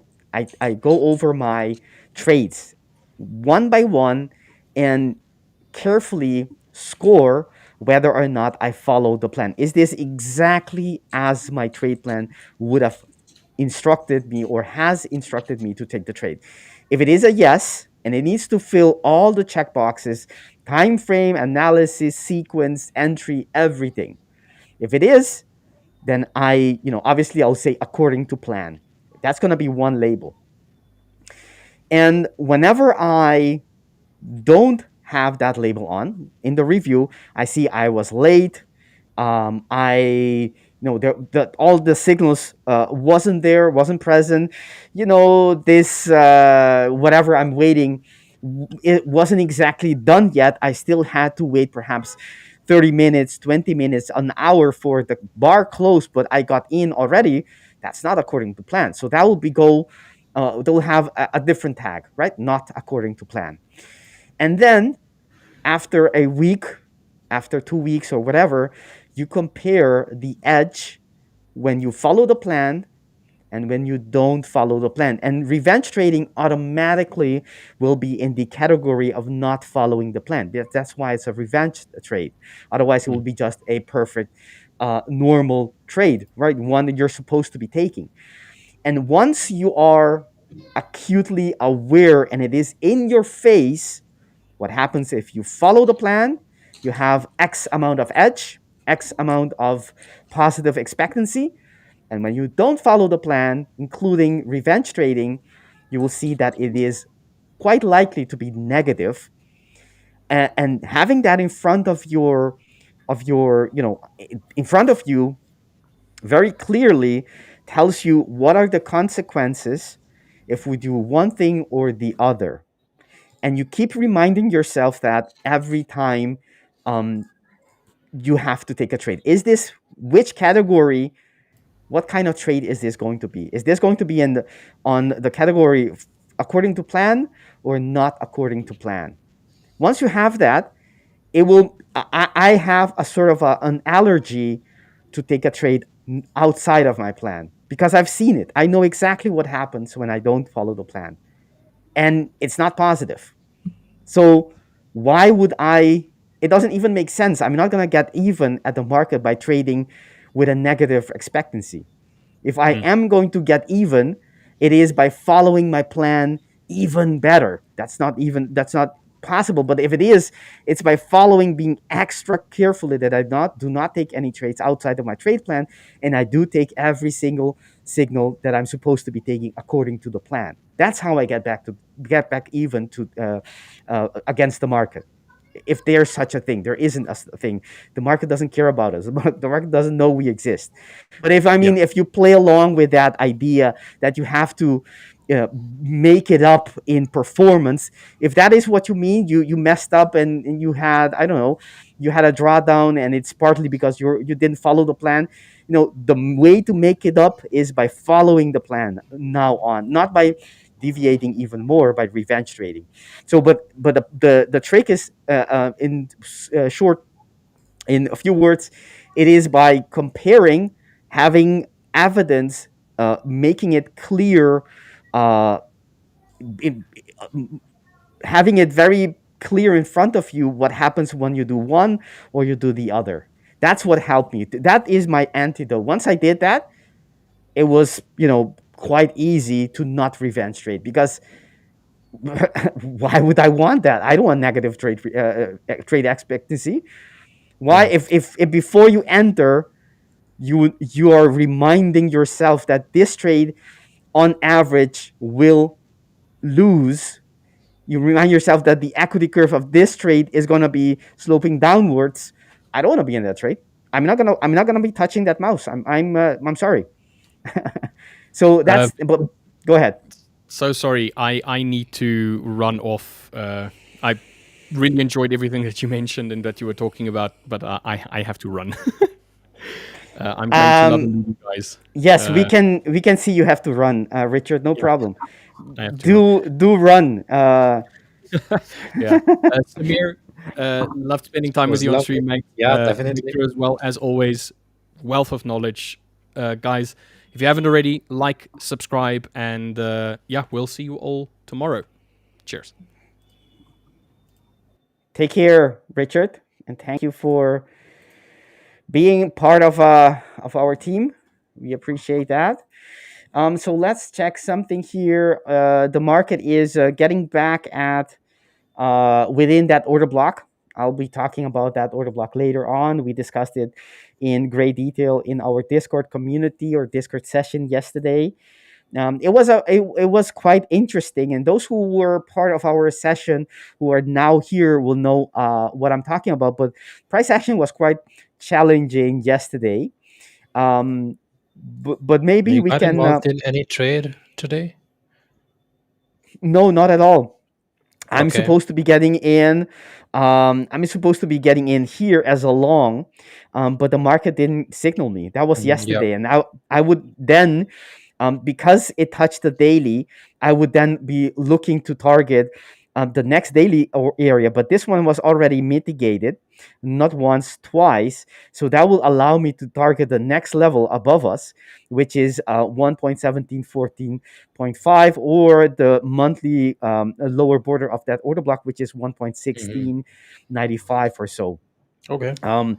But I didn't get my signal, and I'm only here to execute my signal, even though I know the probability of the market going in that direction is quite high, but I'm not allowed to be taking trades outside of my trade plan. Okay, makes sense. Ravi Patil is saying hi from India. Hi Hey there. Ravi, how are you? Let's see. Someone asking about the mask, He's a and ninja, man. He's a ninja. there is another one asking about why a mask starts underscore co. Starts. I'll be completely honest with you. I have no idea. Completely clueless. I have no idea at all. He You just be go the with the judge. flow. I just Yeah. go with the flow. I just came out of bed and fell into the mask, and it stick. It stick for the rest of the day. Yeah. Yeah. Who am I to say no to such a thing? All right. Uh, Bad Dim Terra. Accepting my losses and being flexible to learn from them was my cheat code. Awesome. There is something though. Sometimes our losses are no mistakes. Sometimes losses are perfectly squared part of the trade plan, because every strategy will have losses. So sometimes there's a lesson to learn. Other times it's just part of the plan. It's completely perfect to lose and keep on trading, lose again and again, if as long as you're following the plan and as long as the plan is profitable, right? So keep that in mind. But awesome here. Duba Core FX or Core says you are overtrading because you don't have an edge. If you had one, then you won't be overtrading. You won't be overtrading, just processing it. That is true. That is true. But Having a plan is really important, man. If you don't mm, have plan, and then it is tough. You are doing random things and expecting different results. That's not how trading works. You should have plan, and you just follow that plan. That's how you're gonna get results, and that's how you will identify a high probability setup that you can work in future. Okay. So if you're just starting fresh, just make a trading plan. You can, and after that you will have data of that plan, and that will help you what is your high probability setup, and then you can just focus on your high probability setups, and then you will be successful, man. That is really easy. I gave you a roadmap. yes, yes, indeed. I mean, without a plan is like you know uh, imagine a pilot without a map, Yeah. He can right? land in an ocean. Yeah, basically you're just winging it, literally. So not a good thing, and certainly not good for your consistency. You need to have a plan, otherwise you will not trade out of randomness, right? We all can trade here. Everyone can trade on the world. Doesn't matter. Even a chimpanzee could trade. they would just be trading in randomness, like a chicken, a octopus, all of those Yeah, I characters, saw a or chicken video. that would Did you be. saw that? I didn't, but I think you mentioned Okay. it once a chicken or an octopus. I'm not Yeah, sure. yeah, yeah. That is basically random, unless you think the octopus has some market insights, which I don't think it has. Yeah. So it's basically just random. And if you don't trade with a plan, you're basically doing that. You're trading. It's going to be very hard to trade outside of randomness. And when you're revenge trading, most of the time you will be going back to random, and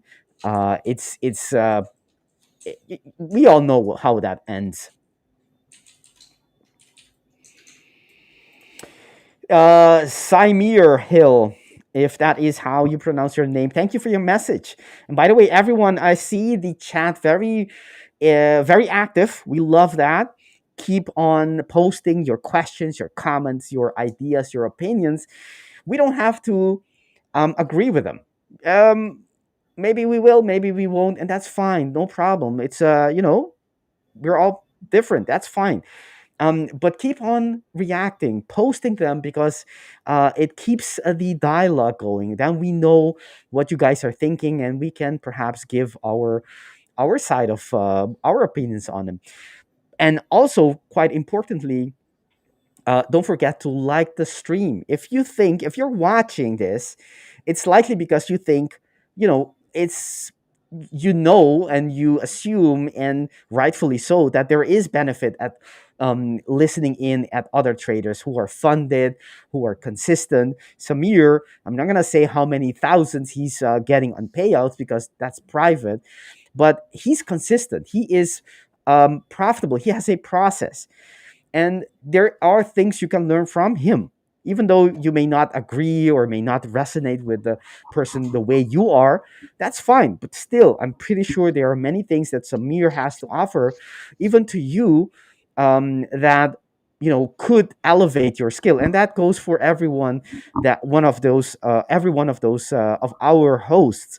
So if you're watching this stream, most likely, um, because you think, you're of the opinion that there is value here. Don't forget to like the stream, so it can get to more people just like you. Subscribe to the channel if that hasn't happened yet. Double check if you're a subscriber. Sometimes I forget to subscribe to a channel, while I still, I intend to, but I just forget. um let's see, someone asking about, is it allowed to connect trade Zla, but I think it's trade Zella, Yeah, with yeah. the 5ers account. As far as I know, my friend Umaira Umair Ahmed, I think it is.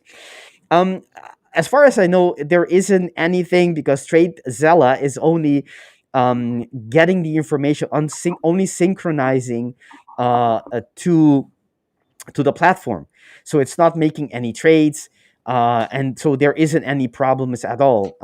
Yes, you can connect it to TradeZella or some other journaling software, Maya Faxbook. There's no problem at all to connect your 5ers account to that. All right. Perfect. Thank you for your question. We appreciate that. Let's take a look at the market, how it's been doing. What are you watching, Samir, today? It is not the US open study yet. is US study is looking interesting.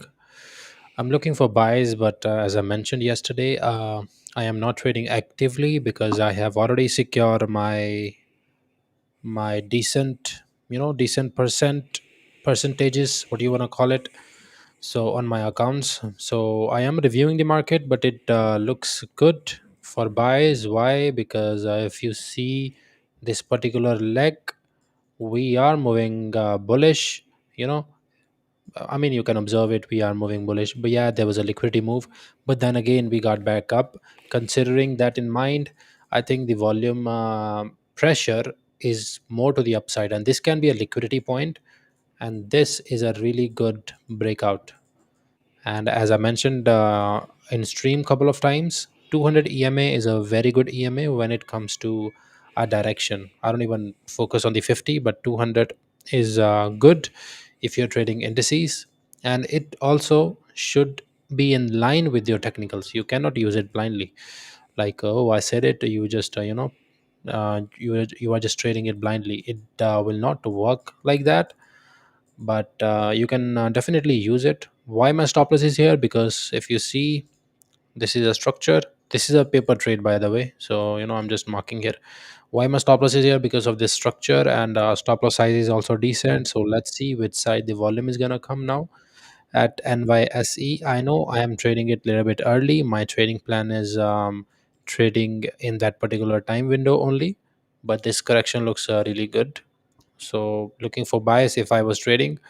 Gold already broke out of this area, you know this consolidation, which was not impulsive at all, taking the message from the market. When price broke out of this area, definitely could have entered, but again, I was not involved in this trade as I don't trade gold. And secondly, I okay, no problem. And secondly, I'm already up a lot, on my funded accounts, so I don't want to risk it, taking some trades. I just want to secure my withdrawal first, and then I will see what I can do. I found US 30, US 500, and NASDAQ price action very similar. That's why I'm confused which pair should I choose. Yeah, you are right. It is not like similar, um, but in some way the move is similar. For an example, if it is going bullish, US 30 will also be going bullish. Not every candle or every minute is similar, so you can choose what suits you. And definitely, all these pairs are good pairs. And if you are, I should not say pairs, these indices. And I should say one thing: try to trade this in NYSE only. Okay, NYSE, which is New York Stock Exchange. Try to trade this in this particular time window, because the volume is good, your price action will work the best. Whatever strategy you are having, it will work good if you are trading these in this particular time window. Let's see what question we have. Do you have been live trades? We share our experience here, but we don't recommend you to copy, like copy trades. Whatever trades we are taking, you just copying it blindly.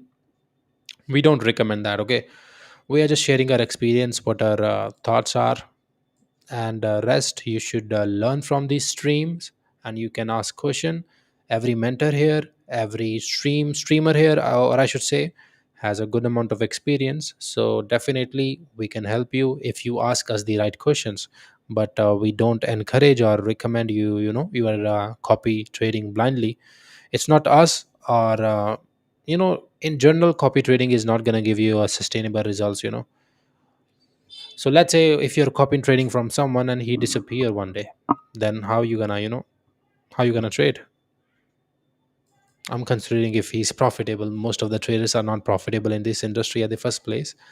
But I'm just saying, 500 U hop top 100 contest. What do you mean by this?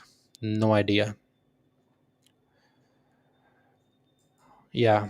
US 30 looking good for buys, guys. I'm not gonna lie. If this was printing in NYSE, I definitely would have executed this trade without even thinking twice, because I've seen this thing happening over and over. Thank you, Samir. Oh man, thank you for your lovely comment. And yeah, it means a lot. We You have our are the ninja best, back. Samir. You are the best. We have our ninja back, ninja trader who likes to Yes, hunt the I'm. market. Yes, I'm throwing my stars. You know those? I don't know how you Yeah, call them, right? the blades Ninja you wanna call. stars, blades. Yes, your Yeah, star blades. blades. Um, He's hunting. He's focusing. yeah, I remember. Nowadays, you don't see these movies anymore that often. But as a kid, I Yeah, used to love those movies. The ninjas have two things in their toolbox. One is the blades. The other is the the little smoke bomb that makes them disappear. Yeah. Awesome. All right. So you're looking at this is the Dow 30 or US 30, the Dow Jones. You're waiting for market to. Are you waiting? Are you already? I think you mentioned something about a paper trade. Why Yeah, are it is you a paper paper trade. trading? I know why you're paper trading, because your account is you stop trading it because you had a withdrawal, and that's part of your Yeah, exactly. process, and Yeah. that's something that has helped you maintaining consistency and keeping yourself in the good side of the performance. But why are you still paper trading it? What is the rationale behind it, and how can this help the viewers as well, perhaps? I would like to cover a few points. First, why I'm paper trading is I don't want to risk my withdrawal because I have made significant, or I have made good percentage, which is good according to me. Maybe in some part of world somebody can say, uh, you know try to make 10%, 20%. I'm not that kind of trader. So if I make 3-4%, it is good to me. And secondly, I am confident about these setups, but at the same time, I don't want to risk my withdraw, and I also don't want to. I watch markets actively, so I also don't want to be disconnected with the market.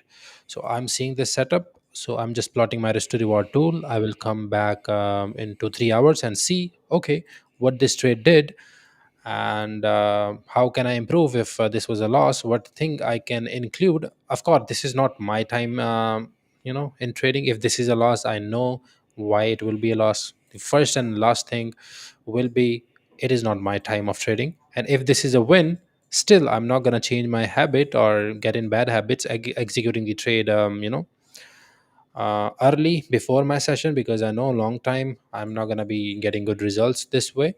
Keeping that thing in mind, so I do like to stay connected with the market. I do like to see my patterns whenever they are performing. Instead of breaking my plan, executing the trade, in the live funded account, I do this practice. I just leave my risk to reward tool. It just boosts my confidence if this is a win, and if this is a loss, it doesn't affect my confidence because it was not my time anyway. So I'd like to do this kind of practices, but these practices you only can do when you have a certain plan. And if that setup is appearing out of your trading window or out of your planned time, you can do this practice instead of getting FOMO and executing live, putting this trade live. Either you can just take 0.01 on your maybe live broker or whatever, or maybe live funded account or evaluation account, or you can just do like me, just do a paper trade type of thing. If this is a win, it will boost confidence. If this is a loss, maybe you can learn something. Okay, so that's how I approach these things. I like that. I like that how you frame paper trading in a way that it's a win or a win for you. If the trade actually goes according, the result is according to what you expected, you feel good even though you didn't profit from it. You are still in tune with the market. And if it's a loss, the frame is the way you frame it is that that's a loss that I would have had if I had traded it, although you wouldn't have traded because it's not according to, it's not Yeah, within the plan. So but it's a win-win with no risk. um exactly. I like It that. will I just, like that a it will lot. just boost your confidence. And if the same setup appears exactly at my time, which is NYSE, I think it has a very good win rate. Keeping that thing in mind, I do want to see if it will provide a good win rate, before my time. What is your view on MNQ? MNQ, you mean NASDAQ? It is also bullish. This is a consolidation. If we break this, what is the next area we can go? Yeah, these are some liquidity areas, these areas. So we definitely can target these areas. And if you want to enter this, we have couple of scenarios. I have mentioned couple of times how I approach market. I am not at all reactive. I would call myself a observer, then a reactive guy. Okay, I don't like to react when I come in the charts, when I'm just seeing the price action or whatever you wanna call it. So I would definitely execute this trade at the breakout if there was a NVASI time, and but I don't like the fact that we are way too above from the EMA. I would like to see some kind of pullback and then kind of a move. So this will give me more confidence, and I can execute with confidence. I can put risk on the table. I will be comfortable with that risk. That's how I'm seeing this. So let's give you a couple of scenarios that NQ or NAS 100 can do. So let's see. Let's say if it breaks this zone at NYSE, you can take the trade. Okay, that's one scenario. And let's say NYSE give you a volume to the downside and then it breaks. Second scenario. It just break right now. It is here at NYSE. NYSE moves way too above and then it corrected. And then that's a third scenario. And the fourth scenario can be you are just going down and down. Maybe somewhere around here you will get the pattern. Considering this EMA, you can consider that, but I will not take aggressive entry. I will still wait for another move to the upside, because we have great impulse to the downside. I want to see some buyers are getting in. This is the fifth scenario, and the last one is if it consolidated and if got way too down, and then you can plan your entry somewhere around here. So these are a couple of scenarios that market can do. And last scenario, I would like to address this thing also. If market pushes like this, give you a V-shaped recovery and just dump like this, then also you can plan for sales.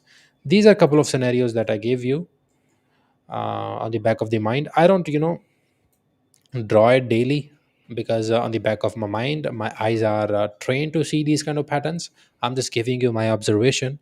If this happened, you can react like this. So I gave you 6 scenarios actually. So now let the market do that thing. Let the market give you the footsteps. You just have to follow it. Okay. See something that you have seen maybe 100 of time, 200 times, 300 times. Then you will get the confidence in the execution.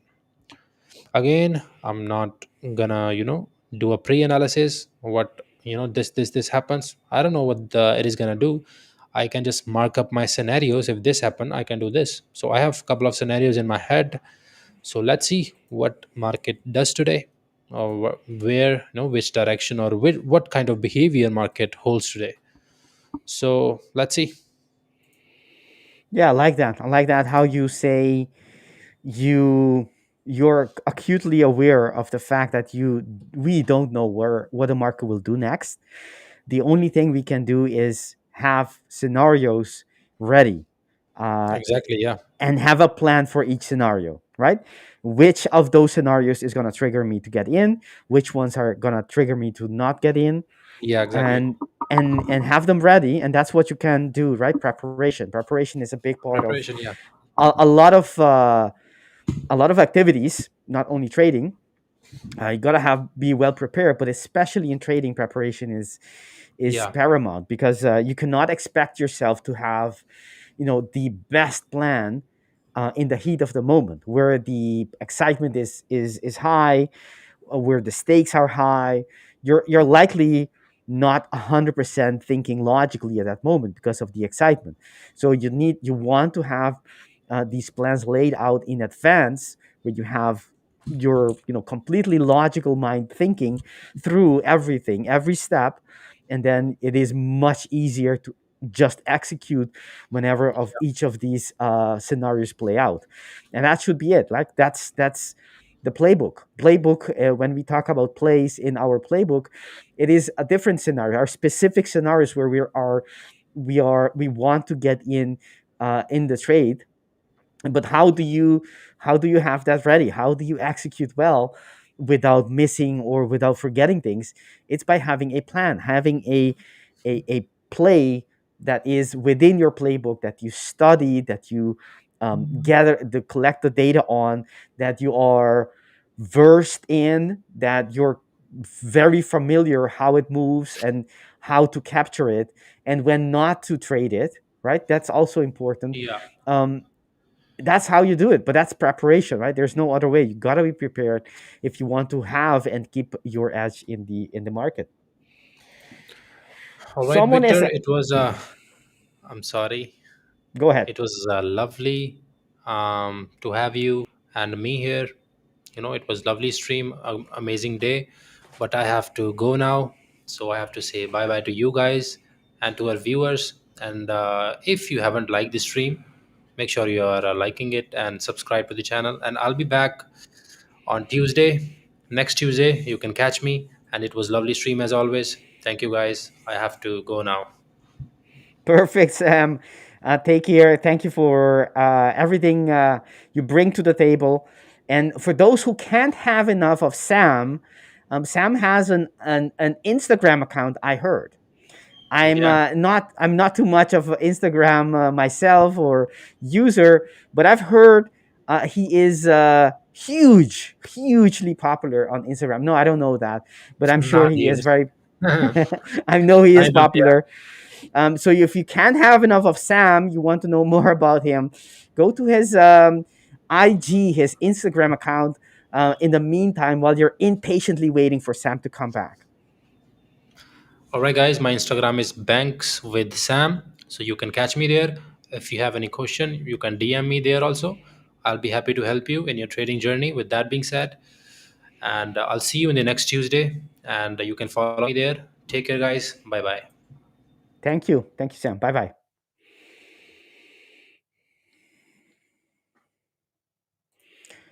All right. So we have Sam out. It seems like a tag team, WrestleMania when you have the tag team. One goes out, tags the other member. Yeah. The other one jumps the ring and is ready to Taking rumble, tag. ready to fight. Taking You have tag. been, yeah. You have been tagged into the and onto the flat. The how do you call that? The ring. Yes, The ring. octagon, the ring. You know Yes. that move when one player kind of jumps around the other and then it kind of jumps out of screen and I jump in. That's exactly what we're doing right here. We're wrestling with the market. We're wrestling with EUR USD, and like Samir did that dodge and then I came in and funnily enough, I just had my stop loss being hit on EUR USD. So I guess we lost that match. No, but it's we got Saul coming on here soon as well. Saul, the CEO, gonna be doing some scalping. That's gonna be Looking fun. forward to that. Yes, we. I miss the sessions with Saul. They are great. I mean, it's great to learn from him. He has such a vast experience in managing the lower time frame, going in and out quickly. Sometimes we're talking with him. You'll see them. Maybe he will pull it off again. Sometimes Yep. we're talking with him, and you think he has 100% attention in their conversation, and it seems he does. He is actually, answering. He's actually doing, by the answer and by his responses, you wouldn't guess that in the background he's actually out of the trade, maybe in another one, while talking to us, and I didn't even notice it. Have you've seen that a lot of the times, right, Jonatan?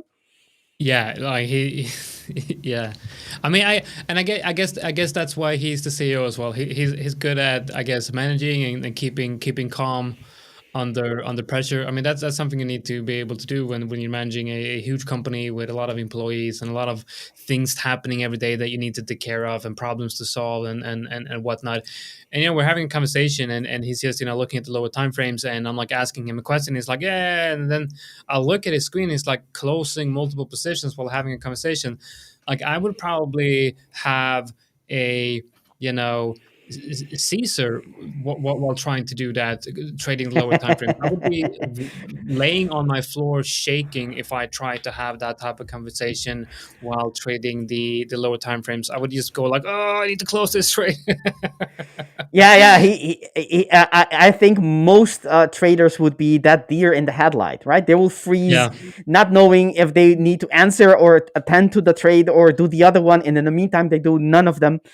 That's normal.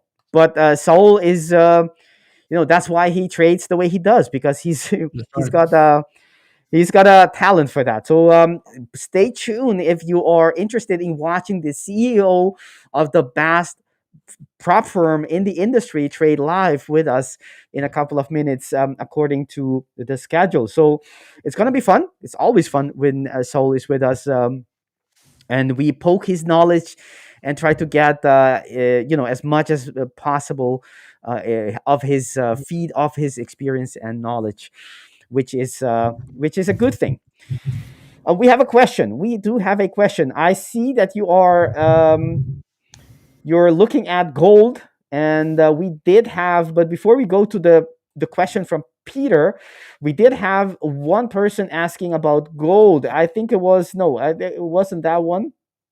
That message was tagged or was referred, was meant for someone else, but it was someone not too long ago, a couple of minutes ago. Yes, there it is. Zestify Life. I like that. Zestify Life. I already see myself, scraping the outer core of a lemon onto my life to zestify it. I like that. Zestify says, gold trade, please. And now here you have it. Jonatan is concentrating, very, very focused on his trade. You can see it in his facial expression, how concentrated he is. Trying to see if I can break your posture, your composure. So gold Jonatan. is we had the ADP. ADP came out and it was a massive surprise. I think we had a massive drop in payroll. So I haven't really looked at the data, but yeah. Yes, they were expecting.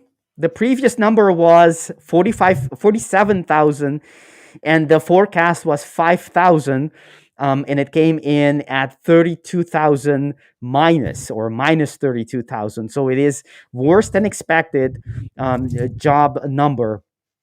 That is the non-farm employment change. Yeah. And that's why we saw the euro going up, because this is, of course, bad for, it is a sign that the US economy isn't as strong as expected, although it's just a blip, it's just a little data. It doesn't mean, it doesn't tell you the whole picture, but that little data point came in weaker than expected. And that's why we can see gold going up. What was, this is the 50-minute. Sorry to interrupt you here, but we're just getting breaking news that Microsoft is lowering AI software sales quotas. Okay, let's see if we can look at the data on that. So comes out from a website called, or a news whatever called The Information. I don't know about that, but it's basically saying that Microsoft lowers AI software sales quotas as customers resist newer products. So that's not great for risk sentiment. And let's take a look at what happened with the S&P 400 and Bitcoin based on that. So on the 50-minute, yeah, look at that, boom, straight to the downside. The EUR USD should go up, doesn't. I don't know why I said that it should go up, but the S&P 400 probably bearish here. So we go to the S&P 400 because the market is very sensitive to AI. Yeah, look at that. Look at that. That is crazy. Wow. Anything that happens with the AI market right now is absolutely going to destroy the risk sentiment that we're seeing right now. And the news came out. When was the news on this coming out? So 4 minutes time. Yeah. Wow. Right here. Look at that. Is that the burst of the bubble, the AI bubble, that they're talking about? Well, do we think it's a bubble? Well, if it is, then this is how it starts, right? We see that demand is so what's a bubble? Okay, so a bubble is when the price of an asset far exceeds the fundamental value.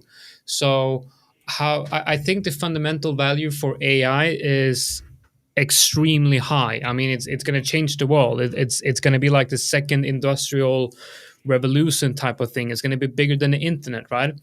But the question is when and how does demand for AI look today? Now, I'm talking like I'm some sort of economics professor on Bloomberg, which I'm not. But you are, toch?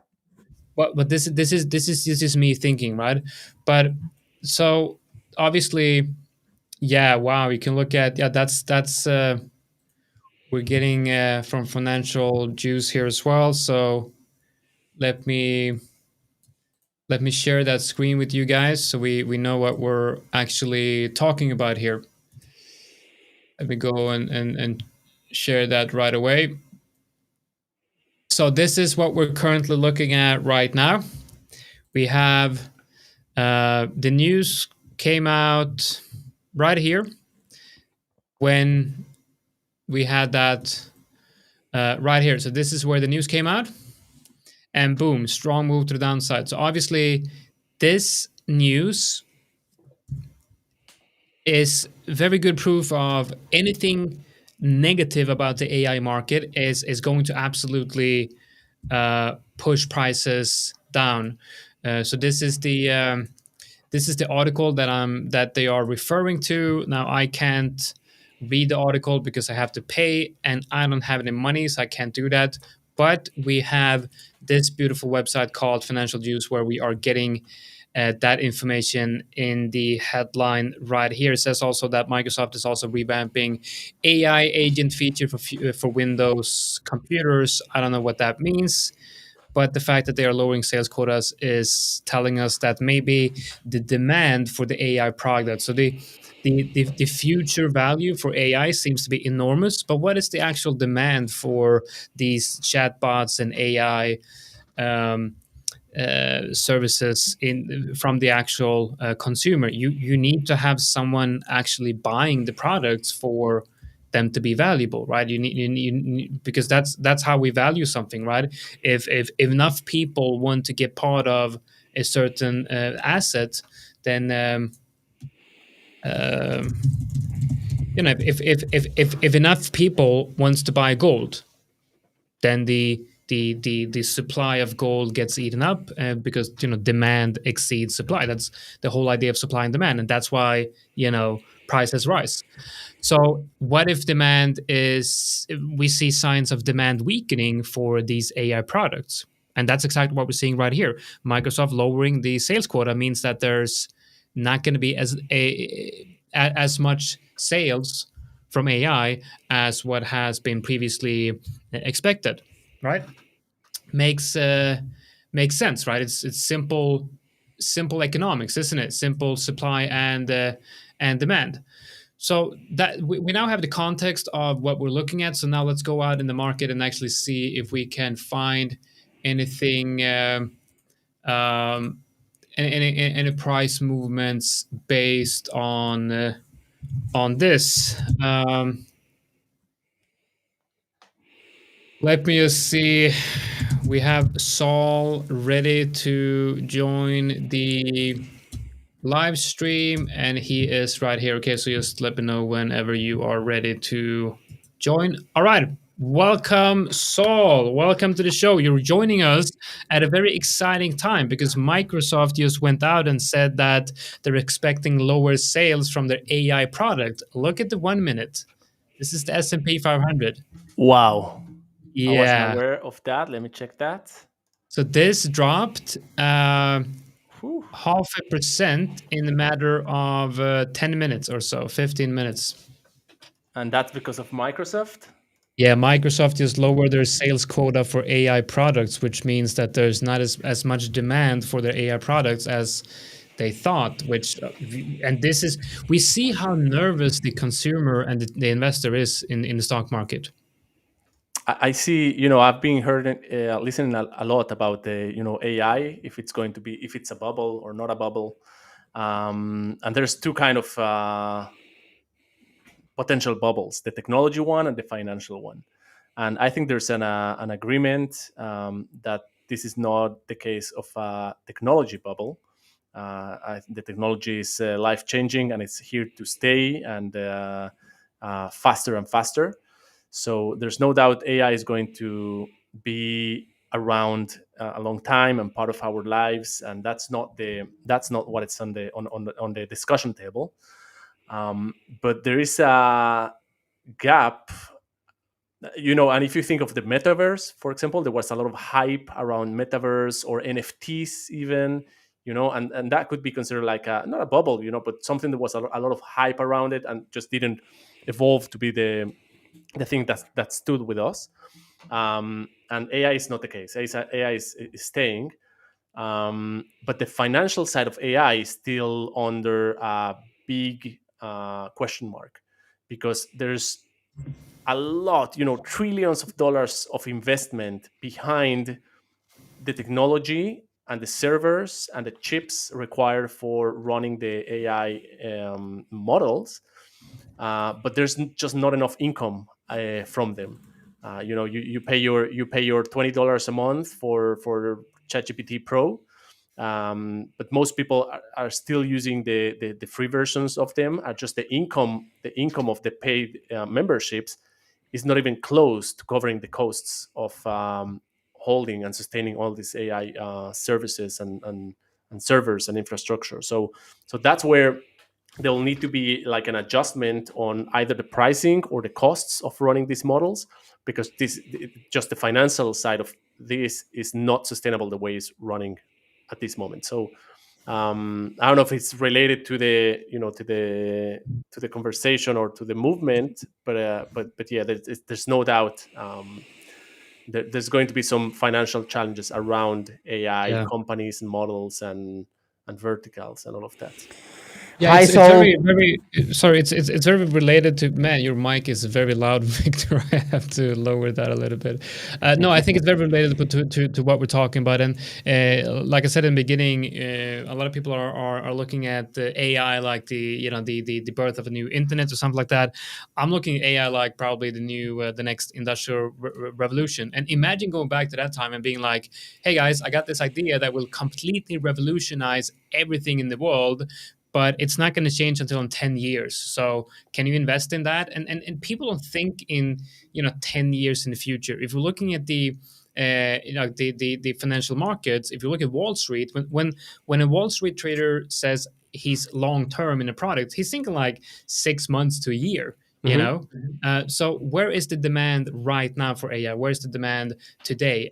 Because that's what's driving the valuations for all of these big, massive companies. But like Microsoft going out and saying this, Microsoft is probably the biggest, at least one of the biggest players in this AI space, because they have the infrastructure. They're partnering with ChatGPT and everyone else, and they're building they're one of the mega scalers, right? So when they're saying that there's less demand, yeah, you better listen. But I think this is one article. This is one article comes out, one comment. Yes. Mean traders are very happy now. Yeah, because also Microsoft has multiple ways, multiple products and sources of income. It's still a huge company, regardless the AI services or products. So I think they'll be fine. So I see this like an opportunity to to buy the dip. Hi, Saul. How are you doing? How are you doing, Victor? I'm doing fine, thank you.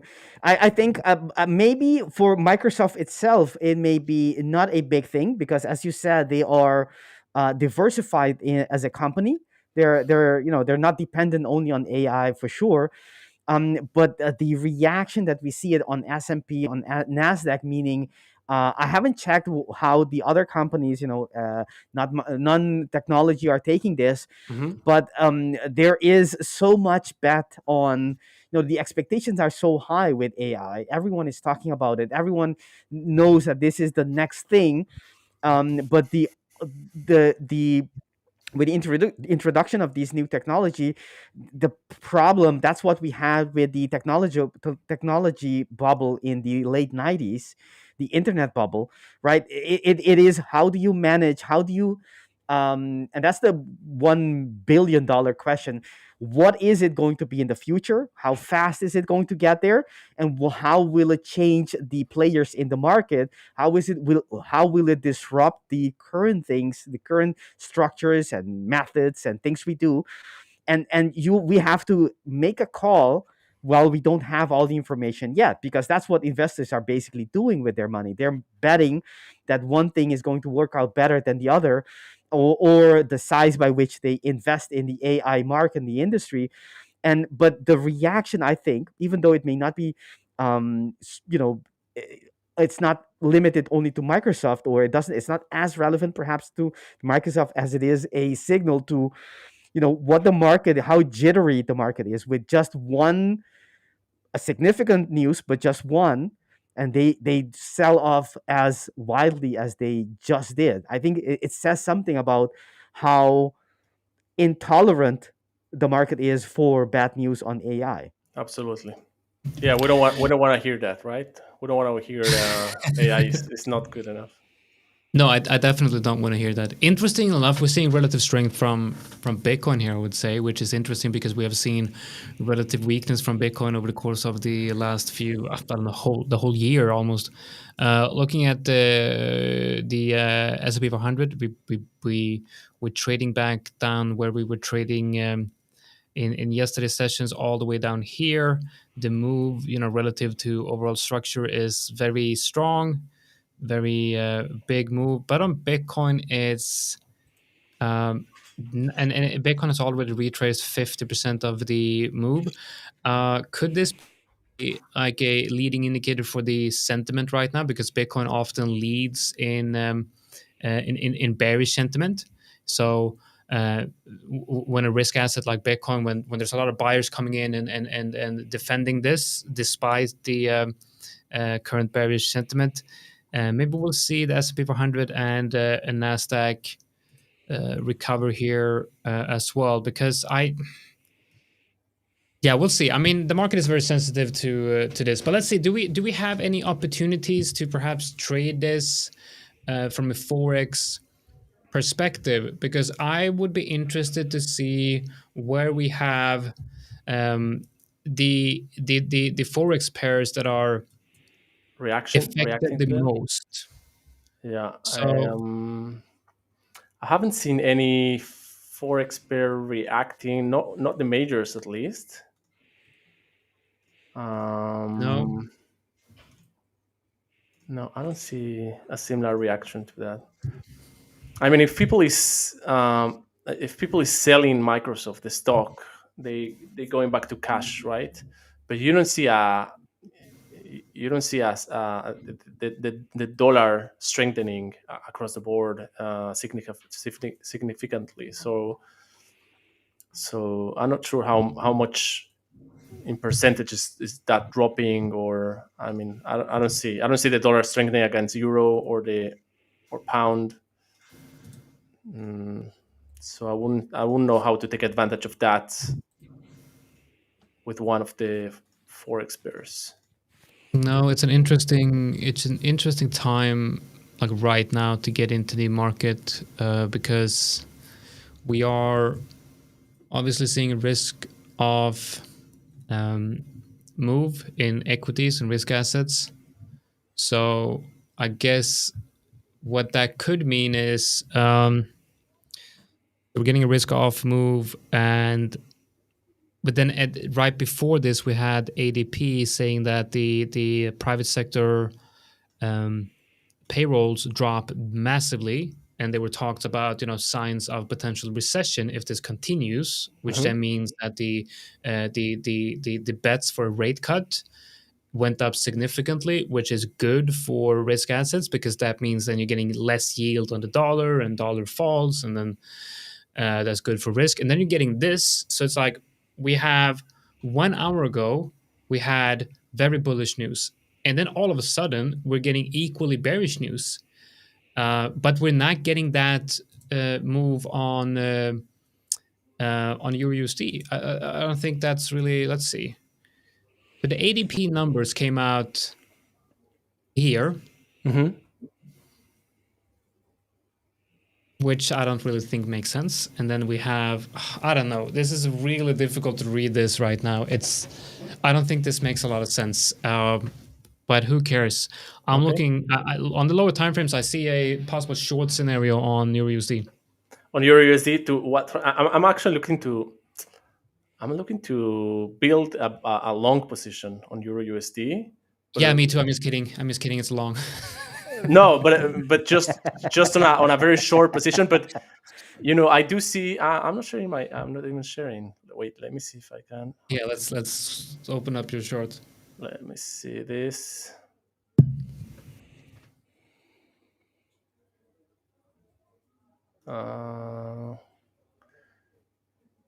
Cool. So this is EUR USD, and we are.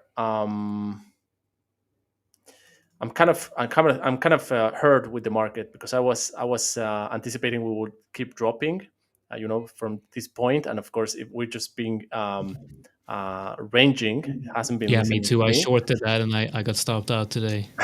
Anyways, I see. We've been in a couple of days, with some bullish pressure. Today, the very level we're trading at is a very long last resistance. From there, we do have room to go up, and I don't see there's a lot of supply at the like a strong key level at this resistance we're trading at. So I'm kind of still keen on an upside movement. If I zoom in, I'm seeing this like a pullback in order to build like a long position, but also the long side of the trade is not super strong. Let me start building. Let's see if we can build something strong. Also the movements to the upside haven't been super clear and super strong, and I think there's a lot of volatility hasn't been there. Movements to the downside and to the upside have been very, very weak. So I need to take that into consideration. But in any case, I'm anticipating a little bit of support of this level down here. So as we approach that level, I'll start building a position. Taking into account the reaction will not be super, super strong. And we may get into a persistent channel and weak movement towards the next level, which is down here, which is 10 pips below. We do have like a maybe mid-level support over there. So I'll build a position here. I'll add a little bit here. Depending how I'm positioned, I might take off or I add. Let's see there. And then I might or might not hold my positions all the way to the bottom support.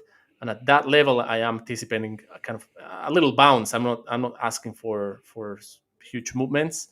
I see a potential for breaking that resistance to the upside, but I keep in mind, we're in December, volume will start to drop out of the for the markets, and we might get into the end of the year just on a sideways movement without breaking key levels and just trapping this this rectangle, this consolidation. So that's why I'll try to look for some counter trend opportunities, small targets, just to build a little bit just to grab some pips. Nothing fancy. So we'll see. So I'm right at the rectangle, my first buying area. You can see the tails forming, which is good. That's the buying activity you want to see. If buyers are going to come, they're going to come from this level. We'll see if we can have a little reaction of that level. And if we break down, then we might find ourselves down this level.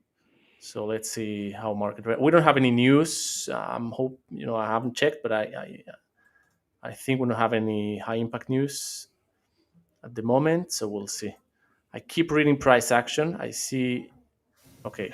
That we do have Besant speaking right now, which is potentially a big thing. So there's a speech right now as we speak. Yeah, U.S. Treasury Secretary Besant is speaking, and Trump is going to be speaking in 30 minutes. Okay. Trump is important to be out of the market before that, because he tends to say anything and the market reacts. But I keep taking into I keep into account the buying pressure we saw real time. Let me zoom in. This candle trying to push to the upside and being rejected. So I saw that too. yeah, I record that information because that was like okay, let's go up, and then sellers came in. So I need to make sure I don't get trapped in a persistent bearish market without retracements. I'll need to, as I add into volume, I'll need to adjust also my my TPs to not get left behind. And we'll keep monitoring this. We'll see how this goes.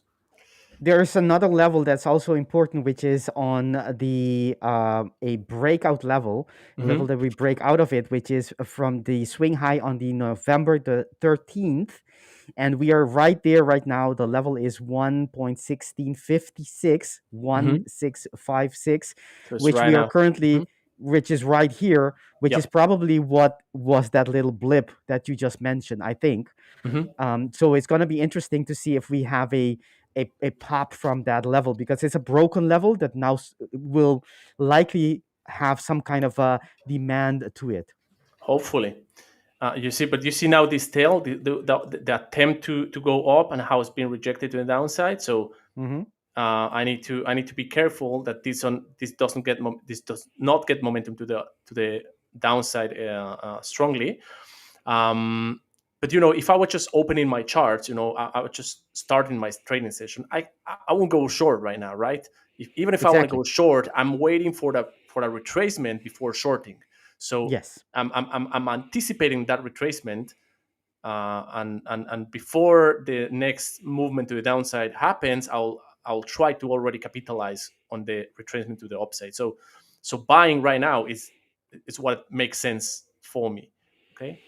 So we are seeing that pop, that expected pop from that level. Yeah, now let's hope for some breakthrough. We have some resistance right now at that level. Let's see if we can go a little higher. Okay, there's one position there. I also took a scalp long from that level, by the way. We'll clean this one.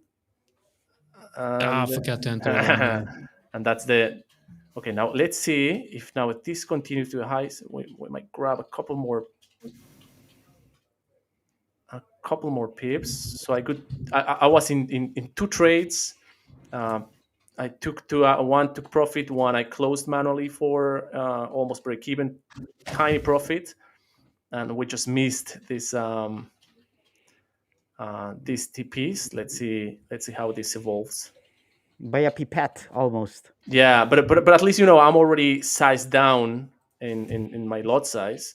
So if I have another opportunity to buy, now I have like more resources, because I grabbed some profits, and from 2 lots I'm down to 2, so I have those 2 lots to reallocate. So I'm just flexible with my lot sizes. Let me take this one. Okay. So had another TP being hit. Is that what we heard in the background? No, that was me. I'm just entered the long on EU as well. All right. All of them hit TP, Saul. Nice. I closed some manually, but for profit, and because just they're a TP, and it's just not worth the risk of the retracement. So I'm at TP level, I just closed them. So that's the reaction we were expecting now. Now we need to decide, okay, what's the next trade? Is the next trade shorting or waiting for the retracement in order to buy again? Because my bias for today is long. I finally see some movement, clear movement to the upside. That's giving me more signals to my bias, confirmation to my bias, which is being long. So I might wait for a retracement, for a pullback before I buy again. I expect some some resistance that will bring that pullback around this area. And if we do get that, let's just remember that this movement, demand was created in front of our eyes, as we speak. So that's a fresh demand created. So a pullback Okay, I'm gonna exit Euro USD here. I think shorts looks good here.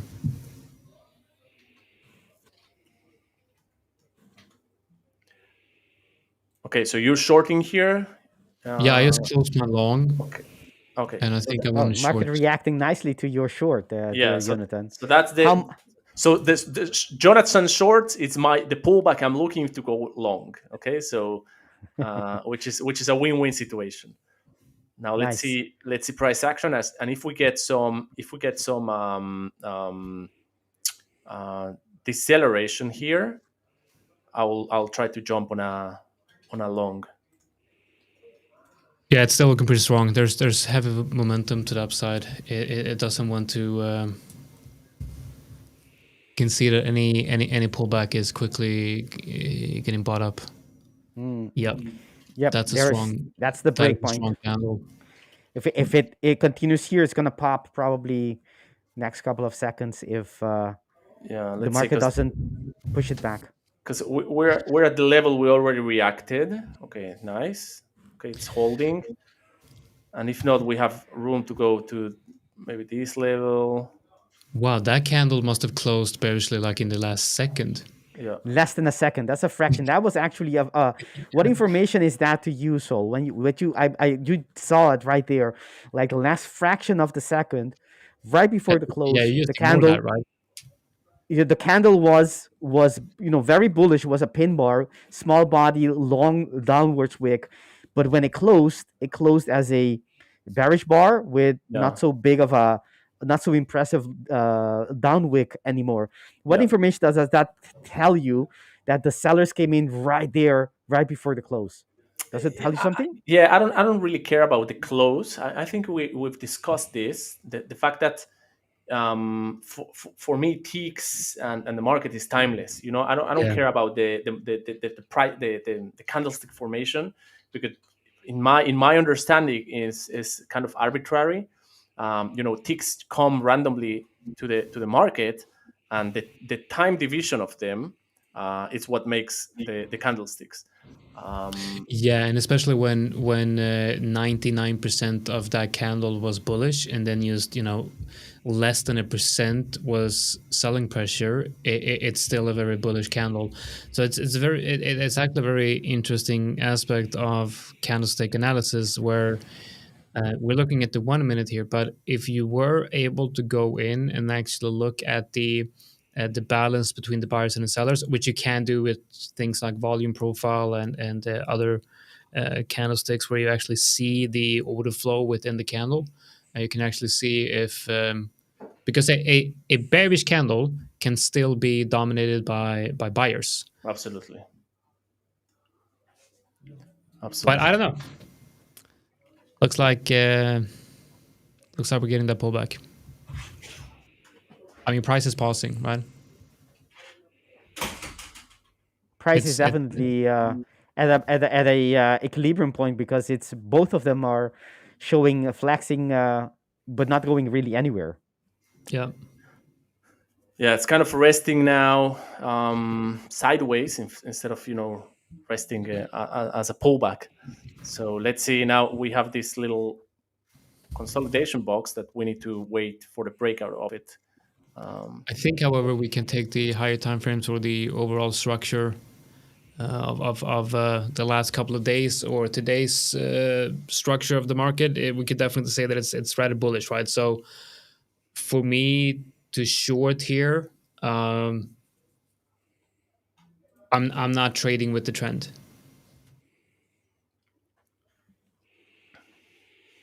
Waiting for a pullback, like waiting for the move that I think will happen from the short and then going long is probably a much better idea than shorting and expecting a pullback, because you're basically expecting a counter trend move to happen, and we've just had that. The big move to downside, that was the counter trend move, and now we're like, we're going to see continuation of that move. I don't think so. Not only that, but on the other time frames, like on the H4, we actually closed higher, broke some structures to the left on the hourlies, meaning, and we still have we're not too at the end of the session yet, so there's plenty of chances for the buyers to push price higher, and in light of the fact that they broke the structure previously, an hour 2 hours ago. And so this is the first pullback, meaning there's plenty of time for price to continue, have another push, or maybe even two or three higher. This is a good place to go long. I would say between now and a few hours from now. This way of trading is just not for me. I I get so stressed. Like Yeah. I look at For every me, tick. for me, it's funny because for me is the being in control, not being in control, but yeah, but being yeah, kind of being in control. Yeah. Actually releases stress out of me. Like swing trading for me is super stressing. It's going to bed with the open trades and PNL exposed. That's stressful for me. When I have the control of buying and exiting and knowing exactly where when to get in, when to get out, um, that's comfort for me. Yeah, and I can understand that. It makes a lot of sense because you are in control. But also, what I feel like is like there's just chaos on the low time frames. I feel like there's just No. no. But there is structure. There is, of course, there is structure. There is control. But for me, it's just simply moving too fast. It's like when I have, it's like with my personal life as well. If I have too many things going on, like if there's, maybe I'm preparing dinner and the kids are fighting and there's, the TV's loud and there's this noise all over the place and there are people all over the place. I'm like that to me is stressful, and that situation perfectly explains, scalping to me. The people fighting all over the screen, and there's like these candles, the bulls and the bears, they're Yeah. screaming at each other. I'm like in the middle. I'm like, what's happening here? What's That's going on? Yeah. But it's funny because you kind of know in advance who's gonna win the fight, right? Because price will go from key level to key level. So Yeah. we had this level here, and we knew we have some resistance here. So we knew this was a fight that bulls were intended to win. They were born to win it. And now, yeah, they're struggling to decide who's going to win, who's not going to win. But we know once someone wins this fight, it will go all the way to either this level or all the way either to that level. Wow, that's So a it very just good way to put it. That's actually so yeah. we know how long fights are going to take, and who's going to win the battle once there's some clarity on the it's like when you pull the rope, the game that you play in teams. Yeah. So right now, buyers and sellers are pulling the rope, buyers, sellers, buyers and sellers, but at some point this box is going to break, and most likely price will go all the way down here or all the way down there, up there. So there's the opportunity. That's actually a very interesting way to put it, because right now we're seeing indecision. Yeah. And when that indecision is over, we're going to get clarity on the direction of the move. Yeah. I think so. Scalping or trading the lower time frames and swing trading, it's basically just the exact same thing. It's just that one moves much quicker, so you need to make sure that you're reacting to the movement quicker. And I think for me, that's just I want to see a confirmation, and then I want to think about it. I don't want to plan too much. Like I do plan, but I feel like I don't want to, like, when I get confirmation, that's when I want to start planning about the entry. Yep. So um, for me, that's the major difference, because in scalping or trading lower time frames, you have to already have made that decision, what to do when the trigger comes. Like Yeah, you and already need to know that. But in swing trading, the plan can change with time and with structure, the way it develops. look at the Dow Jones. The Wow. fully recovered. I don't see the same recovery on NASDAQ and S&P, but yeah, those are struggling more to recover. But the Dow Jones completely recovered Yep. the movement. So it was a good buying the dip down there. And those opportunities are, I would say, almost always buy the dip, and when they're not, it's like that's when you get crashes, you know. And and let's look at Bitcoin. You were talking about the overperformance or relative strength, Jonatan. Look at on the 5 minute. Look at Bitcoin right now. Yeah, it's 5 minute so time frame. strong. Dow Jones came back to the starting point of that huge bearish candle. Bitcoin is flying. Nasdaq and S&P did not recover. They're basically at half of what they had before, but Yeah. Bitcoin came back and is actually breaking out to the upside. Yeah, so this is what I'm saying. Like Bitcoin is a risk sentiment proxy. You know, when you have when Bitcoin is outperforming, when you know it shouldn't, because in this case, if that news event is truly market moving and has the chance of printing a recession, then Bitcoin should absolutely crash because people are going to exit the market immediately from Bitcoin because it's so volatile and the risk of extreme losses are so high.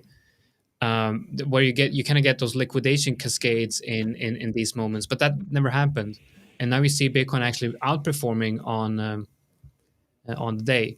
So yeah, very interesting scenario there. Very interesting. But you have to be quick in those scenarios. You have to because we had the idea, we heard the idea here, and it's like, okay, so maybe long Bitcoin. If there's relative strength, maybe long Bitcoin and look for the move to extend the full breakdown. But then you have to have the platform set up, you have to have the risk management set up, and you have to be very quick on executing that order. Or you go long on the S&P 400 based on the fact that it's lagging behind. Did you go short, Jonatan? You were going to short EU from that little pop we had. Yeah, I'm closing Because- EU short. Shit, I forgot to go long. Okay, so I closed EU at break even. I missed For I a missed that short, whole move. you short. Yeah, I shorted and now I closed it, and right when I clicked closed, it went, that wick was created and it went straight up to entry. Sometimes the volatility is crazy. I thought that was happening. That's why I mentioned it. Yeah, thank you. You should have said not to close it. Yeah, I didn't know you were actually in the trade, but I thought you were because you mentioned you were gonna short it, and it did have a little move. So yes, The size of the candles is increasing, so I don't know if there's something going on. Trump is going to speak in less than 15 minutes, and like I said, we also have the That Secretary Bessent, which is commenting the economy right now. Yeah. So he's talking about growth in private credit and too tight regulation of the banking system and that sort of stuff. So comments like that does have an effect on probably has an effect on the volatility we're seeing right now. we also have the services PMI coming up in 12 minutes or so. Oh, of course, yeah, that's a big one. No, services PMI is already out. It was out a couple of minutes ago, so that was actually lower than expected. On Forex Factory, it's not showing as already out. Yeah, I'm using financial juice, so it's okay. 1545 says its number is 54.1 expected. Yes, I see it now. 55. So there is a downside. I don't even know what the S&P Services PMI is. No, look at Bitcoin. Yeah, there's some volatility going into the market, and look at the Dow Jones again. It's dropping. Yeah, this is straight up. It's just straight down, up, and then down again. That's same with these candles. We had bearish candle, up, down, up. So there's again like indecision, but more volatility. We see the candles growing. How do you handle Saul? How do you handle the the up and down movement, the constant bullish, bearish switching back and forth mentally, because I think that can be tiring for a lot of Yeah, traders, right? just just They, just staying aside. You can tell, it's something, or maybe it's in preparation for Trump's speech. Maybe there's some anticipation of what is he about to say, and maybe people getting ready with some positions, pre-speech positions. But it's very hard to build models around this price action, because levels won't be respected. There's volatility spikes and then comes back down. So for me, it's just better to watch, um, and um, and to wait for a clean setup. yeah.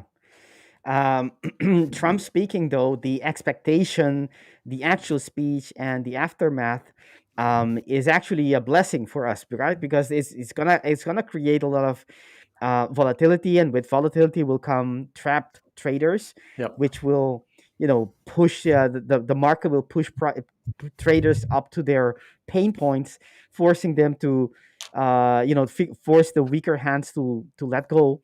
That Hmm. can be opportunity for us as well. So but it is not for the faint of heart. So Yeah. I'm guessing he's going to. I don't know what this speech is about, but in a lot of his speeches, he has a specific subject he's going to be talking about, but then he gets questions from the Yeah. journalists on other subjects, and that can be quite interesting because nobody expects him to say the things that he sometimes say. So I think now, of course, we're going to get comments on the ADP numbers that got released, very very very low payrolls, and then Mhm. he has he's going to appoint a new Fed chair early next year, I believe, and there will be a lot of questions on that. And of course, that is market moving stuff. So yeah. I, For you know, sure. I've been there around Trump's speeches, even the last previous time he was president. A few years ago, and I learned the lesson. I've traded. I attempt to trade around the volatility of Trump's speeches, and it's just not worth it. You get burned more often than not. So Yeah, that's that's the biggest issue with trying to trade that volatility is that you might see that price is likely to go from point A to point B, but the the journey way, that price yeah, the takes journey, is from point A almost to B, back down to A, and then back to B. yeah, So you very were right bumpy in your way, yeah, analysis, but the execution is difficult. yeah. Yeah, and really trying to trade these when you get white candle, black candle, white candle, black candle, black candle, Yeah. white candle is very challenging. It's just not. It's very hard I to. think for USD here, Break. what we are seeing is a typical type of consolidation before a major Yeah. event that is planned, because obviously we have a lot of unplanned event where Yep. something happens, geopoliticals or whatever, but then we have planned events, and we usually get price action like this, which is also interesting because um, after low volatility, there's always going to be high volatility. So there is going to be a break in either direction. And the way that the markets move, or the way that the markets work, is volatility is extreme seeking, right? So if you have low volatility, you're not going to get a return back to mean volatility. You're going to go from low volatility to high volatility, Mm-hmm. uh, which is I'm actually working on strategy where I try to identify low volatility periods, which is the Bollinger Bands can be very interesting in idea, and using that, looking at a Bollinger Band squeeze, because if you just add the Bollinger Bands to your chart and you see after a squeeze, there's It's an going to be an expansion. expansion, and if you're able to, wow, okay. Yeah, if there was no speech right now I would be trying to build a long position, like waiting for some confirmation, some volatility to decrease, and trying to build a long position. We're a demand area, and we can see the reaction. But just because we would be going into this pitch time, I just don't want to. I don't know. It's not worth it. So I'll skip on that. But yeah, Oh, my goal was I'm gonna go long here. Yes. You're braver than I. Yeah, you have to give me a new evaluation account, Saul, if I get stopped out here. Is this this is not news trading, is it? It kinda is. Is it? It's not a high impact news event. What is it? Well, I gotta check that. You can share your screen if you want, Jonathan. Guys, I know I joined late, and but I must run to unplanned meeting. Of course. I need to go. But I'll always fun to come and just answering some questions. We're waiting on the futures plan as we speak. We need to do some tests on on the rules and the logics and making sure everything works properly. So soon, I don't want to commit to any time frame, but we're working on the futures offer, and soon will be with us. Great to hear. Yeah, I'm looking forward to that. Very exciting, and I know a lot of people are very exciting about that as well. I'm getting messages every day asking when we're launching futures. So now I can say to them again that we're launching it soon. Correct. All Excellent. right, Thank you, guys. Thank you, traders. Thank you, Jonathan. Thank you, Victor. Always fun. Thank you. See you. Thank you. So awesome Bye, having you here. Thank you. Bye-bye. All right. So we are long into Trump's speech. Is this a great idea? Let us know in the chat. Yeah, let's ask chat. What do you think? I'm currently up $850 here. Will I? Oh, look at that. You know what? I'm just gonna raise my TP to the highest of this range because I think we're gonna be getting a big Wow, move look at that. Yeah. Where's my stop loss? This is gonna go your way right away, right? Definitely. If you think that in the chat, audience, let us know what you think about Jonatan's trade. He will not be listening. He will not be reading that. So you can write anything you want. Don't be afraid. Tell us your opinion. Are you long? Are you short? Should he be trading right now or should he not?